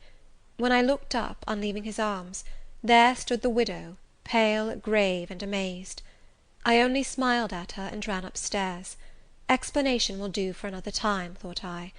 Still, when I reached my chamber, I felt a pang at the idea she should even temporarily misconstrue what she had seen; but joy soon effaced every other feeling, and loud as the wind blew, near and deep as the thunder crashed, fierce and frequent as the lightning gleamed, cataract-like as the rain fell during a storm of 2 hours' duration, I experienced no fear and little awe. Mr. Rochester came thrice to my door in the course of it, to ask if I was safe and tranquil, and that was comfort, that was strength for anything. Before I left my bed in the morning, little Adele came running in to tell me that the great horse chestnut at the bottom of the orchard had been struck by lightning in the night, and half of it split away. Chapter 23. Jane Eyre, by Charlotte Bronte. Chapter 24. As I rose and dressed, I thought over what had happened, and wondered if it were a dream. I could not be certain of the reality till I had seen Mr. Rochester again, and heard him renew his words of love and promise. While arranging my hair, I looked at my face in the glass, and felt it was no longer plain. There was hope in its aspect, and life in its colour, and my eyes seemed as if they had beheld the fount of fruition, and borrowed beams from the lustrous ripple. I had often been unwilling to look at my master, because I feared he could not be pleased at my look, but I was sure I might lift my face to his now, and not cool his affection by its expression. I took a plain but clean and light summer dress from my drawer, and put it on. It seemed no attire had ever so well become me, because none had I ever worn in so blissful a mood. I was not surprised, when I ran down into the hall, to see that a brilliant June morning had succeeded to the tempest of the night, and to feel, through the open glass door, the breathing of a fresh and fragrant breeze. Nature must be gladsome when I was so happy. A beggar woman and her little boy, pale ragged objects both, were coming up the walk, and I ran down and gave them all the money I happened to have in my purse, some 3 or 4 shillings. Good or bad, they must partake of my jubilee. The rooks cawed and blither birds sang, but nothing was so merry or so musical as my own rejoicing heart. Mrs. Fairfax surprised me by looking out of the window with a sad countenance, and saying gravely, "Miss Eyre, will you come to breakfast?" During the meal she was quiet and cool, but I could not undeceive her then. I must wait for my master to give explanations, and so must she. I ate what I could, and then I hastened up stairs. I met Adele leaving the schoolroom. "Where are you going? It is time for lessons." "Mr. Rochester has sent me away to the nursery." "Where is he?" "In there," pointing to the apartment she had left, and I went in, and there he stood. "Come and bid me good morning," said he. I gladly advanced, and it was not merely a cold word now, or even a shake of the hand that I received, but an embrace and a kiss. It seemed natural, it seemed genial to be so well loved, so caressed by him. "Jane, you look blooming and smiling and pretty," said he, "truly pretty this morning. Is this my pale little elf? Is this my mustard seed? This little sunny-faced girl with the dimpled cheek and rosy lips, the satin-smooth hazel hair and the radiant hazel eyes?" I had green eyes, reader, but you must excuse the mistake. For him they were new-dyed, I suppose. "It is Jane Eyre, Sir." "Soon to be Jane Rochester," he added. "In 4 weeks, Janet, not a day more, do you hear that?" I did, and I could not quite comprehend it. It made me giddy. The feeling, the announcement sent through me, was something stronger than was consistent with joy, something that smote and stunned. It was, I think, almost fear. "You blushed, and now you are white, Jane. What is that for?" "Because you gave me a new name, Jane Rochester, and it seems so strange." "Yes, Mrs. Rochester," said he, "young Mrs. Rochester, Fairfax Rochester's girl bride." "It can never be, Sir. It does not sound likely. Human beings never enjoy complete happiness in this world. I was not born for a different destiny to the rest of my species. To imagine such a lot befalling me is a fairy tale, a daydream." "Which I can and will realize. I shall begin to-day. This morning I wrote to my banker in London to send me certain jewels he has in his keeping, heirlooms for the ladies of Thornfield. In a day or two I hope to pour them into your lap, for every privilege, every attention shall be yours that I would accord a peer's daughter, if about to marry her." "Oh, Sir, never rain jewels! I don't like to hear them spoken of. Jewels for Jane Eyre sounds unnatural and strange. I would rather not have them." "I will myself put the diamond chain round your neck and the circlet on your forehead, which it will become, for nature at least has stamped her patent of nobility on this brow, Jane, and I will clasp the bracelets on these fine wrists, and load these fairy-like fingers with rings." "No, no, Sir, think of other subjects, and speak of other things, and in another strain. Don't address me as if I were a beauty.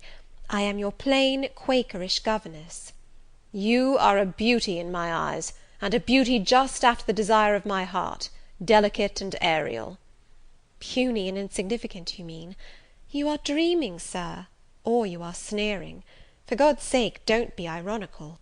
"I will make the world acknowledge you a beauty too," he went on, while I really became uneasy at the strain he had adopted, because I felt he was either deluding himself, or trying to delude me.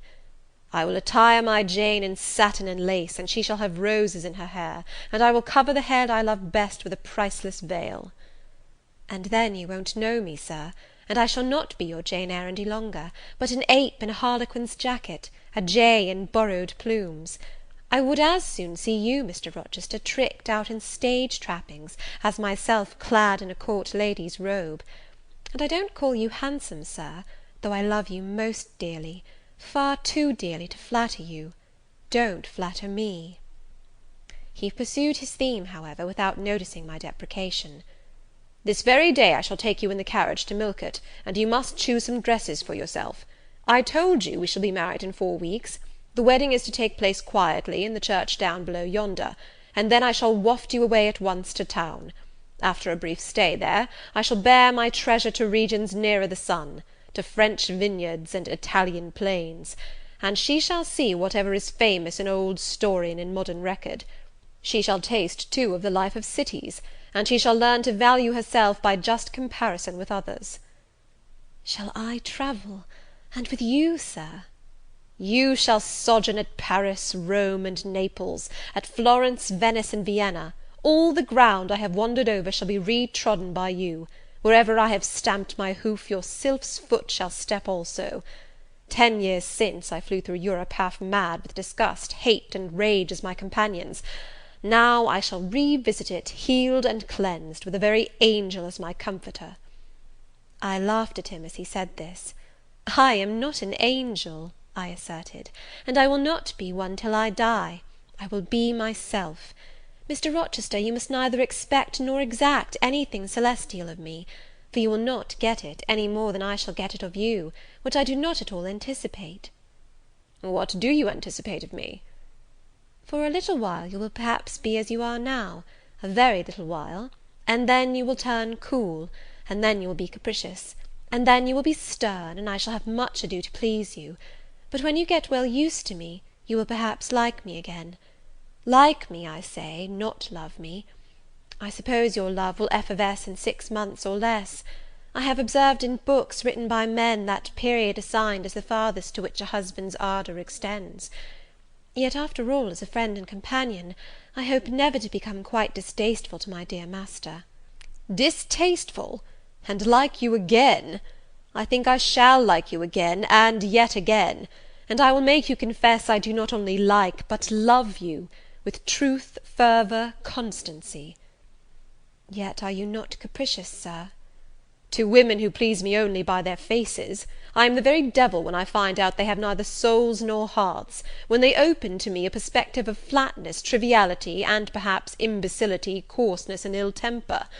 But to the clear eye and eloquent tongue, to the soul made of fire, and the character that bends but does not break, at once supple and stable, tractable and consistent, I am ever tender and true." "Had you ever experience of such a character, Sir? Did you ever love such a one?" "I love it now." "But before me, if I, indeed, in any respect, come up to your difficult standard?" "I never met your likeness. Jane, you please me, and you master me. You seem to submit, and I like the sense of pliancy you impart, and while I am twining the soft silken skein round my finger, it sends a thrill up my arm to my heart.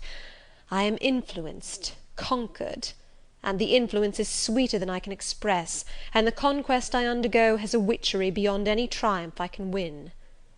Why do you smile, Jane? What does that inexplicable, that uncanny turn of countenance mean?" "I was thinking, Sir, you will excuse the idea, it was involuntary, I was thinking of Hercules and Samson with their charmers." "You were, you little elfish—" "Hush, Sir! You don't talk very wisely just now, any more than those gentlemen acted very wisely. However, had they been married, they would no doubt by their severity as husbands have made up for their softness as suitors, and so will you, I fear. I wonder how you will answer me a year hence, should I ask a favour it does not suit your convenience or pleasure to grant." "Ask me something now, Jane, the least thing. I desire to be entreated." "Indeed I will, Sir. I have my petition all ready." "Speak; but if you look up and smile with that countenance, I shall swear concession before I know to what, and that will make a fool of me." "Not at all, Sir. I only ask this, don't send for the jewels, and don't crown me with roses. You might as well put a border of gold lace round that plain pocket handkerchief you have there." "I might as well gild refined gold. I know it. Your request is granted, then, for the time. I will remand the order I dispatched to my banker. But you have not yet asked for anything. You have prayed a gift be withdrawn. Try again." "Well, then, Sir, have the goodness to gratify my curiosity, which is much piqued on one point." He looked disturbed. What?" he said hastily. "Curiosity is a dangerous petition. It is well I have not taken a vow to accord every request." "But there can be no danger in complying with this, Sir." "Utter it, Jane; but I wish that instead of a mere inquiry into, perhaps, a secret, it was a wish for half my estate." "Now, King Ahasuerus, what do I want with half your estate? Do you think I am a Jew usurer, sinking good investment in land? I would much rather have all your confidence. you will not exclude me from your confidence, if you will admit me to your heart." "You are welcome to all my confidence that is worth having, Jane; but for God's sake don't desire a useless burden, don't long for poison, don't turn out a downright Eve on my hands." "Why not, Sir? You have just been telling me how much you like to be conquered, and how pleasant over persuasion is to you. Don't you think I had better take advantage of the confession, and begin and coax and entreat, even cry and be sulky, if necessary, for the sake of a mere essay of my power?" "I dare you to any such experiment. Encroach, presume, and the game is up." "Is it, Sir? You soon give in. How stern you look now! Your eyebrows have become as thick as my finger, and your forehead resembles what, in some very astonishing poetry, I once saw styled a blue piled thunder loft. That will be your married look, I suppose." "If that will be your married look, I, as a Christian, will soon give up the notion of consorting with a mere sprite or salamander. But what had you to ask, thing? Out with it." "There, you are less than civil now, and I like rudeness a great deal better than flattery. I had rather be a thing than an angel. This is what I have to ask. Why did you take such pains to make me believe you wished to marry Miss Ingram?" "Is that all? Thank God it is no worse." And now he unknit his black brows, looked down, smiling at me, and stroked my hair, as if well pleased at seeing a danger averted. "I think I may confess," he continued, "even although I should make you a little indignant, Jane, and I have seen what a fire spirit you can be when you are indignant. You glowed in the cool moonlight last night when you mutinied against fate, and claimed your rank as my equal. Janet, by the by, it was you who made me the offer." "Of course I did. But to the point, if you please, Sir, Miss Ingram." "Well, I feigned courtship of Miss Ingram, because I wished to render you as madly in love with me as I was with you, and I knew jealousy would be the best ally I could call in for the furtherance of that end." "Excellent. Now you are small, not one whit bigger than the end of my little finger. It was a burning shame and a scandalous disgrace to act in that way. Did you think nothing of Miss Ingram's feelings, Sir?" "Her feelings are concentrated in one, pride, and that needs humbling. Were you jealous, Jane?" "Never mind, Mr. Rochester, it is in no way interesting to you to know that. Answer me truly once more. Do you think Miss Ingram will not suffer from your dishonest coquetry? Won't she feel forsaken and deserted?" "Impossible! When I told you how she, on the contrary, deserted me, the idea of my insolvency cooled, or rather extinguished, her flame in a moment." "You have a curious, designing mind, Mr. Rochester. I am afraid your principles on some points are eccentric." "My principles were never trained, Jane. They may have grown a little awry for want of attention." "Once again, seriously, may I enjoy the great good that has been vouchsafed to me, without fearing that any one else is suffering the bitter pain I myself felt a while ago?" "That you may, my good little girl. There is not another being in the world has the same pure love for me as yourself; for I lay that pleasant unction to my soul, Jane, a belief in your affection." I turned my lips to the hand that lay on my shoulder. I loved him very much, more than I could trust myself to say, more than words had power to express. "Ask something more," he said presently. "It is my delight to be entreated, and to yield." I was again ready with my request. "Communicate your intentions to Mrs. Fairfax, Sir. She saw me with you last night in the hall, and she was shocked.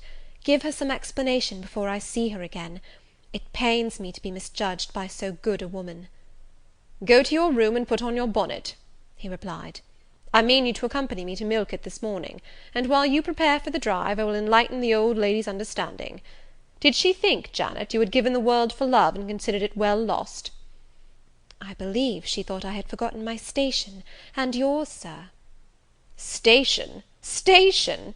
Your station is in my heart, and on the necks of those who would insult you, now or hereafter. Go." I was soon dressed, and when I heard Mr. Rochester quit Mrs. Fairfax's parlour, I hurried down to it. The old lady had been reading her morning portion of Scripture, the lesson for the day. Her Bible lay open before her, and her spectacles were upon it. Her occupation, suspended by Mr. Rochester's announcement, seemed now forgotten. Her eyes, fixed on the blank wall opposite, expressed the surprise of a quiet mind stirred by unwonted tidings. Seeing me, she roused herself, she made a sort of effort to smile, and framed a few words of congratulation; but the smile expired, and the sentence was abandoned unfinished. She put up her spectacles, shut the Bible, and pushed a chair back from the table. "I feel so astonished," she began. "I hardly know what to say to you, Miss Eyre. I have surely not been dreaming, have I? Sometimes I half fall asleep when I am sitting alone, and fancy things that have never happened.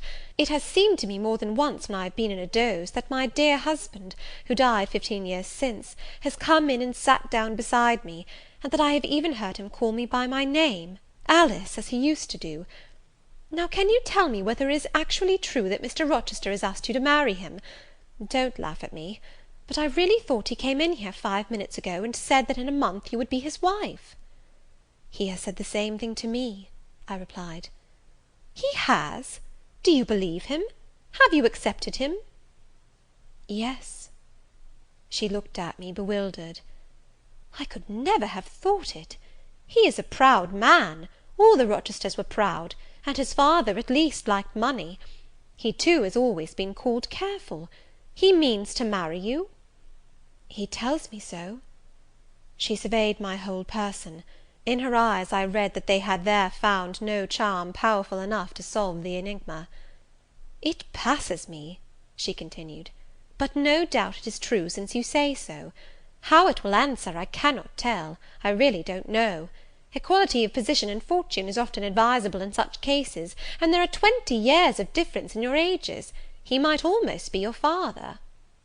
"No, indeed, Mrs. Fairfax," exclaimed I, nettled, "he is nothing like my father. No one who saw us together would suppose it for an instant. Mr. Rochester looks as young, and is as young, as some men at 25. "Is it really for love he is going to marry you?" she asked. I was so hurt by her coldness and scepticism that the tears rose to my eyes. "I am sorry to grieve you," pursued the widow, "but you are so young, and so little acquainted with men, I wish to put you on your guard. It is an old saying, that all is not gold that glitters, and in this case I do fear there will be something found to be different to what either you or I expect." "Why, am I a monster?" I said. "Is it impossible that Mr. Rochester should have a sincere affection for me?" "No, you are very well, and much improved of late, and Mr. Rochester, I dare say, is fond of you. I have always noticed that you were a sort of pet of his. There are times when, for your sake, I have been a little uneasy at his marked preference, and have wished to put you on your guard; but I did not like to suggest even the possibility of wrong. I knew such an idea would shock, perhaps offend you, and you were so discreet, and so thoroughly modest and sensible, I hoped you might be trusted to protect yourself. Last night I cannot tell you what I suffered when I sought all over the house, and could find you nowhere, nor the master either, and then, at 12 o'clock, saw you come in with him." "Well, never mind that now," I interrupted impatiently. "It is enough that all was right." "I hope all will be right in the end," she said; "but believe me, you cannot be too careful. Try and keep Mr. Rochester at a distance. Distrust yourself as well as him. Gentlemen in his station are not accustomed to marry their governesses." I was growing truly irritated. Happily Adele ran in. Let me go to Milford too," she cried. "Mr. Rochester won't, so there is so much room in the new carriage. Beg him to let me go, Mademoiselle." "That I will, Adele," and I hastened away with her, glad to quit my gloomy monitress. The carriage was ready, they were bringing it round to the front, and my master was pacing the pavement, Pilot following him backwards and forwards. "Adele may accompany us, may she not, Sir?" "I told her no. I'll have no brats. I'll have only you." "Oh, do let her go, Mr. Rochester, if you please, it would be better." "Not it. She will be a restraint." He was quite peremptory, both in look and voice. The chill of Mrs. Fairfax's warnings and the damp of her doubts were upon me. Something of unsubstantiality and uncertainty had beset my hopes. I half lost the sense of power over him. I was about mechanically to obey him, without further remonstrance; but as he helped me into the carriage, he looked at my face. "What is the matter?" he said. "All the sunshine is gone. Do you really wish the band to go? Will it annoy you if she is left behind?" "I would far rather she went, Sir." Then off for your bonnet, and back like a flash of lightning," cried he to Adele. She obeyed him with what speed she might. "After all, a single morning's interruption will not matter much," said he, "when I mean shortly to claim you, your thoughts, conversation, and company, for life." Adele, when lifted in, commenced kissing me by way of expressing her gratitude for my intercession. She was instantly stowed away into a corner on the other side of him. She then peeped round to where I sat, so stern a neighbour was too restrictive to him, in his present fractious mood. She dared whisper no observations, nor ask of him any information. "Let her come to me," I entreated. "She will perhaps trouble you, Sir. There is plenty of room on this side." He handed her over as if she had been a lap-dog. "I'll send her to school yet," he said; but now he was smiling. Adele heard him, and asked if she was to go to school. "Sans Mademoiselle?" "Yes," he replied, "absolutely sans Mademoiselle, for I am to take Mademoiselle to the moon, and there I shall seek a cave in one of the white valleys among the volcano tops, and Mademoiselle shall live with me there, and only me." "She will have nothing to eat, you will starve her," observed Adele. "I shall gather manna for her morning and night. The plains and hillsides in the moon are bleached with manna, Adele." "She will want to warm herself. What will she do for a fire?"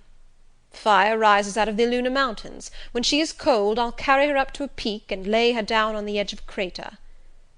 "Oh, qu'elle y sera mal, peu confortable! And her clothes, they will wear out. How can she get new ones?"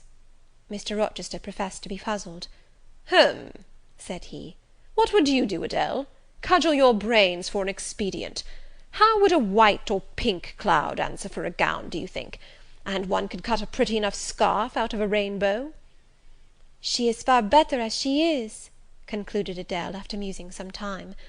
"Besides, she would get tired of living with you only in the moon. If I were Mademoiselle, I would never consent to go with you." "She has consented. She has pledged her word." "But you can't get her there. There is no road to the moon. It is all air, and neither you nor she can fly." "Adele, look at that field." We were now outside Thornfield gates, and bowling lightly along the smooth road to Millcote, where the dust was well laid by the thunderstorm, and where the low hedges and lofty timber trees on each side glistened green and rain refreshed. "In that field, Adele, I was walking late one evening about a fortnight since, the evening of the day you helped me to make hay in the orchard meadows, and as I was tired with raking swaths, I sat down to rest me on a stile, and there I took out a little book and a pencil, and began to write about a misfortune that befell me long ago, and a wish I had for happy days to come. I was writing away very fast, though daylight was fading from the leaf, when something came up the path and stopped 2 yards off me. I looked at it. It was a little thing with a veil of gossamer on its head. I beckoned it to come near me. It soon stood at my knee. I never spoke to it, and it never spoke to me, in words. But I read its eyes, and it read mine, and our speechless colloquy was to this effect. It was a fairy, and come from Elfland, it said, and its errand was to make me happy. I must go with it out of the common world to a lonely place, such as the moon, for instance, and it nodded its head towards her horn, rising over Hay Hill. It told me of the alabaster cave and silver vale where we might live. I said I should like to go, but reminded it, as you did me, that I had no wings to fly. "Oh," returned the fairy, "that does not signify. Here is a talisman that will remove all difficulties," and she held out a pretty gold ring. "Put it," she said, "on the 4th finger of my left hand, and I am yours, and you are mine, and we shall leave earth and make our own heaven yonder." She nodded again at the moon. "The ring, Adele, is in my breeches pocket, under the disguise of a sovereign, but I mean soon to change it to a ring again." "But what has Mademoiselle to do with it? I don't care for the fairy. You said it was Mademoiselle you would take to the moon." "Mademoiselle is a fairy," he said, whispering mysteriously.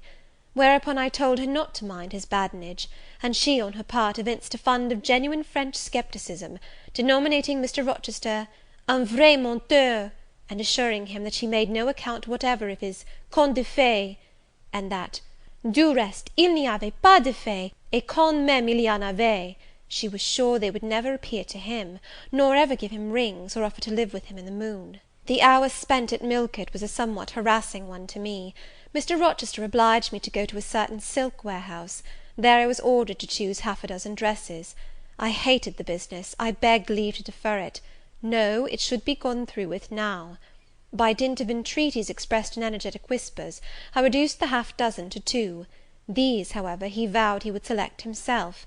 With anxiety I watched his eye rove over the gay stores. He fixed on a rich silk of the most brilliant amethyst dye, and a superb pink satin. I told him in a new series of whispers that he might as well buy me a gold gown and a silver bonnet at once. I should certainly never venture to wear his choice.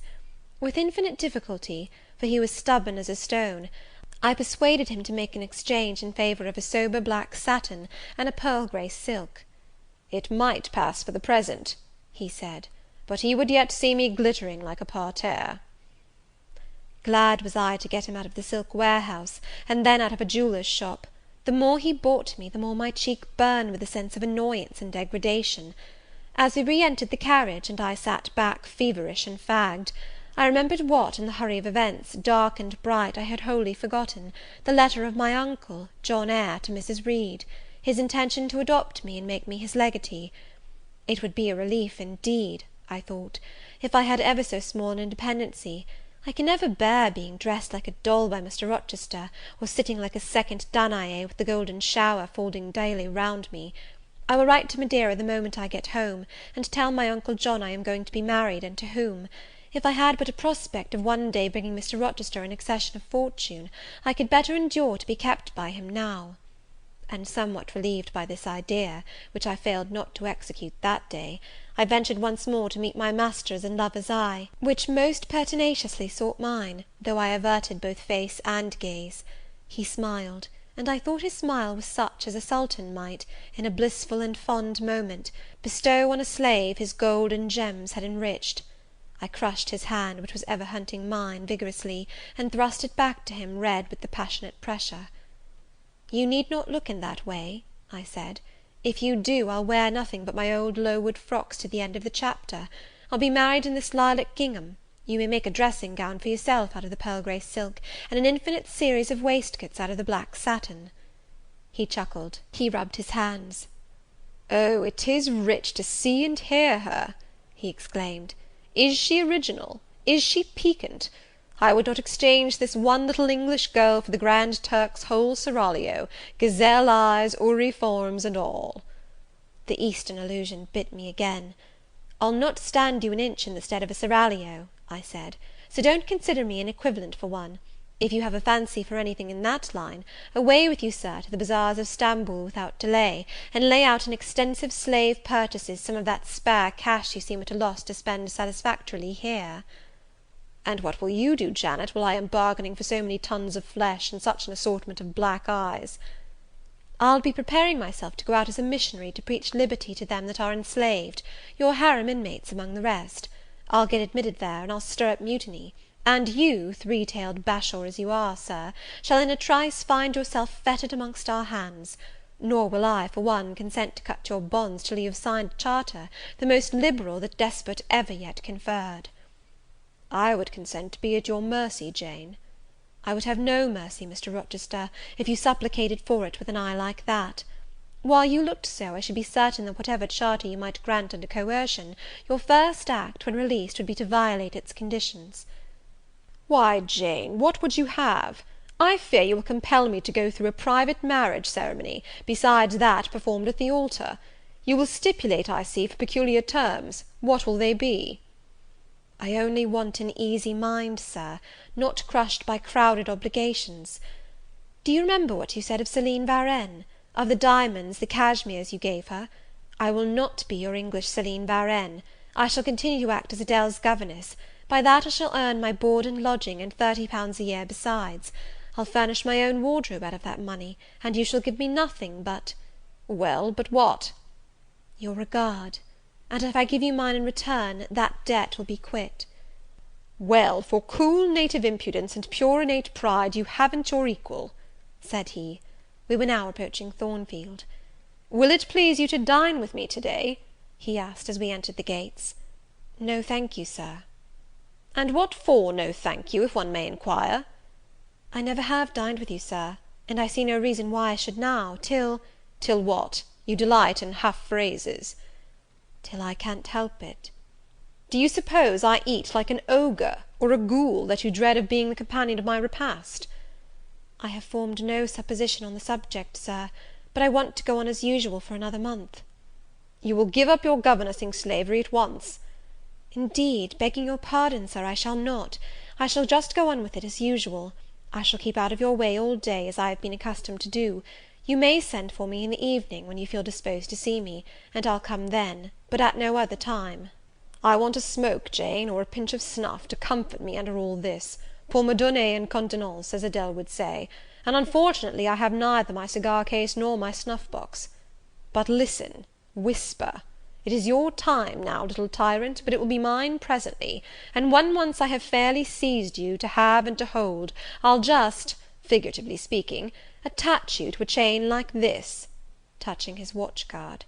"Yes, wee bonny thing, I'll wear you in my bosom, lest my jewel I should tine." He said this as he helped me to alight from the carriage, and while he afterwards lifted out Adele, I entered the house, and made good my retreat up stairs. He duly summoned me to his presence in the evening. I had prepared an occupation for him, for I was determined not to spend the whole time in tête-à-tête conversation.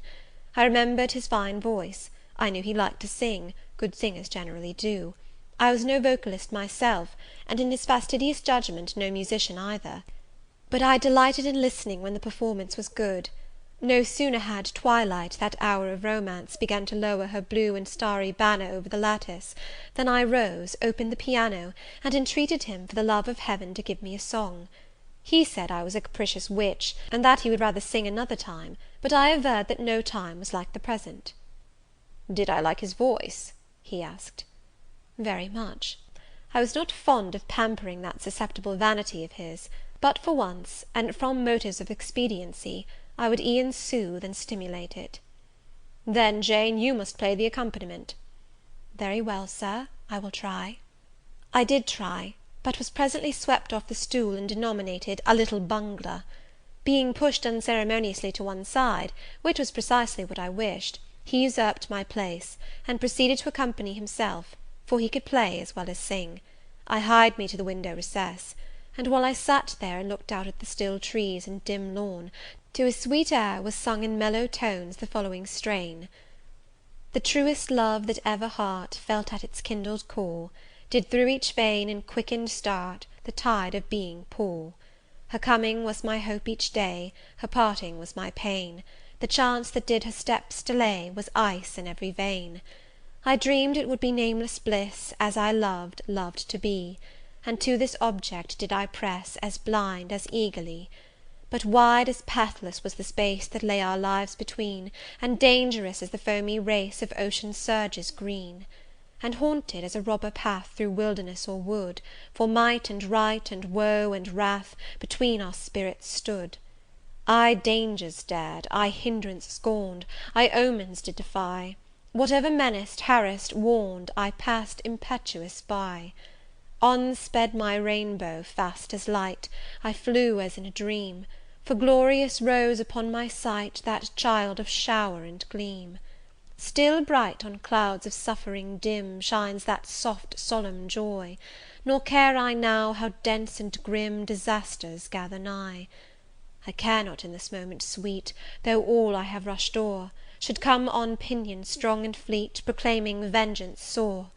Though haughty hate should strike me down, right bar reproach to me, and grinding might with furious frown swear endless enmity.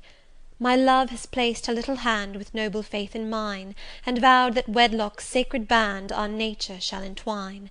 My love has sworn with sealing kiss, with me to live, to die. I have at last my nameless bliss, as I loved, loved am I.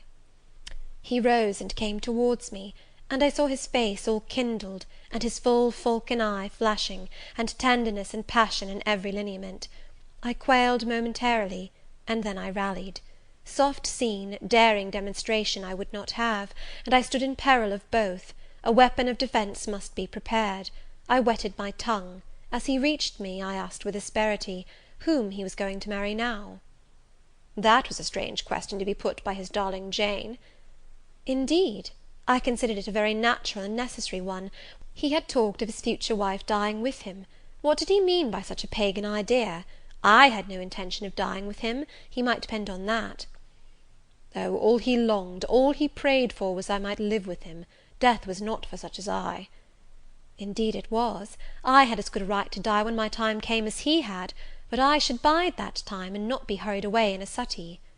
Would I forgive him for the selfish idea, and prove my pardon by a reconciling kiss? No, I would rather be excused. Here I heard myself apostrophized as a hard little thing, and it was added, any other woman would have been melted to marrow at hearing such stanzas crooned in her praise. I assured him I was naturally hard, very flinty, and that he would often find me so, and that, moreover, I was determined to show him divers rugged points in my character before the ensuing 4 weeks collapsed, he should know fully what sort of a bargain he had made, while there was yet time to rescind it. Would I be quiet and talk rationally? I would be quiet if he liked, and as to talking rationally, I flattered myself I was doing that now. He fretted, pished, and pshawed. Very good, thought I, you may fume and fidget as you please, but this is the best plan to pursue with you, I am sure. I like you more than I can say, but I'll not sink into a bathos of sentiment, and with this needle of repartee I'll keep you from the edge of the gulf too, and moreover maintain by its pungent aid that distance between you and myself most conducive to our real mutual advantage. From less to more I worked him up to considerable irritation. Then, after he had retired, in dudgeon, quite to the other end of the room, I got up, and saying, "I wish you good night, Sir," in my natural and wonted respectful manner, I slipped out by the side door and got away. The system thus entered on, I pursued during the whole season of probation, and with the best success. He was kept, to be sure, rather cross and crusty, but on the whole I could see he was excellently entertained, and that a lamb-like submission and turtle-dove sensibility, while fostering his despotism more, would have pleased his judgment, satisfied his common sense, and even suited his taste less. In other people's presence I was, as formerly, deferential and quiet, any other line of conduct being uncalled for. It was only in the evening conferences I thus thwarted and afflicted him. He continued to send for me punctually the moment the clock struck 7, though when I appeared before him now, he had no such honeyed terms as love and darling on his lips. The best words at my service were provoking puppet, malicious elf, sprite, changeling, etc. For caresses, too, I now got grimaces; for a pressure of the hand, a pinch on the arm; for a kiss on the cheek, a severe tweak of the ear. It was all right. At present I decidedly preferred these fierce favours to anything more tender. Mrs. Fairfax, I saw, approved me; her anxiety on my account vanished, therefore I was certain I did well. Meantime Mr. Rochester affirmed I was wearing him to skin and bone, and threatened awful vengeance for my present conduct at some period fast coming. I laughed in my sleeve at his menaces. I can keep you in reasonable check now, I reflected, and I don't doubt to be able to do it hereafter. If one expedient loses its virtue, another must be devised. Yet, after all, my task was not an easy one. Often I would rather have pleased than teased him. My future husband was becoming to me my whole world, and more than the world, almost my hope of heaven. He stood between me and every thought of religion, as an eclipse intervenes between man and the broad sun. I could not, in those days, see God for his creature, of whom I had made an idol. Chapter 24. Jane Eyre, by Charlotte Bronte. Chapter 25. The month of courtship had wasted; its very last hours were being numbered; there was no putting off the day that advanced, the bridal day, and all preparations for its arrival were complete. I, at least, had nothing more to do. There were my trunks, packed, locked, corded, ranged in a row along the wall of my little chamber. To-morrow at this time they would be far on their road to London, and so should I, or rather not I, but one Jane Rochester, a person whom as yet I knew not. The cards of address alone remained to nail on. They lay, 4 little squares, in the drawer. Mr. Rochester had himself written the direction, Mrs. Rochester, Hotel, London, on each. I could not persuade myself to affix them, or to have them affixed. Mrs. Rochester! She did not exist. She would not be born till to-morrow, sometime after 8 o'clock a.m., and I would wait to be assured she had come into the world alive before I assigned to her all that property. It was enough that in yonder closet, opposite my dressing-table, garments said to be hers had already displaced my black stuff Lowood frock and straw bonnet; for not to me appertained that suit of wedding raiment, the pearl-coloured robe, the vapoury veil pendant from the usurped portmanteau. I shut the closet to conceal the strange wraith-like apparel it contained, which at this evening hour, 9 o'clock, gave out certainly a most ghostly shimmer through the shadow of my apartment. "I will leave you by yourself, white dream," I said. "I am feverish. I hear the wind blowing. I will go out of doors and feel it."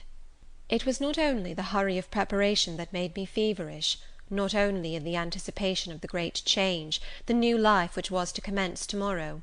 Both these circumstances had their share, doubtless, in producing that restless, excited mood which hurried me forth at this late hour into the darkening grounds; but a third cause influenced my mind more than they. I had at heart a strange and anxious thought. Something had happened which I could not comprehend. No one knew of or had seen the event but myself. It had taken place the preceding night. Mr. Rochester that night was absent from home, nor was he yet returned. Business had called him to a small estate of 2 or 3 farms he possessed 30 miles off. Business it was requisite he should settle in person, previous to his meditated departure from England. I now waited his return, eager to disburden my mind, and to seek of him the solution of the enigma that perplexed me. Stay till he comes, reader, and when I disclose my secret to him, you shall share the confidence. I sought the orchard, driven to its shelter by the wind, which all day had blown strong and full from the south, without, however, bringing a speck of rain. Instead of subsiding as night drew on, it seemed to augment its rush and deepen its roar. The trees blew steadfastly one way, never writhing round, and scarcely tossing back their boughs once in an hour. So continuous was the strain bending their branchy heads northward, the clouds drifting from pole to pole, fast following mass on mass, no glimpse of blue sky had been visible that July day. It was not without a certain wild pleasure I ran before the wind, delivering my trouble of mind to the measureless air torrent thundering through space. Descending the laurel walk, I faced the wreck of the chestnut tree. It stood up black and riven. The trunk, split down the centre, gasped ghastly. The cloven halves were not broken from each other, for the firm base and strong roots kept them unsundered below. Though community of vitality was destroyed, the sap could flow no more, the great boughs on each side were dead, and next winter's tempests would be sure to fell one or both to earth. As yet, however, they might be said to form one tree, a ruin, but an entire ruin. "You did right to hold fast to each other," I said, as if the monster splinters were living things and could hear me. "I think, scathed as you look, and charred and scorched, there must be a little sense of life in you yet, rising out of that adhesion at the faithful honest roots. You will never have green leaves more, never more see birds making nests and singing idyls in your boughs. The time of pleasure and love is over with you, but you are not desolate. Each of you has a comrade to sympathize with him in his decay." As I looked up at them, the moon appeared momentarily in that part of the sky which filled their fissure. Her disk was blood red and half overcast. She seemed to throw on me one bewildered, dreary glance, and buried herself again instantly in the deep drift of cloud. The wind fell for a second round Thornfield, but far away over wood and water poured a wild melancholy wail. It was sad to listen to, and I ran off again. Here and there I strayed through the orchard, gathered up the apples with which the grass round the tree roots was thickly strewn. Then I employed myself in dividing the ripe from the unripe. I carried them into the house and put them away in the store-room. Then I repaired to the library to ascertain whether the fire was lit; for, though summer, I knew on such a gloomy evening Mr. Rochester would like to see a cheerful hearth when he came in. Yes, the fire had been kindled some time, and burnt well. I placed his arm-chair by the chimney-corner. I wheeled the table near it. I let down the curtain, and had the candles brought in ready for lighting. More restless than ever, when I had completed these arrangements I could not sit still, nor even remain in the house. A little timepiece in the room and the old clock in the hall simultaneously struck 10. "How late it grows!" I said. "I will run down to the gates. It is moonlight at intervals, I can see a good way on the road. He may be coming now, and to meet him will save some minutes of suspense." The wind roared high in the great trees which embowered the gates, but the road, as far as I could see, to the right hand and the left, was all still and solitary, save for the shadows of clouds crossing it at intervals as the moon looked out. It was but a long pale line, unvaried by one moving speck.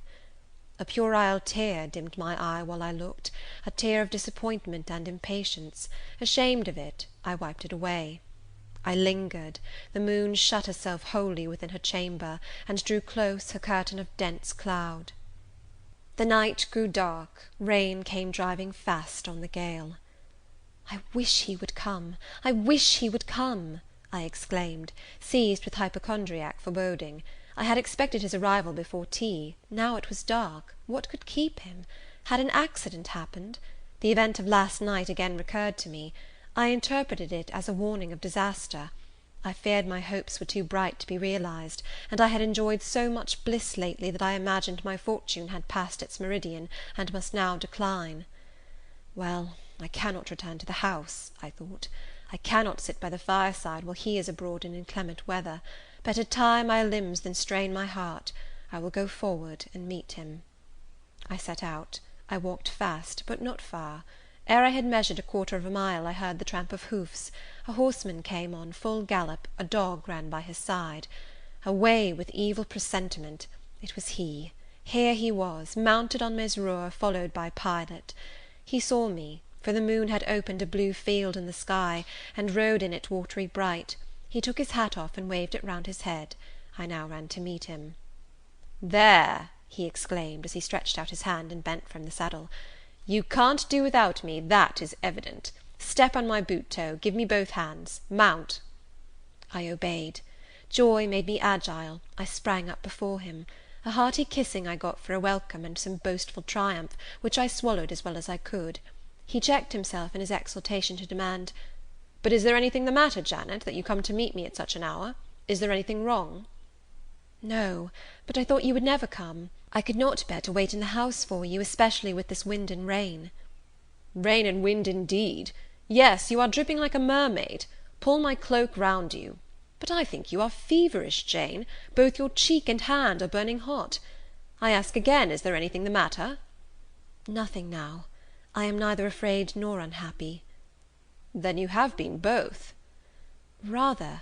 But I'll tell you all about it by and by, Sir, and I dare say you will only laugh at me for my pains."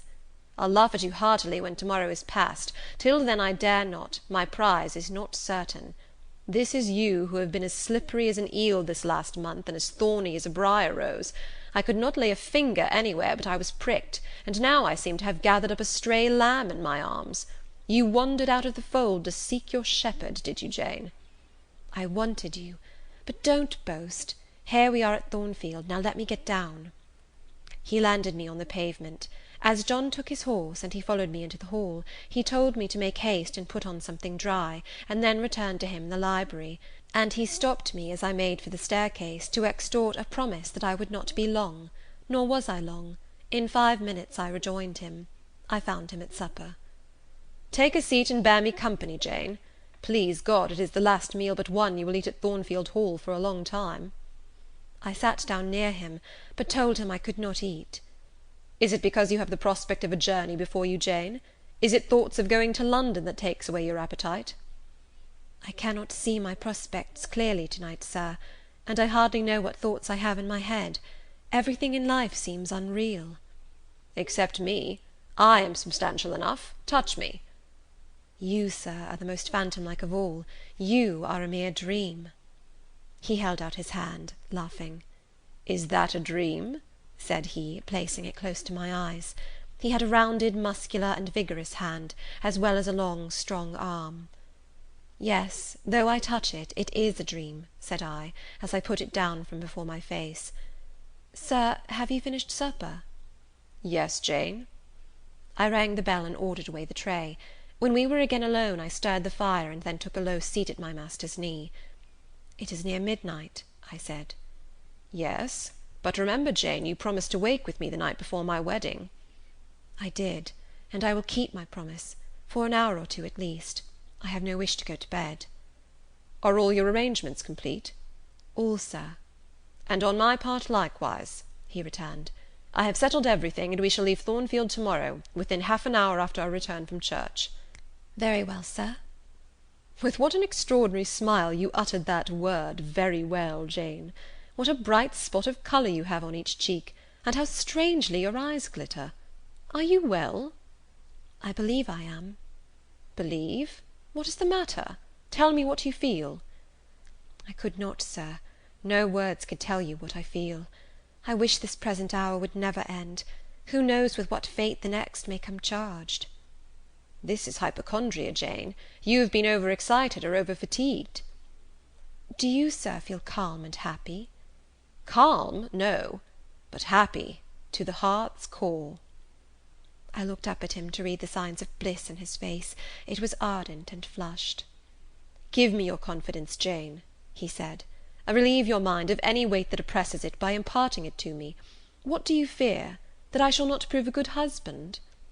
"It is the idea farthest from my thoughts." "Are you apprehensive of the new sphere you are about to enter? Of the new life into which you are passing?" "No." "You puzzle me, Jane. Your look and tone of sorrowful audacity perplex and pain me. I want an explanation." "Then, sir, listen. You were from home last night?" "I was. I know that, and you hinted a while ago at something which had happened in my absence. Nothing probably of consequence, but in short it has disturbed you. Let me hear it. Mrs. Fairfax has said something, perhaps, or you have overheard the servants talk. Your sensitive self-respect has been wounded." "No, sir. It struck 12. I waited till the timepiece had concluded its silver chime, and the clock its hoarse vibrating stroke, and then I proceeded. All day yesterday I was very busy, and very happy in my ceaseless bustle, for I am not, as you seem to think, troubled by any haunting fears about the new sphere, etc. I think it a glorious thing to have the hope of living with you, because I love you. No, sir, don't caress me now. Let me talk undisturbed. Yesterday I trusted well in Providence, and believed that events were working together for your good and mine. It was a fine day, if you recollect.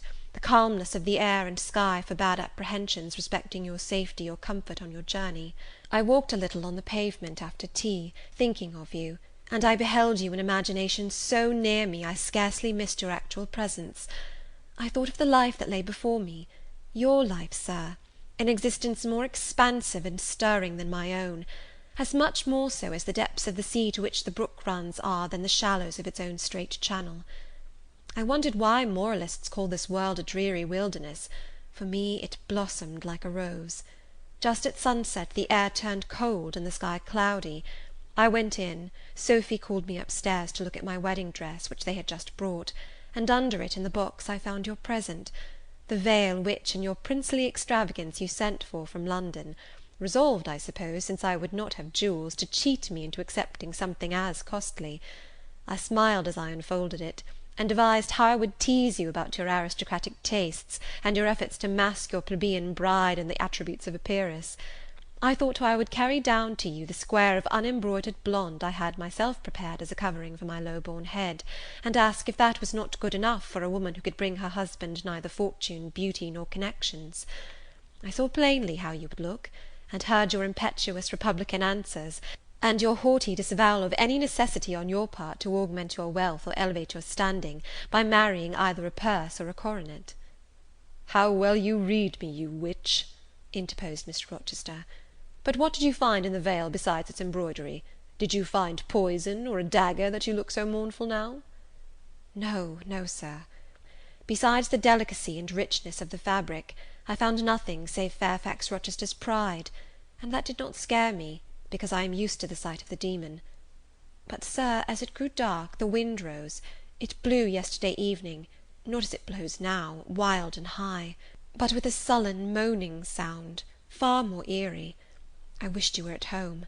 I came into this room, and the sight of the empty chair and fireless hearth chilled me. For some time after I went to bed I could not sleep. A sense of anxious excitement distressed me.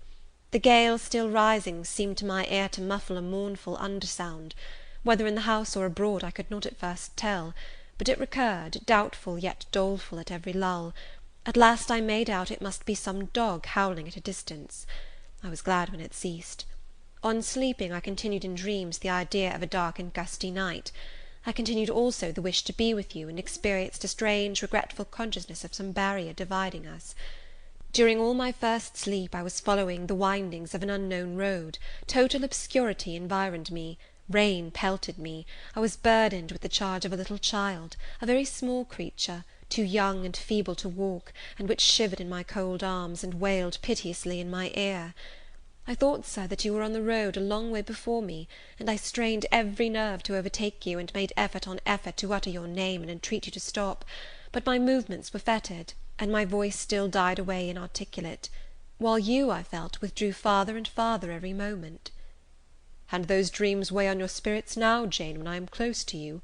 Little nervous subject! Forget visionary woe, and think only of real happiness. You say you love me, Janet? Yes, I will not forget that, and you cannot deny it. Those words did not die inarticulate on your lips. I heard them clear and soft, a thought too solemn perhaps, but sweet as music. I think it is a glorious thing to have the hope of living with you, Edward, because I love you. Do you love me, Jane? Repeat it. I do, sir, I do, with my whole heart. Well, he said, after some minutes' silence, it is strange, but that sentence has penetrated my breast painfully. Why? I think because you said it with such an earnest religious energy, and because your upward gaze at me now is the very sublime of faith, truth, and devotion. It is too much as if some spirit were near me. Look wicked, Jane, as you know well how to look. Coin one of your wild, shy, provoking smiles. Tell me you hate me. Tease me, vex me, do anything but move me. I would rather be incensed than saddened. I will tease you and vex you to your heart's content when I have finished my tale, but hear me to the end. I thought, Jane, you had told me all. I thought I had found the source of your melancholy in a dream. I shook my head. What? Is there more? But I will not believe it to be anything important. I warn you of incredulity beforehand. Go on. The disquietude of his air, the somewhat apprehensive impatience of his manner, surprised me, but I proceeded. I dreamt another dream, sir. That Thornfield Hall was a dreary ruin, the retreat of bats and owls. I thought that of all the stately front nothing remained but a shell-like wall, very high and very fragile looking. I wandered, on a moonlit night, through the grass-grown enclosure within. Here I stumbled over a marble hearth, and there over a fallen fragment of cornice. Wrapped up in a shawl, I still carried the unknown little child. I might not lay it down anywhere, however tired my arms, however much its weight impeded my progress, I must retain it. I heard the gallop of a horse at a distance on the road. I was sure it was you, and you were departing for many years, and for a distant country. I climbed the thin wall with frantic, perilous haste, eager to catch one glimpse of you from the top. The stones rolled from under my feet, the ivy branches I grasped gave way, the child clung round my neck in terror, and almost strangled me. At last I gained the summit. I saw you like a speck on a white track, lessening every moment. The blast blew so strong I could not stand. I sat down on the narrow ledge. I hushed the scared infant in my lap. You turned an angle of the road. I bent forward to take a last look. The wall crumbled. I was shaken. The child rolled from my knee. I lost my balance, fell, and woke. Now, Jane, that is all? All the preface, sir. The tale is yet to come. On waking, a gleam dazzled my eyes. I thought, oh, it is daylight. But I was mistaken. It was only candlelight. Sophy, I supposed, had come in. There was a light in the dressing-table, and the door of the closet, where, before going to bed, I had hung my wedding-dress and veil, stood open. I heard a rustling there. I asked, Sophy, what are you doing? No one answered. But a form emerged from the closet. It took the light, held it aloft, and surveyed the garments pendant from the portmanteau. Sophy! Sophy! I again cried, and still it was silent. I had risen up in bed.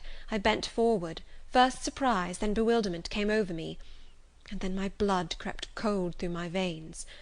Mr. Rochester, this was not Sophy, it was not Leah, it was not Mrs. Fairfax, it was not, no, I was sure of it, and am still, it was not even that strange woman, Grace Poole. It must have been one of them, interrupted my master. No, Sir, I solemnly assure you to the contrary. The shape standing before me had never crossed my eyes within the precincts of Thornfield Hall before. The height, the contour, were new to me. Describe it, Jane. It seemed, Sir, a woman, tall and large, with thick and dark hair hanging down her back. I knew not what dress she had on. It was white and straight, but whether gown, sheet, or shroud, I cannot tell. Did you see her face? Not at first, but presently she took my veil from its place. She held it up, gazed at it long, and then she threw it over her own head and turned to the mirror. At that moment I saw the reflection of the visage and features quite distinctly in the dark oblong glass. And how were they? Fearful and ghastly to me. Oh, Sir, I never saw a face like it. It was a discoloured face. It was a savage face. I wish I could forget the roll of the red eyes and the fearful blackened inflation of the lineaments. Ghosts are usually pale, Jane. This, Sir, was purple. The lips were swelled and dark, the brow furrowed, the black eyebrows widely raised over the bloodshot eyes. Shall I tell you of what it reminded me? You may. Of the foul German spectre, the vampire. Ah, what did it do? Sir, it removed my veil from its gaunt head, rent it in two parts, and flinging both on the floor, trampled on them. Afterwards? It drew aside the window curtain and looked out. Perhaps it saw dawn approaching, for, taking the candle, it retreated to the door. Just at my bedside, the figure stopped. The fiery eyes glared upon me. She thrust up her candle close to my face, and extinguished it under my eyes. I was aware her lurid visage flamed over mine, and I lost consciousness. For the second time in my life, only the second time, I became insensible from terror. Who was with you when you revived? No one, Sir, but the broad day. I rose, bathed my head and face in water, drank a long draught, felt that though enfeebled I was not ill, and determined that to none but you would I impart this vision. Now, Sir, tell me who and what that woman was. The creature of an overstimulated brain, that is certain. I must be careful of you, my treasure. Nerves like yours were not made for rough handling. Sir, depend upon it, my nerves were not in fault. The thing was real. The transaction actually took place. And your previous dreams, were they real too? Is Thornfield Hall a ruin? Am I severed from you by insuperable obstacles? Am I leaving you without a tear, without a kiss, without a word? Not yet. Am I about to do it? Why, the day is already commenced which is to bind us indissolubly, and when we are once united there shall be no recurrence of these mental terrors, I guarantee that.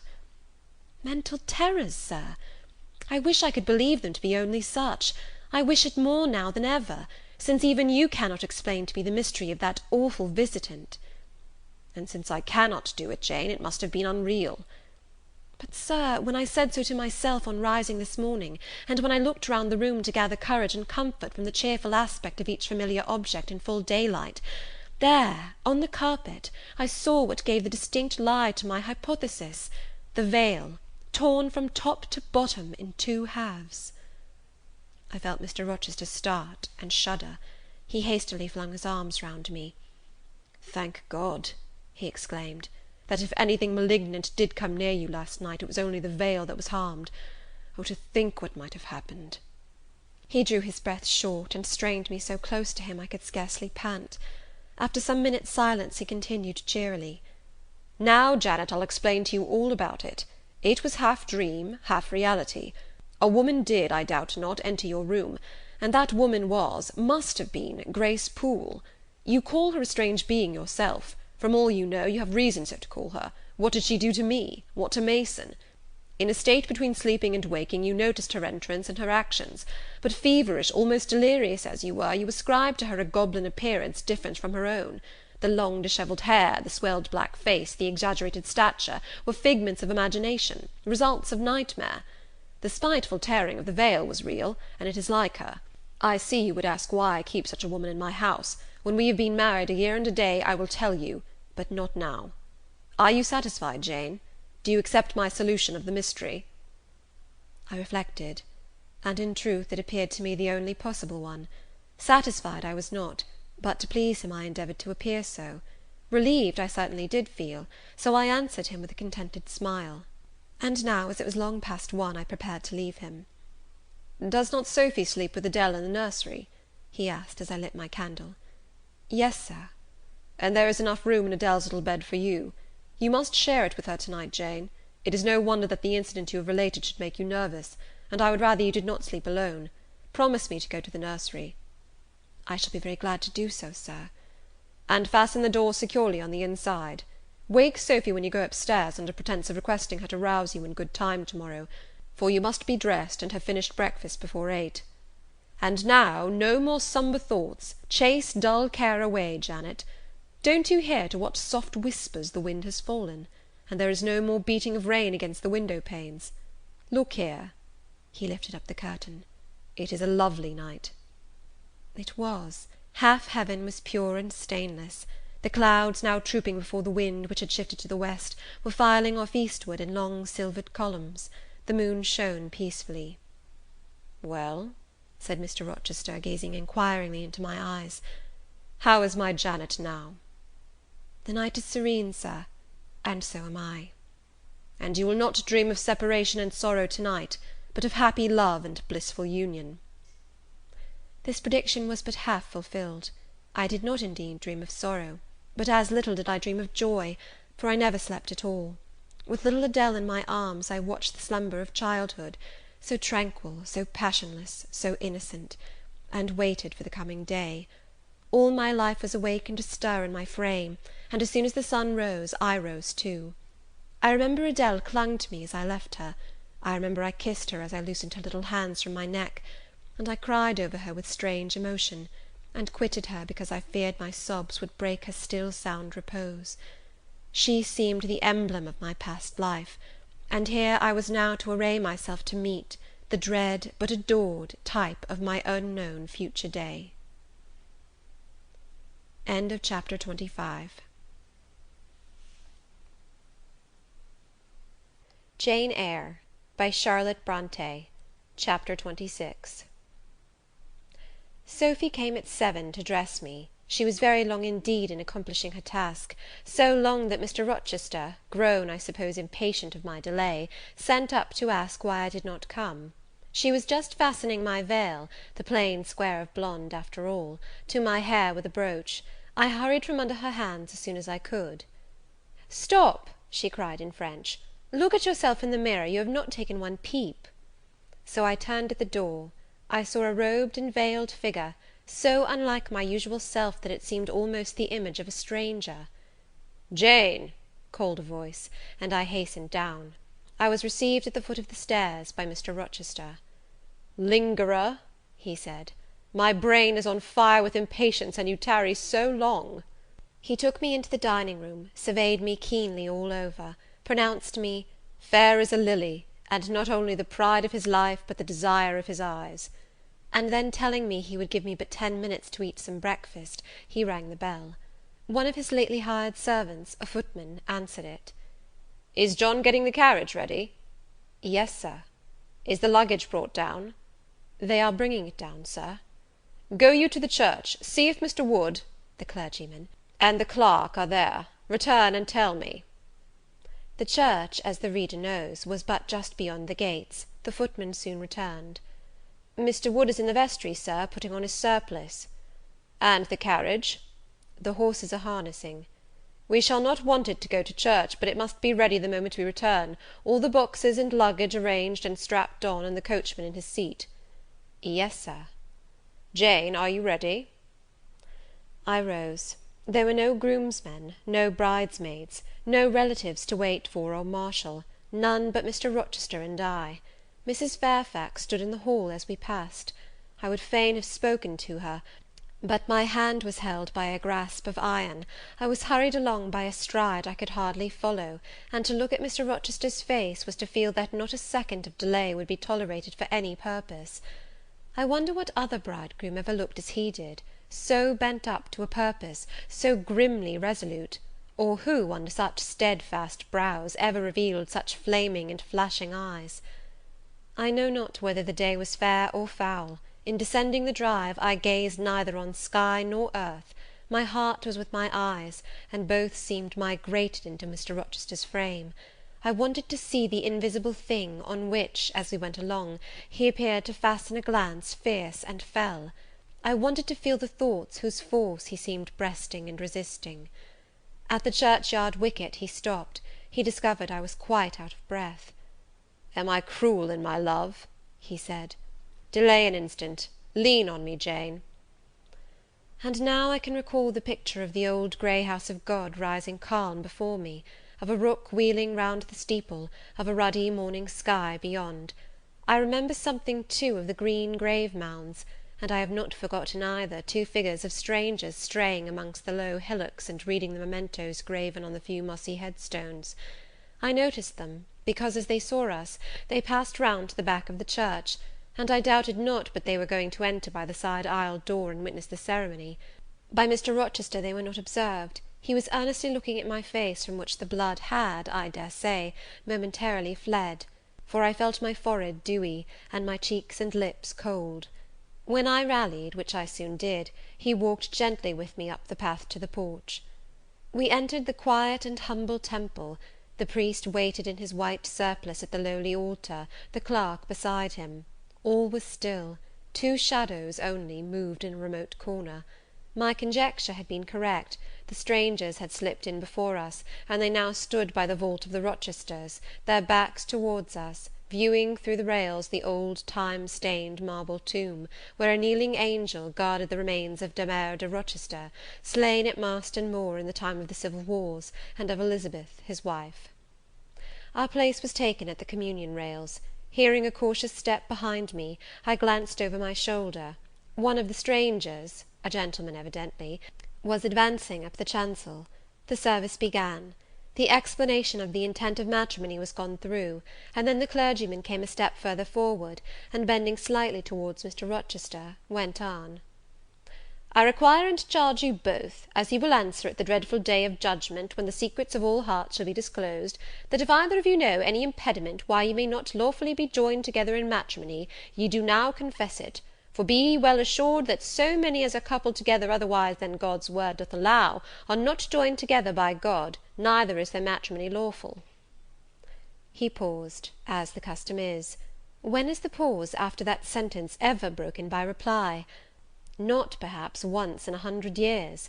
And the clergyman, who had not lifted his eyes from his book, and had held his breath but for a moment, was proceeding. His hand was already stretched towards Mr. Rochester, as his lips unclosed to ask, "Wilt thou have this woman for thy wedded wife?" when a distinct and near voice said, "The marriage cannot go on. I declare the existence of an impediment." The clergyman looked up at the speaker and stood mute. The clerk did the same. Mr. Rochester moved slightly, as if an earthquake had rolled under his feet. Taking a firmer footing, and not turning his head or eyes, he said, "Proceed." Profound silence fell when he had uttered that word, with deep but low intonation. Presently Mr. Wood said, "I cannot proceed without some investigation into what has been asserted, and evidence of its truth or falsehood." "The ceremony is quite broken off," subjoined the voice behind us. "I am in a condition to prove my allegation. An insuperable impediment to this marriage exists." Mr. Rochester heard, but heeded not. He stood stubborn and rigid, making no movement but to possess himself of my hand. What a hot and strong grasp he had! And how like quarried marble was his pale, firm, massive front at this moment! How his eyes shone, still watchful, and yet wild beneath! Mr. Wood seemed at a loss. "What is the nature of the impediment?" he asked. "Perhaps it may be got over, explained away." "Hardly," was the answer. "I have called it insuperable, and I speak advisedly." The speaker came forward, and leaned on the rails. He continued, uttering each word distinctly, calmly, steadily, but not loudly. "It simply consists in the existence of a previous marriage. Mr. Rochester has a wife, now living." My nerves vibrated to those low-spoken words as they had never vibrated to thunder. My blood felt their subtle violence as it had never felt frost or fire. But I was collected, and in no danger of swooning. I looked at Mr. Rochester. I made him look at me. His whole face was colourless rock. His eye was both spark and flint. He disavowed nothing. He seemed as if he would defy all things. Without speaking, without smiling, without seeming to recognize in me a human being, he only twined my waist with his arm, and riveted me to his side. "Who are you?" he asked of the intruder. "My name is Briggs, a solicitor of Street, London." "And you would thrust on me a wife?" "I would remind you of your lady's existence, Sir, which the law recognizes, if you do not." "Favour me with an account of her, with her name, her parentage, her place of abode." "Certainly." Mr. Briggs calmly took a paper from his pocket, and read out in a sort of official nasal voice, "I affirm and can prove that on the 20th of October, A.D. a date of some 15 years back, Edward Fairfax Rochester of Thornfield Hall, in the county of , and of Ferndean Manor, in shire, England, was married to my sister, Bertha Antoinetta Mason, daughter of Jonas Mason, merchant, and of Antoinetta his wife, a Creole, at Church, Spanish Town, Jamaica. The record of the marriage will be found in the register of that church. A copy of it is now in my possession. Signed, Richard Mason." "That, if a genuine document, may prove I have been married, but it does not prove that the woman mentioned therein as my wife is still living." "She was living 3 months ago," returned the lawyer. "How do you know?" "I have a witness to the fact, whose testimony even you, Sir, will scarcely controvert." "Produce him, or go to hell." "I will produce him first. He is on the spot. Mr. Mason, have the goodness to step forward." Mr. Rochester, on hearing the name, set his teeth. He experienced, too, a sort of strong convulsive quiver. Near to him as I was, I felt the spasmodic movement of fury or despair run through his frame. The second stranger, who had hitherto lingered in the background, now drew near. A pale face looked over the solicitor's shoulder. Yes, it was Mason himself. Mr. Rochester turned and glared at him. His eye, as I have often said, was a black eye. It now had a tawny, nay, a bloody light in its gloom, and his face flushed, olive cheek and hueless forehead received a glow as from spreading, ascending heart fire, and he stirred, lifted his strong arm. He could have struck Mason, dashed him on the church floor, shocked by a ruthless blow the breath from his body; but Mason shrank away, and cried faintly, "Good God!" Contempt fell cool on Mr. Rochester. His passion died as if a blight had shrivelled it up. He only asked, "What have you to say?" An inaudible reply escaped Mason's white lips. "The devil is in it if you cannot answer distinctly. I again demand, what have you to say?" Sir," interrupted the clergyman, "do not forget you are in a sacred place." Then, addressing Mason, he inquired gently, "Are you aware, Sir, whether or not this gentleman's wife is still living?" "Courage," urged the lawyer, "speak out." "She is now living at Thornfield Hall," said Mason in more articulate tones. "I saw her there last April. I am her brother." "At Thornfield Hall!" ejaculated the clergyman. "Impossible! I am an old resident in this neighbourhood, Sir, and I never heard of a Mrs. Rochester at Thornfield Hall." I saw a grim smile contort Mr. Rochester's lips, and he muttered, "No, by God, I took care that none should hear of it, or of her under that name." He mused. For 10 minutes he held counsel with himself. He formed his resolve, and announced it. "Enough! All shall bolt out at once, like the bullet from the barrel. Wood, close your book, and take off your surplice. John Green," to the clerk, "leave the church. There will be no wedding to-day." The man obeyed. Mr. Rochester continued, hardily and recklessly, "Bigamy is an ugly word. I meant, however, to be a bigamist; but fate has outmanoeuvred me, or Providence has checked me, perhaps the last. I am little better than a devil at this moment, and, as my pastor there would tell me, deserve no doubt the sternest judgments of God, even to the quenchless fire and deathless worm. Gentlemen, my plan is broken up. What this lawyer and his client say is true. I have been married, and the woman to whom I was married lives. You say you have never heard of a Mrs. Rochester at the house up yonder wood; but I dare say you have many a time inclined your ear to gossip about the mysterious lunatic kept under watch and ward. Some have whispered to you that she is my bastard half-sister, some my cast-off mistress. I now inform you that she is my wife, whom I married 15 years ago. Bertha Mason by name, sister of this resolute personage, who is now, with his quivering limbs and white cheeks, showing you what a stout heart men may bear. Cheer up, Dick, never fear me, I'd almost as soon strike a woman as you. Bertha Mason is mad, and she came of a mad family, idiots and maniacs through 3 generations. Her mother, the Creole, was both a madwoman and a drunkard, as I found out after I had wed the daughter, for they was silent on family secrets before. Bertha, like a dutiful child, copied her parent in both points. I had a charming partner, pure, wise, modest. You can fancy I was a happy man. I went through rich scenes. Oh, my experience has been heavenly, if you only knew it. But I owe you no further explanation. Briggs, Wood, Mason, I invite you all to come up to the house and visit Mrs. Poole's patient and my wife. You shall see what sort of a being I was cheated into espousing, and judge whether or not I had a right to break the compact, and seek sympathy with something at least human. This girl," he continued, looking at me, "knew no more than you would of the disgusting secret. She thought all was fair and legal, and never dreamt she was going to be entrapped into a feigned union with a defrauded wretch, already bound to a bad, mad, and embruted partner. Come, all of you, follow." Still holding me fast, he left the church. The 3 gentlemen came after. At the front door of the hall we found the carriage. "Take it back to the coach-house, John," said Mr. Rochester coolly. "It will not be wanted to-day." At our entrance, Mrs. Fairfax, Adele, Sophy, Leah, advanced to meet and greet us.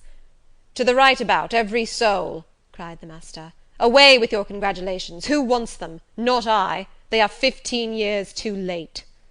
He passed on and ascended the stairs, still holding my hand, and still beckoning the gentlemen to follow him, which they did.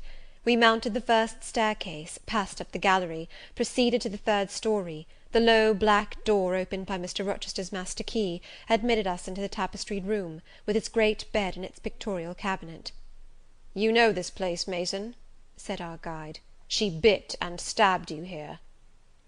He lifted the hangings from the wall, uncovering the 2nd door. This, too, he opened. In a room without a window there burnt a fire guarded by a high and strong fender, and a lamp suspended from the ceiling by a chain. Grace Poole bent over the fire, apparently cooking something in a saucepan. In the deep shade at the farther end of the room, a figure ran backwards and forwards. What it was, whether beast or human being, one could not at first sight tell. It grovelled seemingly on all fours. It snatched and growled like some strange wild animal; but it was covered with clothing, and a quantity of dark grizzled hair, wild as a mane, hid its head and face. "Good morrow, Mrs. Poole," said Mr. Rochester. "How are you, and how is your charge to-day?" "We're tolerable, Sir, I thank you," replied Grace, lifting the boiling mess carefully on to the hob. "Rather snappish, but not rageous." A fierce cry seemed to give the lie to her favourable report. The clothed hyena rose up, and stood tall on its hind feet. "Ah, Sir, she sees you," exclaimed Grace. "You'd better not stay." "Only a few moments, Grace. You must allow me a few moments." "Take care, then, Sir, for God's sake, take care." The maniac bellowed. She parted her shaggy locks from her visage, and gazed wildly at her visitors. I recognized well that purple face, those bloated features. Mrs. Poole advanced. "Keep out of the way," said Mr. Rochester, thrusting her aside. "She has no knife now, I suppose, and I'm on my guard." "One never knows what she has, Sir. She is so cunning, it is not in mortal discretion to fathom her craft." "We had better leave her," whispered Mason. "Go to the devil," was his brother-in-law's recommendation. "Where?" cried Grace. The 3 gentlemen retreated simultaneously. Mr. Rochester flung me behind him. The lunatic sprang and grappled his throat viciously, and laid her teeth to his cheek. They struggled. She was a big woman, in stature almost equalling her husband, and corpulent besides. She showed virile force in the contest. More than once she almost throttled him, athletic as he was. He could have settled her with a well-planted blow, but he would not strike. He would only wrestle. At last he mastered her arms. Grace Poole gave him a cord, and he pinioned them behind her. With more rope, which was at hand, he bound her to a chair. The operation was performed amidst the fiercest yells and the most convulsive plunges. Mr. Rochester then turned to the spectators. He looked at them with a smile both acrid and desolate. "That is my wife," said he.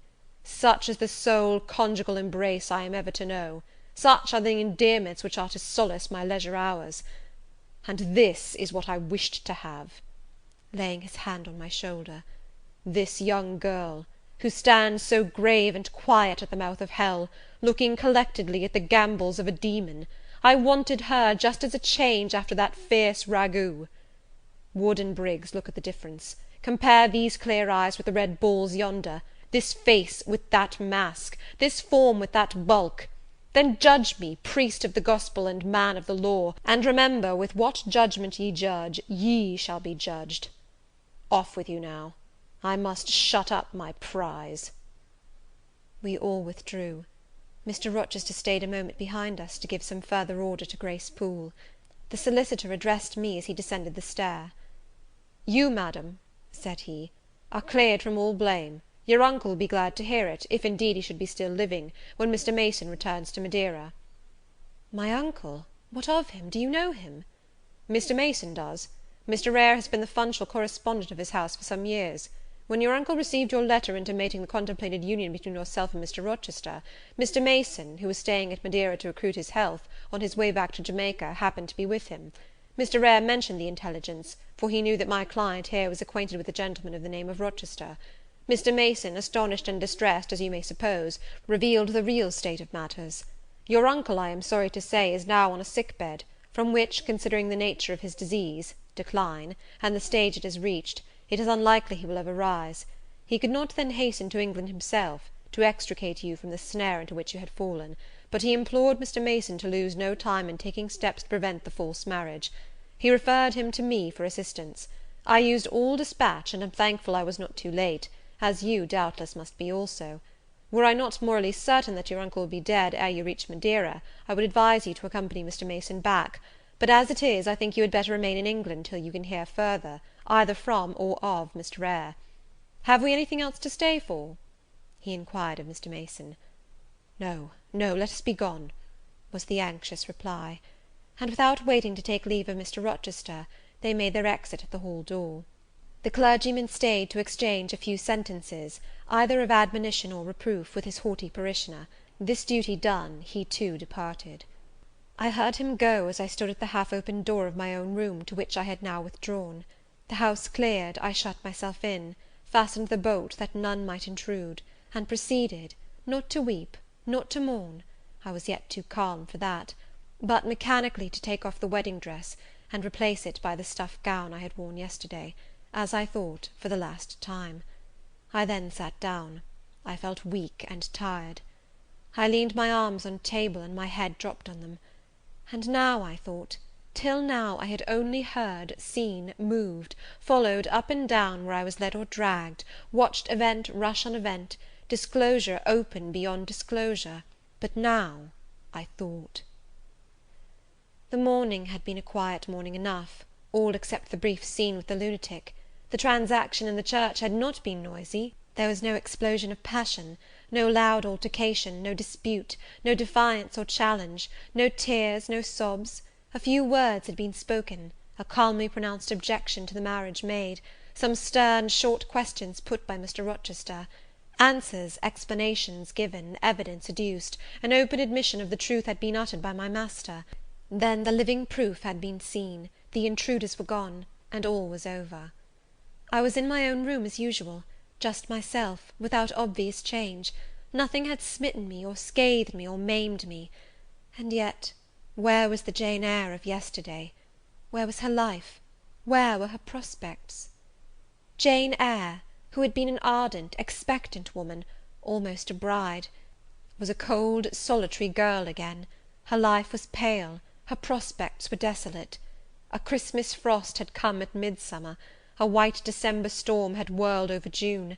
Ice glazed the ripe apples, drifts crushed the blowing roses, on hayfield and cornfield lay a frozen shroud, lanes which last night blushed full of flowers, to-day were pathless with untrodden snow, and the woods, which 12 hours since waved leafy and fragrant as groves between the tropics, now spread waste, wild, and white as pine forests in wintry Norway. My hopes were all dead. struck with a subtle doom, such as, in one night, fell on all the first-born in the land of Egypt. I looked on my cherished wishes, yesterday so blooming and glowing; they lay stark, chill, livid corpses that would never revive.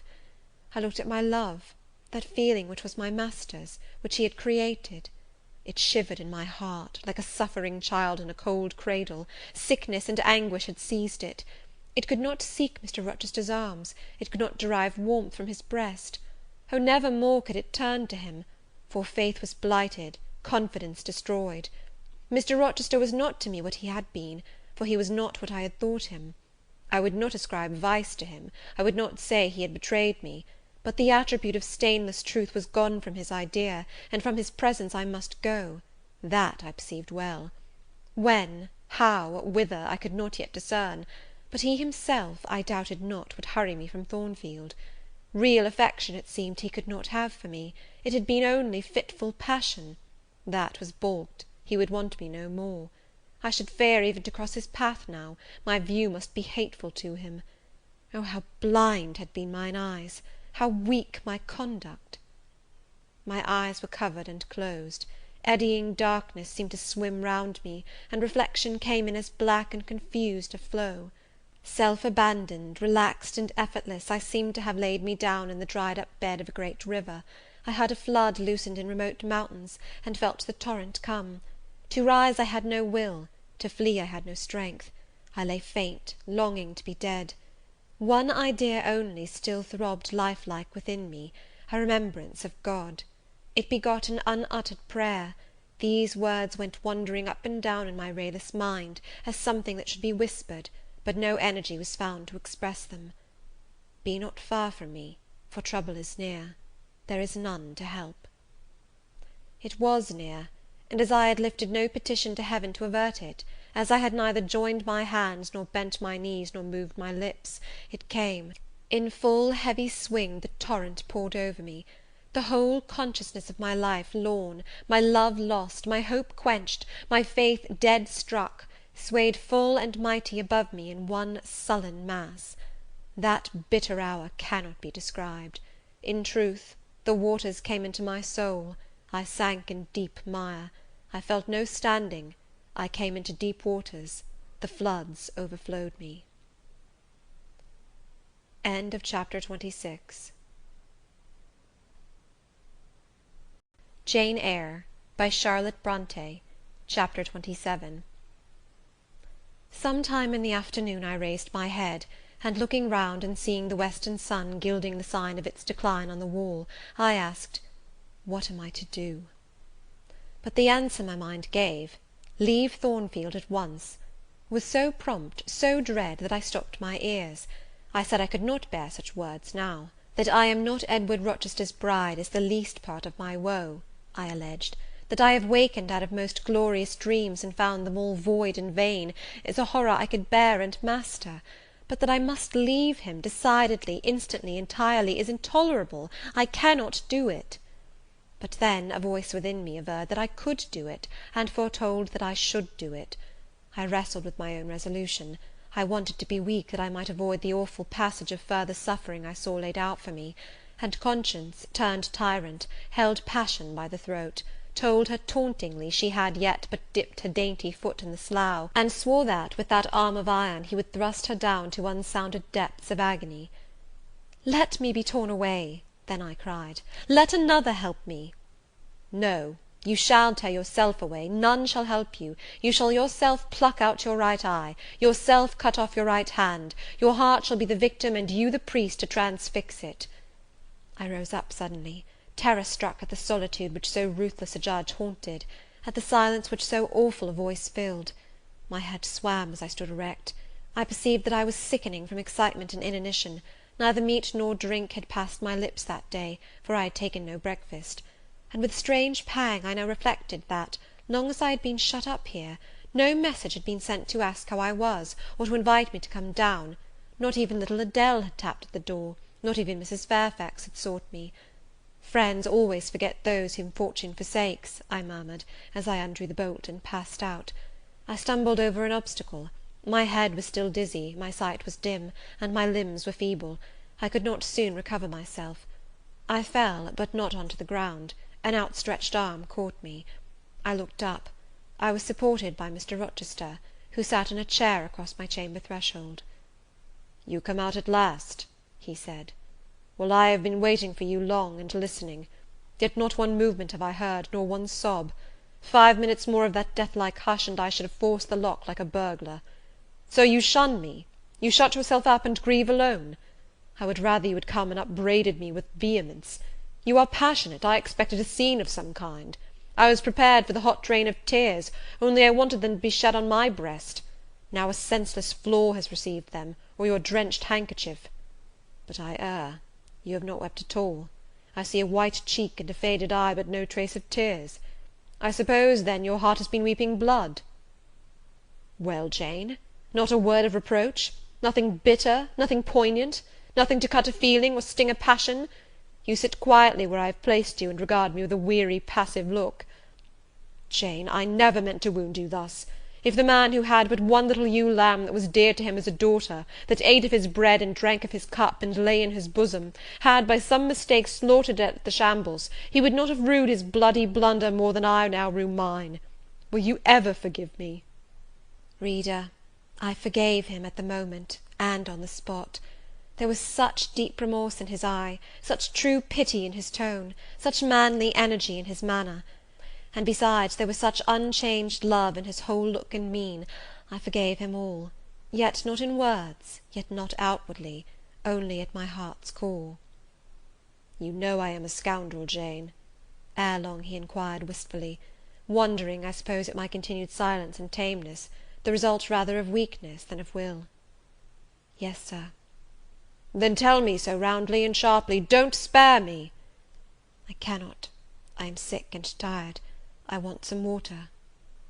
He heaved a sort of shuddering sigh, and taking me in his arms, carried me down stairs. At first I did not know to what room he had borne me; all was cloudy to my glazed sight. Presently I felt the reviving warmth of a fire, for summer as it was, I had become icy cold in my chamber. He put wine to my lips; I tasted it and revived. Then I ate something he offered me, and was soon myself. I was in the library, sitting in his chair; he was quite near. If I could go out of life now, without too sharp a pang, it would be well for me, I thought. Then I should not have to make the effort of cracking my heartstrings, in rending them from among Mr. Rochester's. I must leave him, it appears. I do not want to leave him. I cannot leave him. "How are you now, Jane?" "Much better, sir. I shall be well soon." "Taste the wine again, Jane." I obeyed him. Then he put the glass on the table, stood before me, and looked at me attentively. Suddenly he turned away with an inarticulate exclamation, full of passionate emotion of some kind. He walked fast through the room, and came back. He stooped towards me, as if to kiss me, but I remembered caresses were now forbidden. I turned my face away, and put his aside. "What? How is this?" he exclaimed hastily. "Oh, I know. You won't kiss the husband of Bertha Mason. You consider my arms filled and my embraces appropriated?" "At any rate, there is neither room nor claim for me, sir." "Why, Jane? I will spare you the trouble of much talking. I will answer for you, because I have a wife already, you would reply. I guess rightly?" "Yes." "If you think so, you must have a strange opinion of me. You must regard me as a plotting profligate, a base and low rake, who has been simulating disinterested love, in order to draw you into a snare deliberately laid, and strip you of honour, and rob you of self-respect. What do you say to that? I see you can say nothing. In the first place, you are faint still, and have enough to do to draw your breath. In the second place, you cannot yet accustom yourself to accuse and revile me; and besides, the floodgates of tears are opened, and they would rush out if you spoke much, and you have no desire to expostulate, to upbraid, to make a scene. You are thinking how to act. Talking, you consider, is of no use. I know you. I am on my guard." "Sir, I do not wish to act against you," I said, and my unsteady voice warned me to curtail my sentence. "Not in your sense of the word; but in mine you are scheming to destroy me. You have as good as said that I am a married man. As a married man, you will shun me, keep out of my way. Just now you have refused to kiss me. You intend to make yourself a complete stranger to me, to live under this roof only as Adele's governess. If ever I say a friendly word to you, if ever a friendly feeling inclines you again to me, you will say, 'That man had nearly made me his mistress. I must be ice and rock to him.' And ice and rock you will accordingly become." I cleared and steadied my voice to reply, "All is changed about me, sir. I must change too. There is no doubt of that; and to avoid fluctuations of feeling and continual combats with recollections and associations, there is only one way. Adele must have a new governess, sir." "Oh, Adele will go to school. I have settled that already. Nor do I mean to torment you with the hideous associations and recollections of Thornfield Hall, this accursed place, this tent of Achan, this insolent vault offering the ghastliness of living death to the light of the open sky, this narrow stone hell with its one real fiend, worse than a legion of such as we imagine. Jane, you shall not stay here, nor will I. I was wrong ever to bring you to Thornfield Hall, knowing as I did how it was haunted. I charged them to conceal from you, before I ever saw you, all knowledge of the curse of the place, merely because I feared Adele never would have a governess to stay if she knew with what inmate she was housed, and my plans would not permit me to remove the maniac elsewhere. Though I possess an old house, Ferndean Manor, even more retired and hidden than this, where I could have lodged her safely enough, had not a scruple about the unhealthiness of the situation, in the heart of a wood, made my conscience recoil from the arrangement. Probably those damp walls would soon have eased me of her charge; but to each villain his own vice, and mine is not a tendency to indirect assassination, even of what I most hate. Concealing the madwoman's neighbourhood from you, however, was something like covering a child with a cloak, and laying it down near an upas tree. That demon's vicinage is poisoned, and always was. But I'll shut up Thornfield Hall. I'll nail up the front door and board the lower windows. I'll give Mrs. Poole 200 a year to live here with my wife, as you term that fearful hag. Grace will do much for money, and she shall have her son, the keeper at Grimsby Retreat, to bear her company, and be at hand to give her aid in the paroxysms, when my wife is prompted by her familiar to burn people in their beds at night, to stab them, to bite their flesh from their bones, and so on." "Sir," I interrupted him, "you are inexorable for that unfortunate lady. You speak of her with hate, with vindictive antipathy. It is cruel. She cannot help being mad." "Jane, my little darling, so I will call you, for so you are. You don't know what you are talking about. You misjudge me again. It is not because she is mad I hate her. If you were mad, do you think I should hate you?"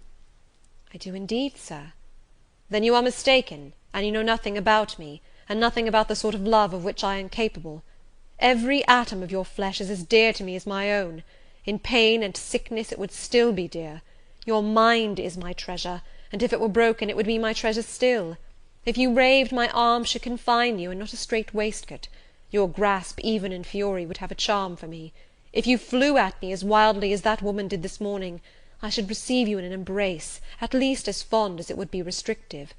I should not shrink from you with disgust as I did from her. In your quiet moments you would have no watcher and no nurse but me, and I could hang over you with untiring tenderness, though you gave me no smile in return, and never weary of gazing into your eyes, though they had no longer a ray of recognition for me. But why do I follow that train of ideas? I was talking of removing you from Thornfield. All you know is prepared for prompt departure. Tomorrow you shall go.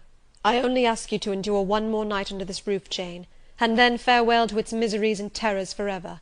I have a place to repair to, which will be a secure sanctuary from hateful reminiscences, from unwelcome intrusion, even from falsehood and slander." "And take Adele with you, sir," I interrupted. "She will be a companion for you." "What do you mean, Jane? I told you I would send Adele to school, and what do I want with a child for a companion, and not my own child, a French dancer's bastard? Why do you importune me about her? I say, why do you assign Adele to me for a companion?" "You spoke of a retirement, sir, and retirement and solitude are dull, too dull for you." "Solitude! Solitude!" he reiterated with irritation. "I see I must come to an explanation. I don't know what sphinx-like expression is forming in your countenance. You are to share my solitude. Do you understand?" I shook my head. It required a degree of courage, excited as he was becoming, even to risk that mute sign of dissent. He had been walking fast about the room, and he stopped as if suddenly rooted to one spot. He looked at me long and hard. I turned my eyes from him, fixed them on the fire, and tried to assume and maintain a quiet, collected aspect. Now for the hitch in Jane's character," he said at last, speaking more calmly than from his look I had expected him to speak. "The reel of silk has run smoothly enough so far, but I always knew there would come a knot and a puzzle. Here it is. Now for vexation and exasperation and endless trouble. By God, I long to exert a fraction of Samson's strength, and break the entanglement like tow." He recommenced his walk, but soon again stopped, and this time just before me. "Jane, will you hear reason?" He stooped and approached his lips to my ear. "Because if you won't, I'll try violence." His voice was hoarse, his look that of a man who is just about to burst an insufferable bond, and plunge headlong into wild license. I saw that in another moment, and with one impetus of frenzy more, I should be able to do nothing with him. The present, the passing second of time, was all I had in which to control and restrain him. A movement of repulsion, flight, fear, would have sealed my doom, and his. But I was not afraid, not in the least. I felt an inward power, a sense of influence which supported me. The crisis was perilous, but not without its charm, such as the Indian perhaps feels when he slips over the rapid in his canoe. I took hold of his clenched hand, loosened the contorted fingers, and said to him soothingly, "Sit down. I'll talk to you as long as you like, and hear all you have to say, whether reasonable or unreasonable." He sat down, but he did not get leave to speak directly. I had been struggling with tears for some time. I had taken great pains to repress them, because I knew he would not like to see me weep. Now, however, I considered it well to let them flow as freely and as long as they liked. If the flood annoyed him, so much the better. So I gave way, and cried heartily. Soon I heard him earnestly entreating me to be composed. I said I could not, while he was in such a passion. "But I am not angry, Jane. I only love you too well, and you had steeled your little pale face with such a resolute frozen look, I could not endure it. Hush now, and wipe your eyes." His softened voice announced that he was subdued, so I, in my turn, became calm. Now he made an effort to rest his head on my shoulder, but I would not permit it. Then he would draw me to him. No. "Jane, Jane," he said, in such an accent of bitter sadness it thrilled along every nerve I had. "You don't love me, then? It was only my station and the rank of my wife that you valued. Now that you think me disqualified to become your husband, you recoil from my touch as if I were some toad or ape." These words cut me, yet what could I do or say? I ought probably to have done or said nothing, but I was so tortured by a sense of remorse at this hurting his feelings, I could not control the wish to drop balm where I had wounded. "I do love you," I said, "more than ever; but I must not show or indulge the feeling, and this is the last time I must express it." "The last time, Jane? What, do you think you can live with me, and see me daily, and yet, if you still love me, be always cold and distant?" "No, Sir, that I am certain I could not, and therefore I see there is but one way; but you will be furious if I mention it." "Oh, mention it! If I storm, you have the art of weeping." "Mr. Rochester, I must leave you." "For how long, Jane? For a few minutes, while you smooth your hair, which is somewhat dishevelled, and bathe your face, which looks feverish?" "I must leave Adele and Thornfield. I must part with you for my whole life. I must begin a new existence among strange faces and strange scenes." "Of course, I told you I should. I pass over the madness about parting from me. You mean you must become a part of me. As to the new existence, it is all right. You shall yet be my wife. I am not married. You shall be Mrs. Rochester, both virtually and nominally. I shall keep to only you so long as you and I live. You shall go to a place I have in the south of France, a whitewashed villa on the shores of the Mediterranean. There you shall live a happy and guarded and most innocent life. Never fear that I wish to lure you into error, to make you my mistress. Why did you shake your head? Jane, you must be reasonable, or in truth I shall again become frantic." His voice and hand quivered, his large nostrils dilated, his eye blazed. Still I dared to speak. "Sir, your wife is living. That is a fact acknowledged this morning by yourself. If I lived with you as you desire, I should then be your mistress. To say otherwise is sophistical, is false." "Jane, I am not a gentle-tempered man, you forget that. I am not long-enduring, I am not cool and dispassionate, Out of pity to me and yourself, put your finger on my pulse, feel how it throbs, and beware." He bared his wrist, and offered it to me. The blood was forsaking his cheek and lips; they were growing livid. I was distressed on all hands. To agitate him thus deeply, by a resistance he so abhorred, was cruel; to yield was out of the question. I did what human beings do instinctively when they are driven to utter extremity, looked for aid to one higher than man. The words, "God help me," burst involuntarily from my lips. "I am a fool," cried Mr. Rochester suddenly. "I keep telling her I am not married, and do not explain to her why. I forget she knows nothing of the character of that woman, or of the circumstances attending my infernal union with her. Oh, I am certain Jane will agree with me in opinion when she knows all that I know. Just put your hand in mine, Janet, that I may have the evidence of touch as well as sight, to prove you are near me, and I will in a few words show you the real state of the case. Can you listen to me?" "Yes, Sir, for hours, if you will." "I ask only minutes. Jane, did you ever hear or know that I was not the eldest son of my house, that I once had a brother older than I?" "I remember Mrs. Fairfax told me so once." "And did you ever hear that my father was an avaricious, grasping man?" "I have understood something to that effect." "Well, Jane, being so, it was his resolution to keep the property together. He could not bear the idea of dividing his estate and leaving me a fair portion. All he resolved should go to my brother Rowland. Yet as little could he endure that a son of his should be a poor man. I must be provided for by a wealthy marriage. He sought me a partner betimes. Mr. Mason, a West India planter and merchant, was his old acquaintance. He was certain his possessions were real and vast. He made inquiries. Mr. Mason, he found, had a son and daughter, and learned from him that he could and would give the latter a fortune of 30,000 pounds. That sufficed. When I left college, I was sent out to Jamaica, to espouse a bride already courted for me. My father said nothing about her money, but told me Miss Mason was the boast of Spanish Town for her beauty; and this was no lie. I found her a fine woman in the style of Blanche Ingram, tall, dark, and majestic. Her family wished to secure me because I was of good race, and so did she. They showed her to me in parties, splendidly dressed. I seldom saw her alone, and had very little private conversation with her.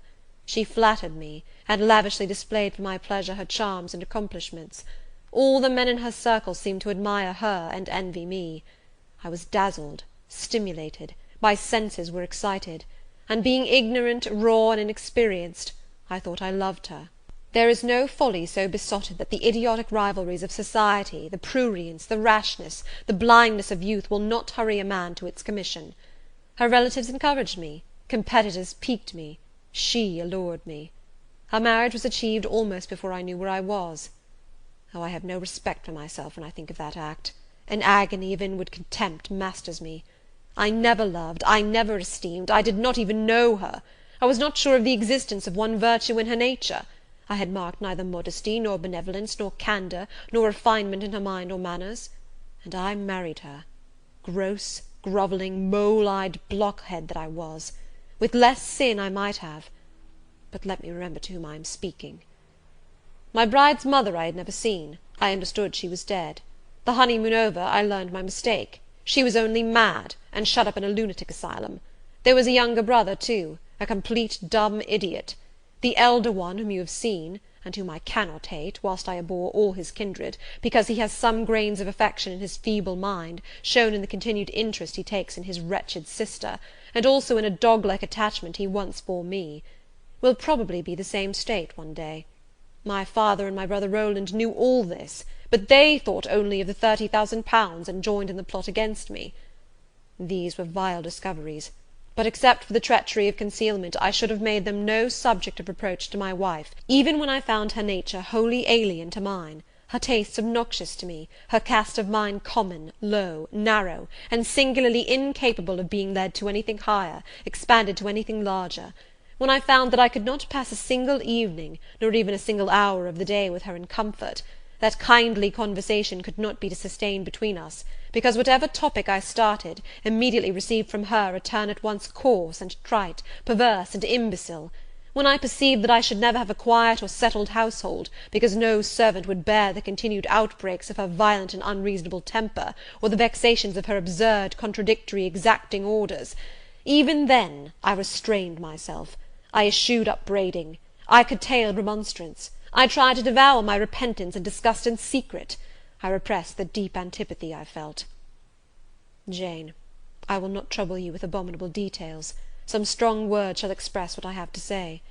I lived with that woman upstairs 4 years, and before that time she had tried me indeed. Her character ripened and developed with frightful rapidity. Her vices sprang up fast and rank. They were so strong only cruelty could check them, and I would not use cruelty. What a pigmy intellect she had, and what giant propensities! How fearful were the curses those propensities entailed on me! Bertha Mason, the true daughter of an infamous mother, dragged me through all the hideous and degrading agonies which must attend a man bound to a wife at once intemperate and unchaste. My brother in the interval was dead, and at the end of the 4 years my father died too. I was rich enough now, yet poor to hideous indigence.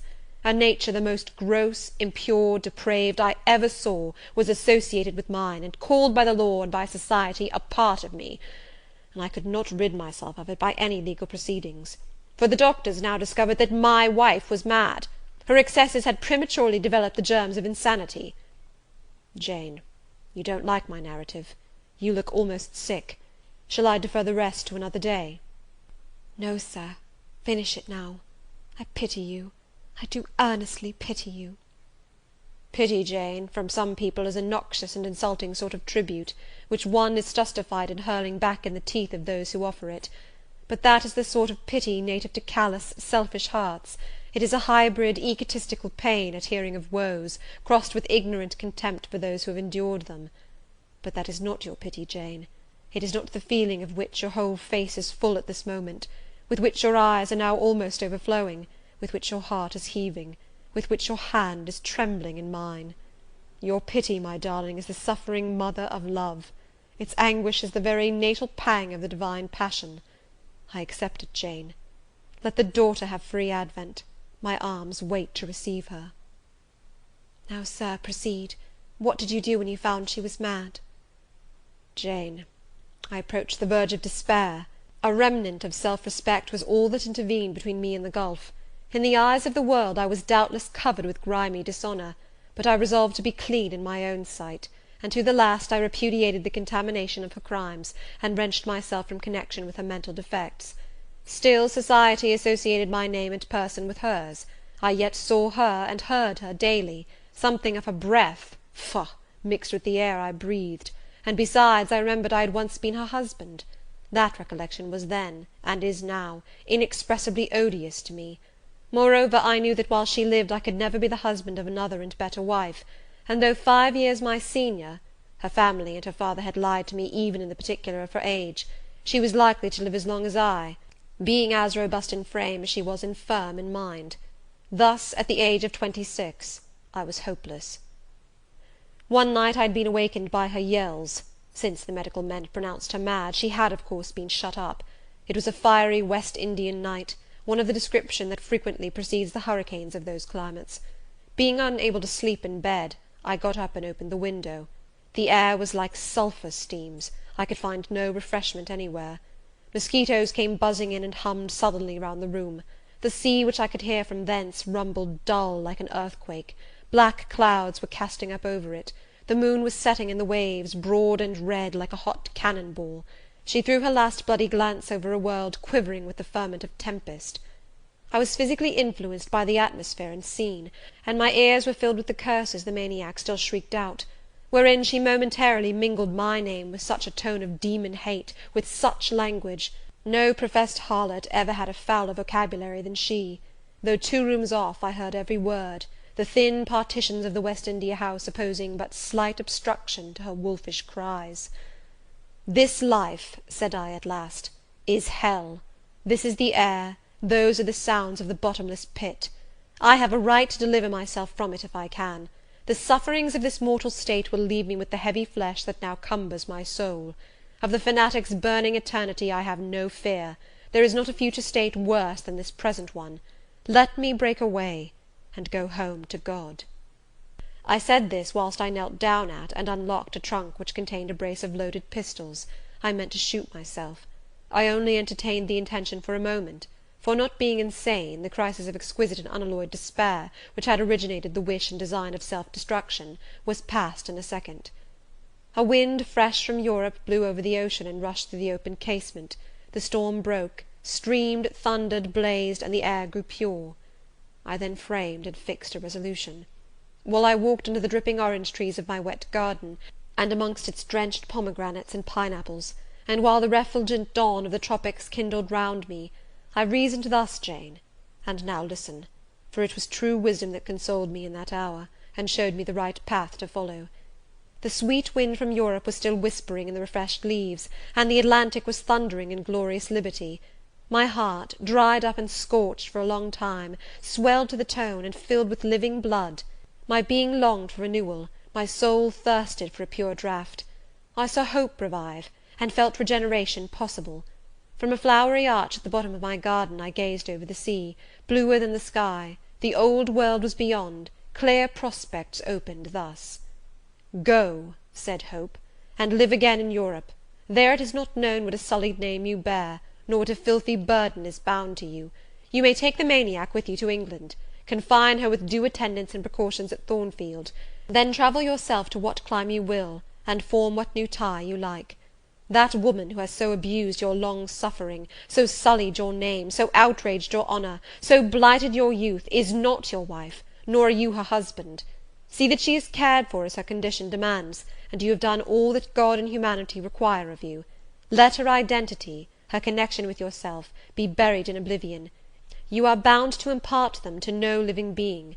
Place her in safety and comfort, shelter her degradation with secrecy, and leave her." I acted precisely on this suggestion. My father and brother had not made my marriage known to their acquaintance, because in the very first letter I wrote to apprise them of the union, having already begun to experience extreme disgust of its consequences, and from the family character and constitution seeing a hideous future opening to me, I added an urgent charge to keep it secret.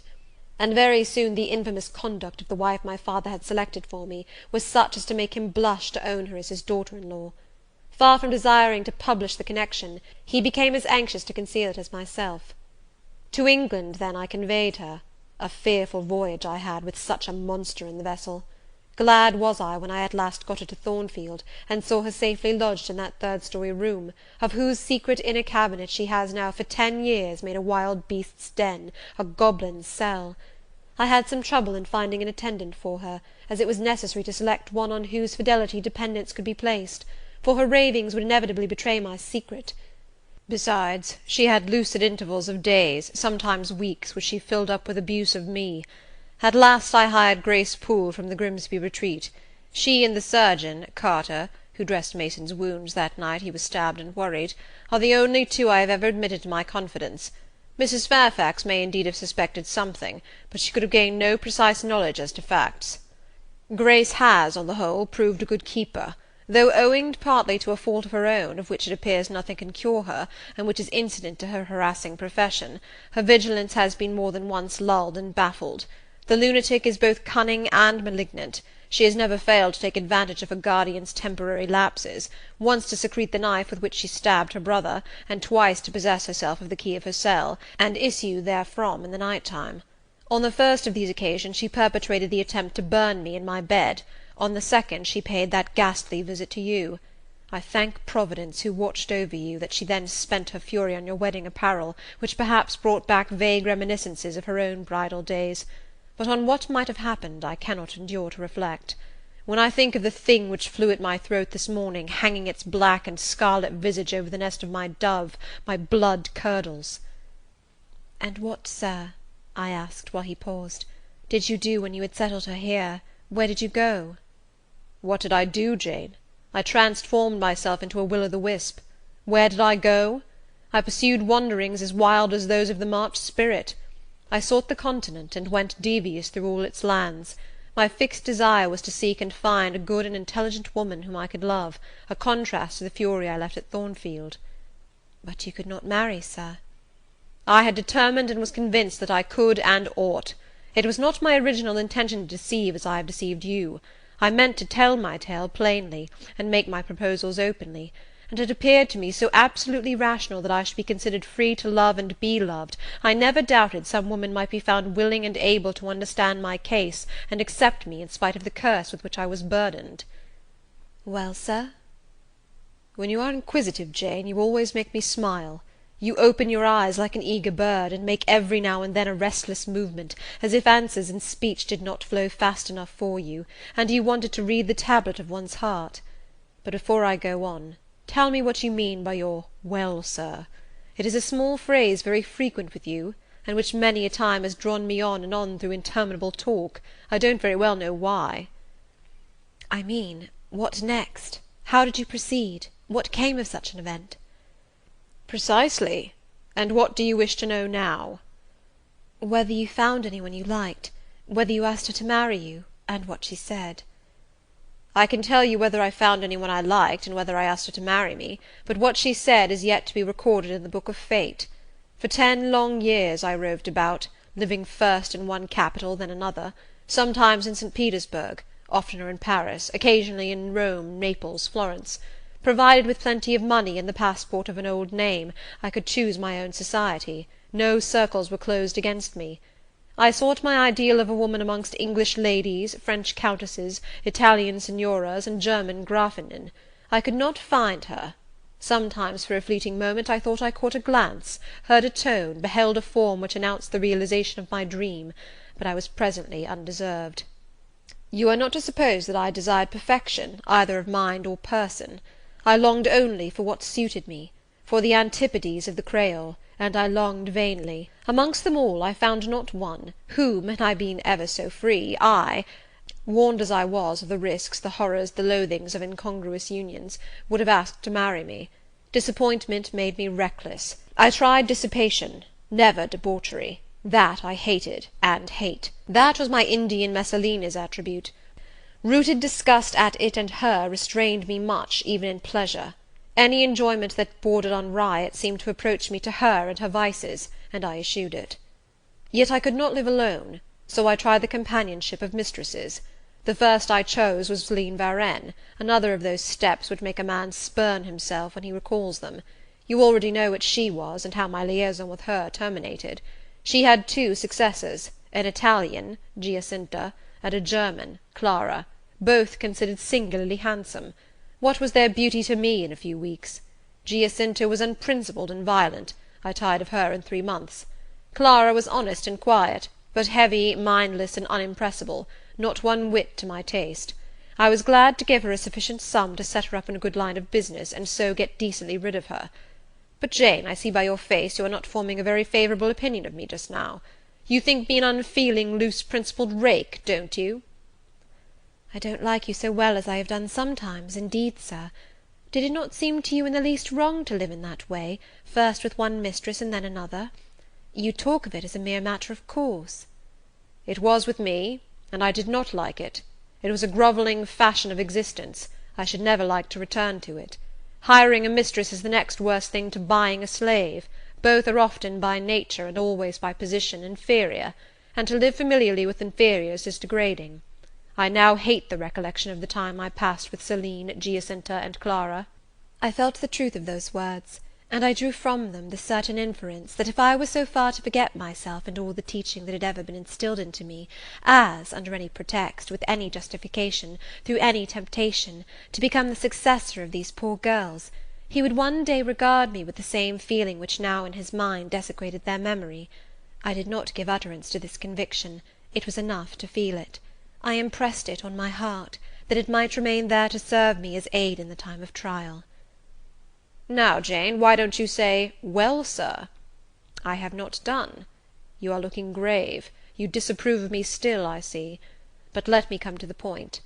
Last January, rid of all mistresses, in a harsh, bitter frame of mind, the result of a useless, roving, lonely life, corroded with disappointment, sourly disposed against all men, and especially against all womankind, for I began to regard the notion of an intellectual, faithful, loving woman as a mere dream, recalled by business, I came back to England. On a frosty winter afternoon I rode in sight of Thornfield Hall, a borrid spot. I expected no peace, no pleasure there. On a stile in Hay Lane I saw a quiet little figure sitting by itself. I passed it as negligently as I did the pollard willow opposite to it. I had no presentiment of what it would be to me, no inward warning that the arbitress of my life, my genius for good or evil, waited there in humble guise. I did not know it even when, on the occasion of Mesrour's accident, it came up and gravely offered me help. Childish and slender creature! It seemed as if a linnet had hopped to my foot and proposed to bear me on its tiny wing. I was surly, but the thing would not go. It stood by me with strange perseverance, and looked and spoke with a sort of authority. I must be aided, and by that hand, and aided I was. When once I had pressed the frail shoulder, something new, a fresh sap and sense, stole into my frame. It was well I had learnt that this elf must return to me, that it belonged to my house down below, or I could not have felt it pass away from under my hand, and seen it vanish behind the dim hedge, without singular regret. I heard you come home that night, Jane, though probably you were not aware that I thought of you or watched for you. The next day I observed you, myself unseen, for half an hour, while you played with Adele in the gallery. It was a snowy day, I recollect, and you could not go out of doors. I was in my room. The door was ajar. I could both listen and watch. Adele claimed your outward attention for a while, yet I fancied your thoughts were elsewhere. But you were very patient with her, my little Jane. You talked to her and amused her a long time. When at last she left you, you lapsed at once into deep reverie. You betook yourself slowly to pace the gallery. Now and then, in passing a casement, you glanced out at the thick falling snow. You listened to the sobbing wind, and again you paced gently on, and dreamed. I think those day visions were not dark. There is a pleasurable illumination in your eye occasionally, a soft excitement in your aspect, which told of no bitter, bilious, hypochondriac brooding. Your look revealed rather the sweet musings of youth when its spirit follows on willing wings the flight of hope, up and on to an ideal heaven. The voice of Mrs. Fairfax, speaking to a servant in the hall, wakened you. And how curiously you smiled to and at yourself, Janet! There was much sense in your smile. It was very shrewd, and seemed to make light of your own abstraction. It seemed to say, my fine visions are all very well, but I must not forget they are absolutely unreal. I have a rosy sky and green flowery Eden in my brain, but without, I am perfectly aware, lies at my feet a rough tract to travel, and around me gather black tempests to encounter. You ran downstairs and demanded of Mrs. Fairfax some occupation, the weekly house accounts to make up, or something of that sort, I think it was. I was vexed with you for getting out of my sight. Impatiently I waited for evening, when I might summon you to my presence. An unusual, to me, a perfectly new character, I suspected was yours. I desired to search it deeper and know it better. You entered the room with a look and air at once shy and independent. You were quaintly dressed, much as you are now. I made you talk. Ere long I found you full of strange contrasts. Your garb and manner were restricted by rule, your air was often diffident, and altogether that of one refined by nature, but absolutely unused to society, and a good deal afraid of making herself disadvantageously conspicuous by some solecism or blunder. Yet when addressed, you lifted a keen, a daring, and a glowing eye to your interlocutor's face. There was penetration and power in each glance you gave. When plied by close questions, you found ready and round answers. Very soon you seemed to get used to me. I believe you felt the existence of sympathy between you and your grim cross-master Jane, for it was astonishing to see how quickly a certain pleasant ease tranquillized your manner. Snarl as I would, you showed no surprise, fear, annoyance, or displeasure at my moroseness. You watched me, and now and then smiled at me with a simple yet sagacious grace I cannot describe. I was at once content and stimulated with what I saw. I liked what I had seen, and wished to see more. Yet for a long time I treated you distantly, and sought your company rarely. I was an intellectual epicure, and wished to prolong the gratification of making this novel and piquant acquaintance. Besides, I was for a while troubled with a haunting fear that if I handled the flower freely its bloom would fade, the sweet charm of freshness would leave it. I did not then know that it was no transitory blossom, but rather the radiant resemblance of one cut in an indestructible gem. Moreover, I wished to see whether you would seek me if I shunned you, but you did not. You kept in the schoolroom as still as your own desk and easel. If by chance I met you, you passed me as soon, and with as little token of recognition, as was consistent with respect. Your habitual expression in those days, Jane, was a thoughtful look, not despondent, for you were not sickly, but not buoyant, for you had little hope, and no actual pleasure. I wondered what you thought of me, or if you ever thought of me, and resolved to find this out. I resumed my notice of you. There was something glad in your glance, and genial in your manner, when you conversed. I saw you had a social heart. It was the silent schoolroom, it was the tedium of your life, that made you mournful. I permitted myself the delight of being kind to you. Kindness stirred emotion soon. Your face became soft in expression, your tones gentle. I liked my name pronounced by your lips in a grateful, happy accent. I used to enjoy a chance meeting with you, Jane, at this time. There was a curious hesitation in your manner. You glanced at me with a slight trouble, a hovering doubt. You did not know what my caprice might be, whether I was going to play the master and be stern, or the friend and be benignant. I was now too fond of you often to simulate the first whim, and when I stretched my hand out cordially, such bloom and light and bliss rose to your young wistful features, I had much ado often to avoid straining you then and there to my heart. "Don't talk any more of those days, sir," I interrupted, furtively dashing away some tears from my eyes. His language was torture to me, for I knew what I must do, and do soon, and all these reminiscences and these revelations of his feelings only made my work more difficult. "No, Jane," he returned, "what necessity is there to dwell on the past, when the present is so much surer, the future so much brighter?" I shuddered to hear the infatuated assertion. "You see now how the case stands, do you not?" he continued.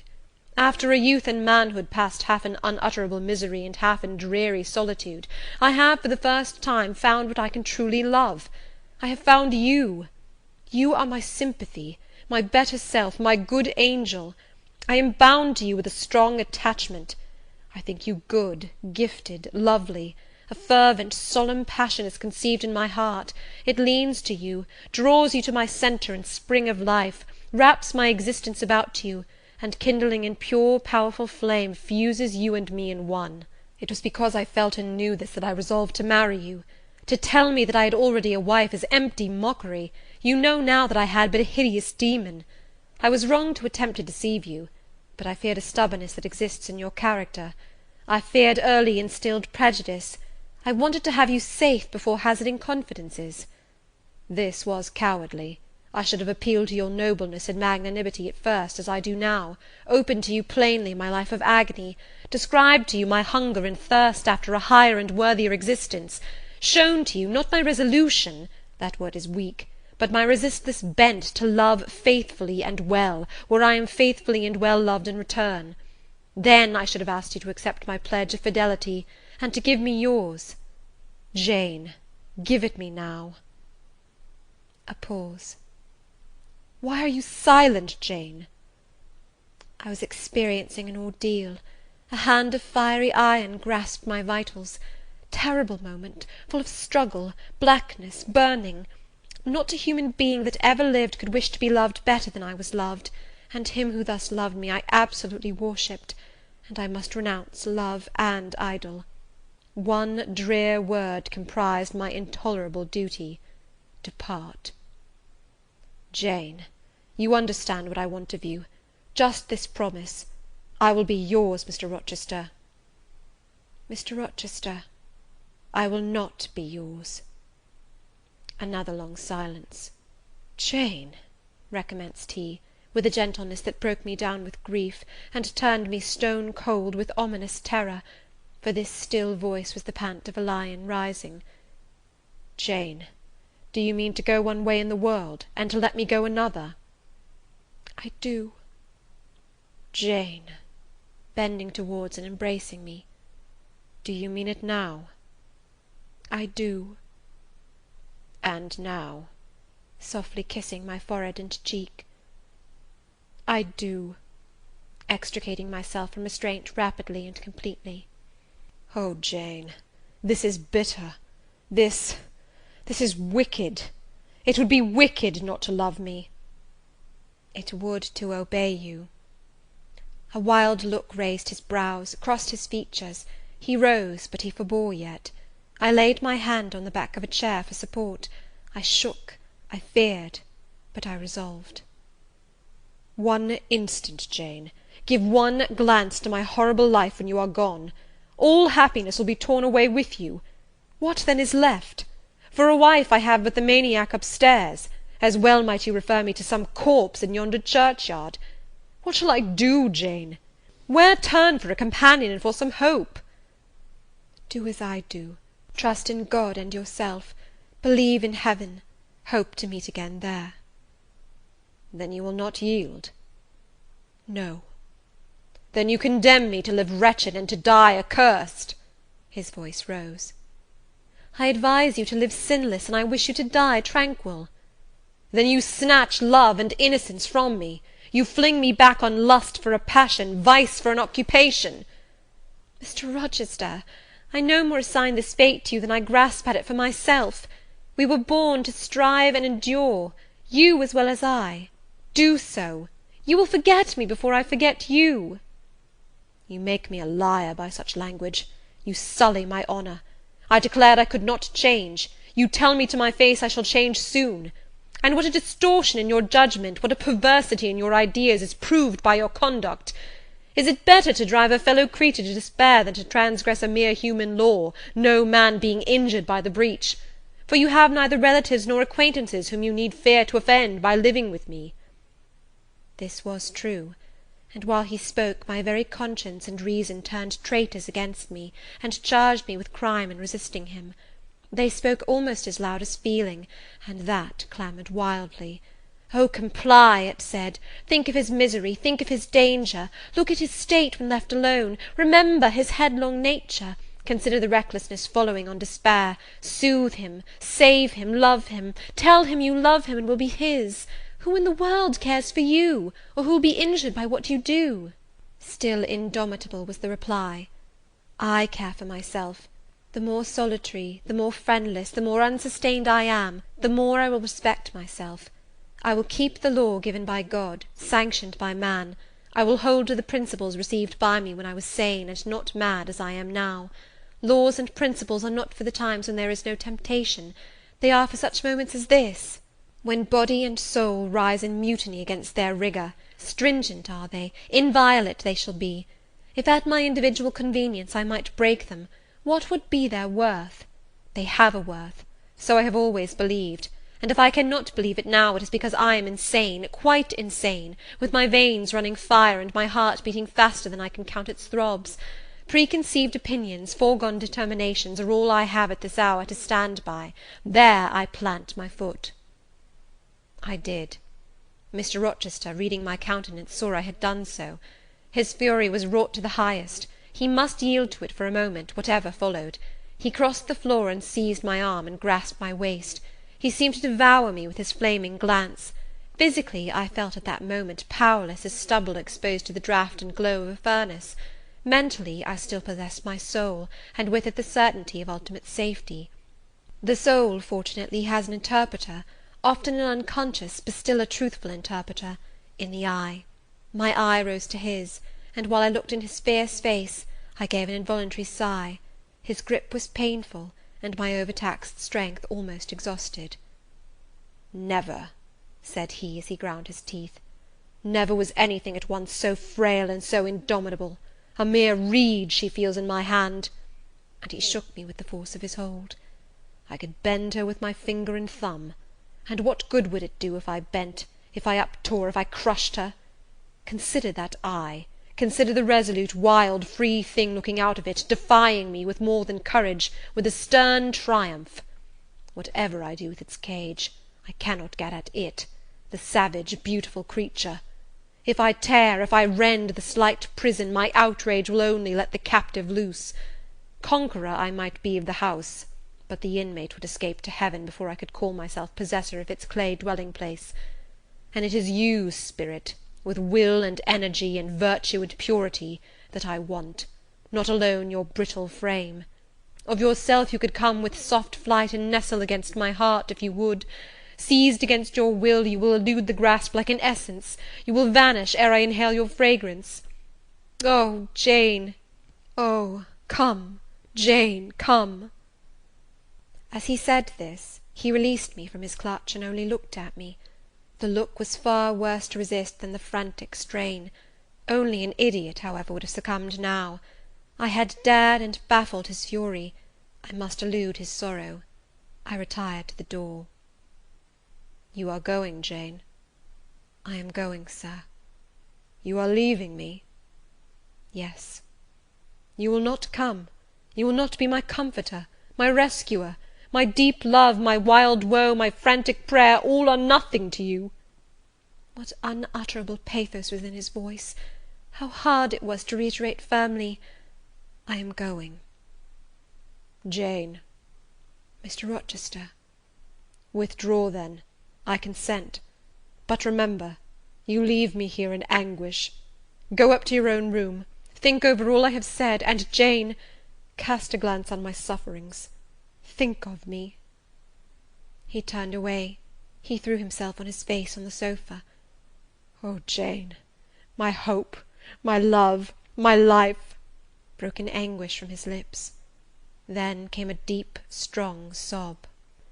I had already gained the door, but, reader, I walked back as determinedly as I had retreated. I knelt down by him. I turned his face from the cushion to me. I kissed his cheek. I smoothed his hair with my hand. "God bless you, my dear master," I said. "God keep you from harm and wrong, direct you, solace you, reward you well for your past kindness to me." "Little Jane's love would have been my best reward," he answered. "Without it, my heart is broken. But Jane will give me her love, yes, nobly, generously." Up the blood rushed to his face, forth flashed the fire from his eyes, erect he sprang, he held his arms out, but I evaded the embrace, and at once quitted the room. "Farewell," was the cry of my heart as I left him. Despair added, "Farewell for ever." That night I never thought to sleep, but a slumber fell on me as soon as I lay down in bed. I was transported in thought to the scenes of childhood. I dreamt I lay in the Red Room at Gateshead, that the night was dark, and my mind impressed with strange fears. The light that had long ago struck me into syncope, recalled in this vision, seemed glidingly to mount the wall, and tremblingly to pause in the centre of the obscured ceiling. I lifted up my head to look. The roof resolved to clouds, high and dim. The gleam was such as the moon imparts to vapours she is about to sever. I watched her come, watched with the strangest anticipation, as though some word of doom were to be written on her disk. She broke forth as never moon yet burst from cloud. A hand first penetrated the sable folds and waved them away. Then, not a moon, but a white human form shone in the azure, inclining a glorious brow earthward. It gazed and gazed on me. It spoke to my spirit. Immeasurably distant was the tone, yet so near, it whispered in my heart. "My daughter, flee temptation." "Mother, I will." So I answered after I had waked from the trance-like dream. It was yet night, but July nights are short. Soon after midnight dawn comes. It cannot be too early to commence the task I have to fulfil, thought I. I rose. I was dressed, for I had taken off nothing but my shoes. I knew where to find in my drawers some linen, a locket, a ring. In seeking these articles, I encountered the beads of a pearl necklace Mr. Rochester had forced me to accept a few days ago. I left that. It was not mine. It was the visionary bride's who had melted in air. The other articles I made up in a parcel. My purse, containing 20 shillings, it was all I had, I put in my pocket. I tied on my straw bonnet, pinned my shawl, took the parcel and my slippers, which I would not put on yet, and stole from my room. "Farewell, kind Mrs. Fairfax," I whispered as I glided past her door. "Farewell, my darling Adele," I said as I glanced toward the nursery. No thought could be admitted of entering to embrace her. I had to deceive a fine ear; for aught I knew, it might now be listening. I would have got past Mr. Rochester's chamber without a pause, but my heart momentarily stopping its beat at that threshold, my foot was forced to stop also. No sleep was there. The inmate was walking restlessly from wall to wall, and again he sighed while I listened. There was a heaven, a temporary heaven, in this room for me, if I chose. I had but to go in, and to say, "Mr. Rochester, I will love you, and live with you through life till death," and a fount of rapture would spring to my lips. I thought of this. The kind master who could not sleep now was waiting with impatience for day. He would send for me in the morning. I should be gone. He would have me sought for, vainly. He would feel himself forsaken, his love rejected. He would suffer, perhaps grow desperate. I thought of this too. My hand moved towards the lock. I caught it back, and glided on. Drearily I wound my way downstairs. I knew what I had to do, and I did it mechanically. I sought the key of the side door in the kitchen. I sought too a phial of oil and a feather. I oiled the key and the lock. I got some water, I got some bread, for perhaps I should have to walk far, and my strength, sorely shaken of late, must not break down. All this I did without one sound. I opened the door, passed out, shut it softly. Dim dawn glimmered in the yard. The great gates were closed and locked, but a wicket in one of them was only latched. Through that I departed. It too I shut, and now I was out of Thornfield. A mile off beyond the fields lay a road which stretched in the contrary direction to Millcote, a road I had never travelled, but often noticed, and wondered where it led. Thither I bent my steps. No reflection was to be allowed now, not one glance was to be cast back, not even one forward. Not one thought was to be given either to the past or the future. The first was a page so heavenly sweet, so deadly sad, that to read one line of it would dissolve my courage and break down my energy. The last was an awful blank, something like the world when the deluge was gone by. I skirted fields and hedges and lanes till after sunrise. I believe it was a lovely summer morning. I know my shoes, which I had put on when I left the house, were soon wet with dew. But I looked neither to rising sun, nor smiling sky, nor wakening nature. He who is taken out to pass through a fair scene to the scaffold thinks not of the flowers that smile on his road, but of the block and axe edge, of the disseverment of bone and vein, of the grave gaping at the end. And I thought of drear flight and homeless wandering. And oh, with agony I thought of what I left. I could not help it. I thought of him now, in his room, watching the sunrise, hoping I should soon come to say I would stay with him and be his. I longed to be his. I panted to return. It was not too late. I could yet spare him the bitter pang of bereavement. As yet my flight, I was sure, was undiscovered. I could go back and be his comforter, his pride, his redeemer from misery, perhaps from ruin. Oh, that fear of his self-abandonment, far worse than my abandonment! How it goaded me! It was a barbed arrowhead in my breast. It tore me when I tried to extract it. It sickened me when remembrance thrust it farther in. Birds began singing in brake and copse. Birds were faithful to their mates. Birds were emblems of love. What was I? In the midst of my pain of heart and frantic effort of principle, I abhorred myself. I had no solace from self-approbation, none even from self-respect. I had injured, wounded, left my master. I was hateful in my own eyes. Still I could not turn, nor retrace one step. God must have led me on. As to my own will or conscience, impassioned grief had trampled one and stifled the other. I was weeping wildly as I walked along my solitary way. Fast, fast I went, like one delirious. A weakness, beginning inwardly, extending to the limbs, seized me, and I fell. I lay on the ground some minutes, pressing my face to the wet turf. I had some fear, or hope, that here I should die, but I was soon up, crawling forwards on my hands and knees, and then again raised to my feet, as eager and as determined as ever to reach the road. When I got there, I was forced to sit to rest me under a hedge, and while I sat, I heard wheels and saw a coach come on. I stood up and lifted my hand. It stopped. I asked where it was going. The driver named a place a long way off, where I was sure Mr. Rochester had no connections. I asked for what sum he would take me there. He said 30 shillings. I answered I had but 20. Well, he would try to make it do. He further gave me leave to get into the inside, as the vehicle was empty. I entered, was shut in, and it rolled on its way. Gentle reader, may you never feel what I then felt. May your eyes never shed such stormy, scalding, heart-wrung tears as poured from mine. May you never appeal to heaven in prayers so hopeless and so agonized as in that hour left my lips. For never may you, like me, dread to be the instrument of evil to what you wholly love. End of chapter 27.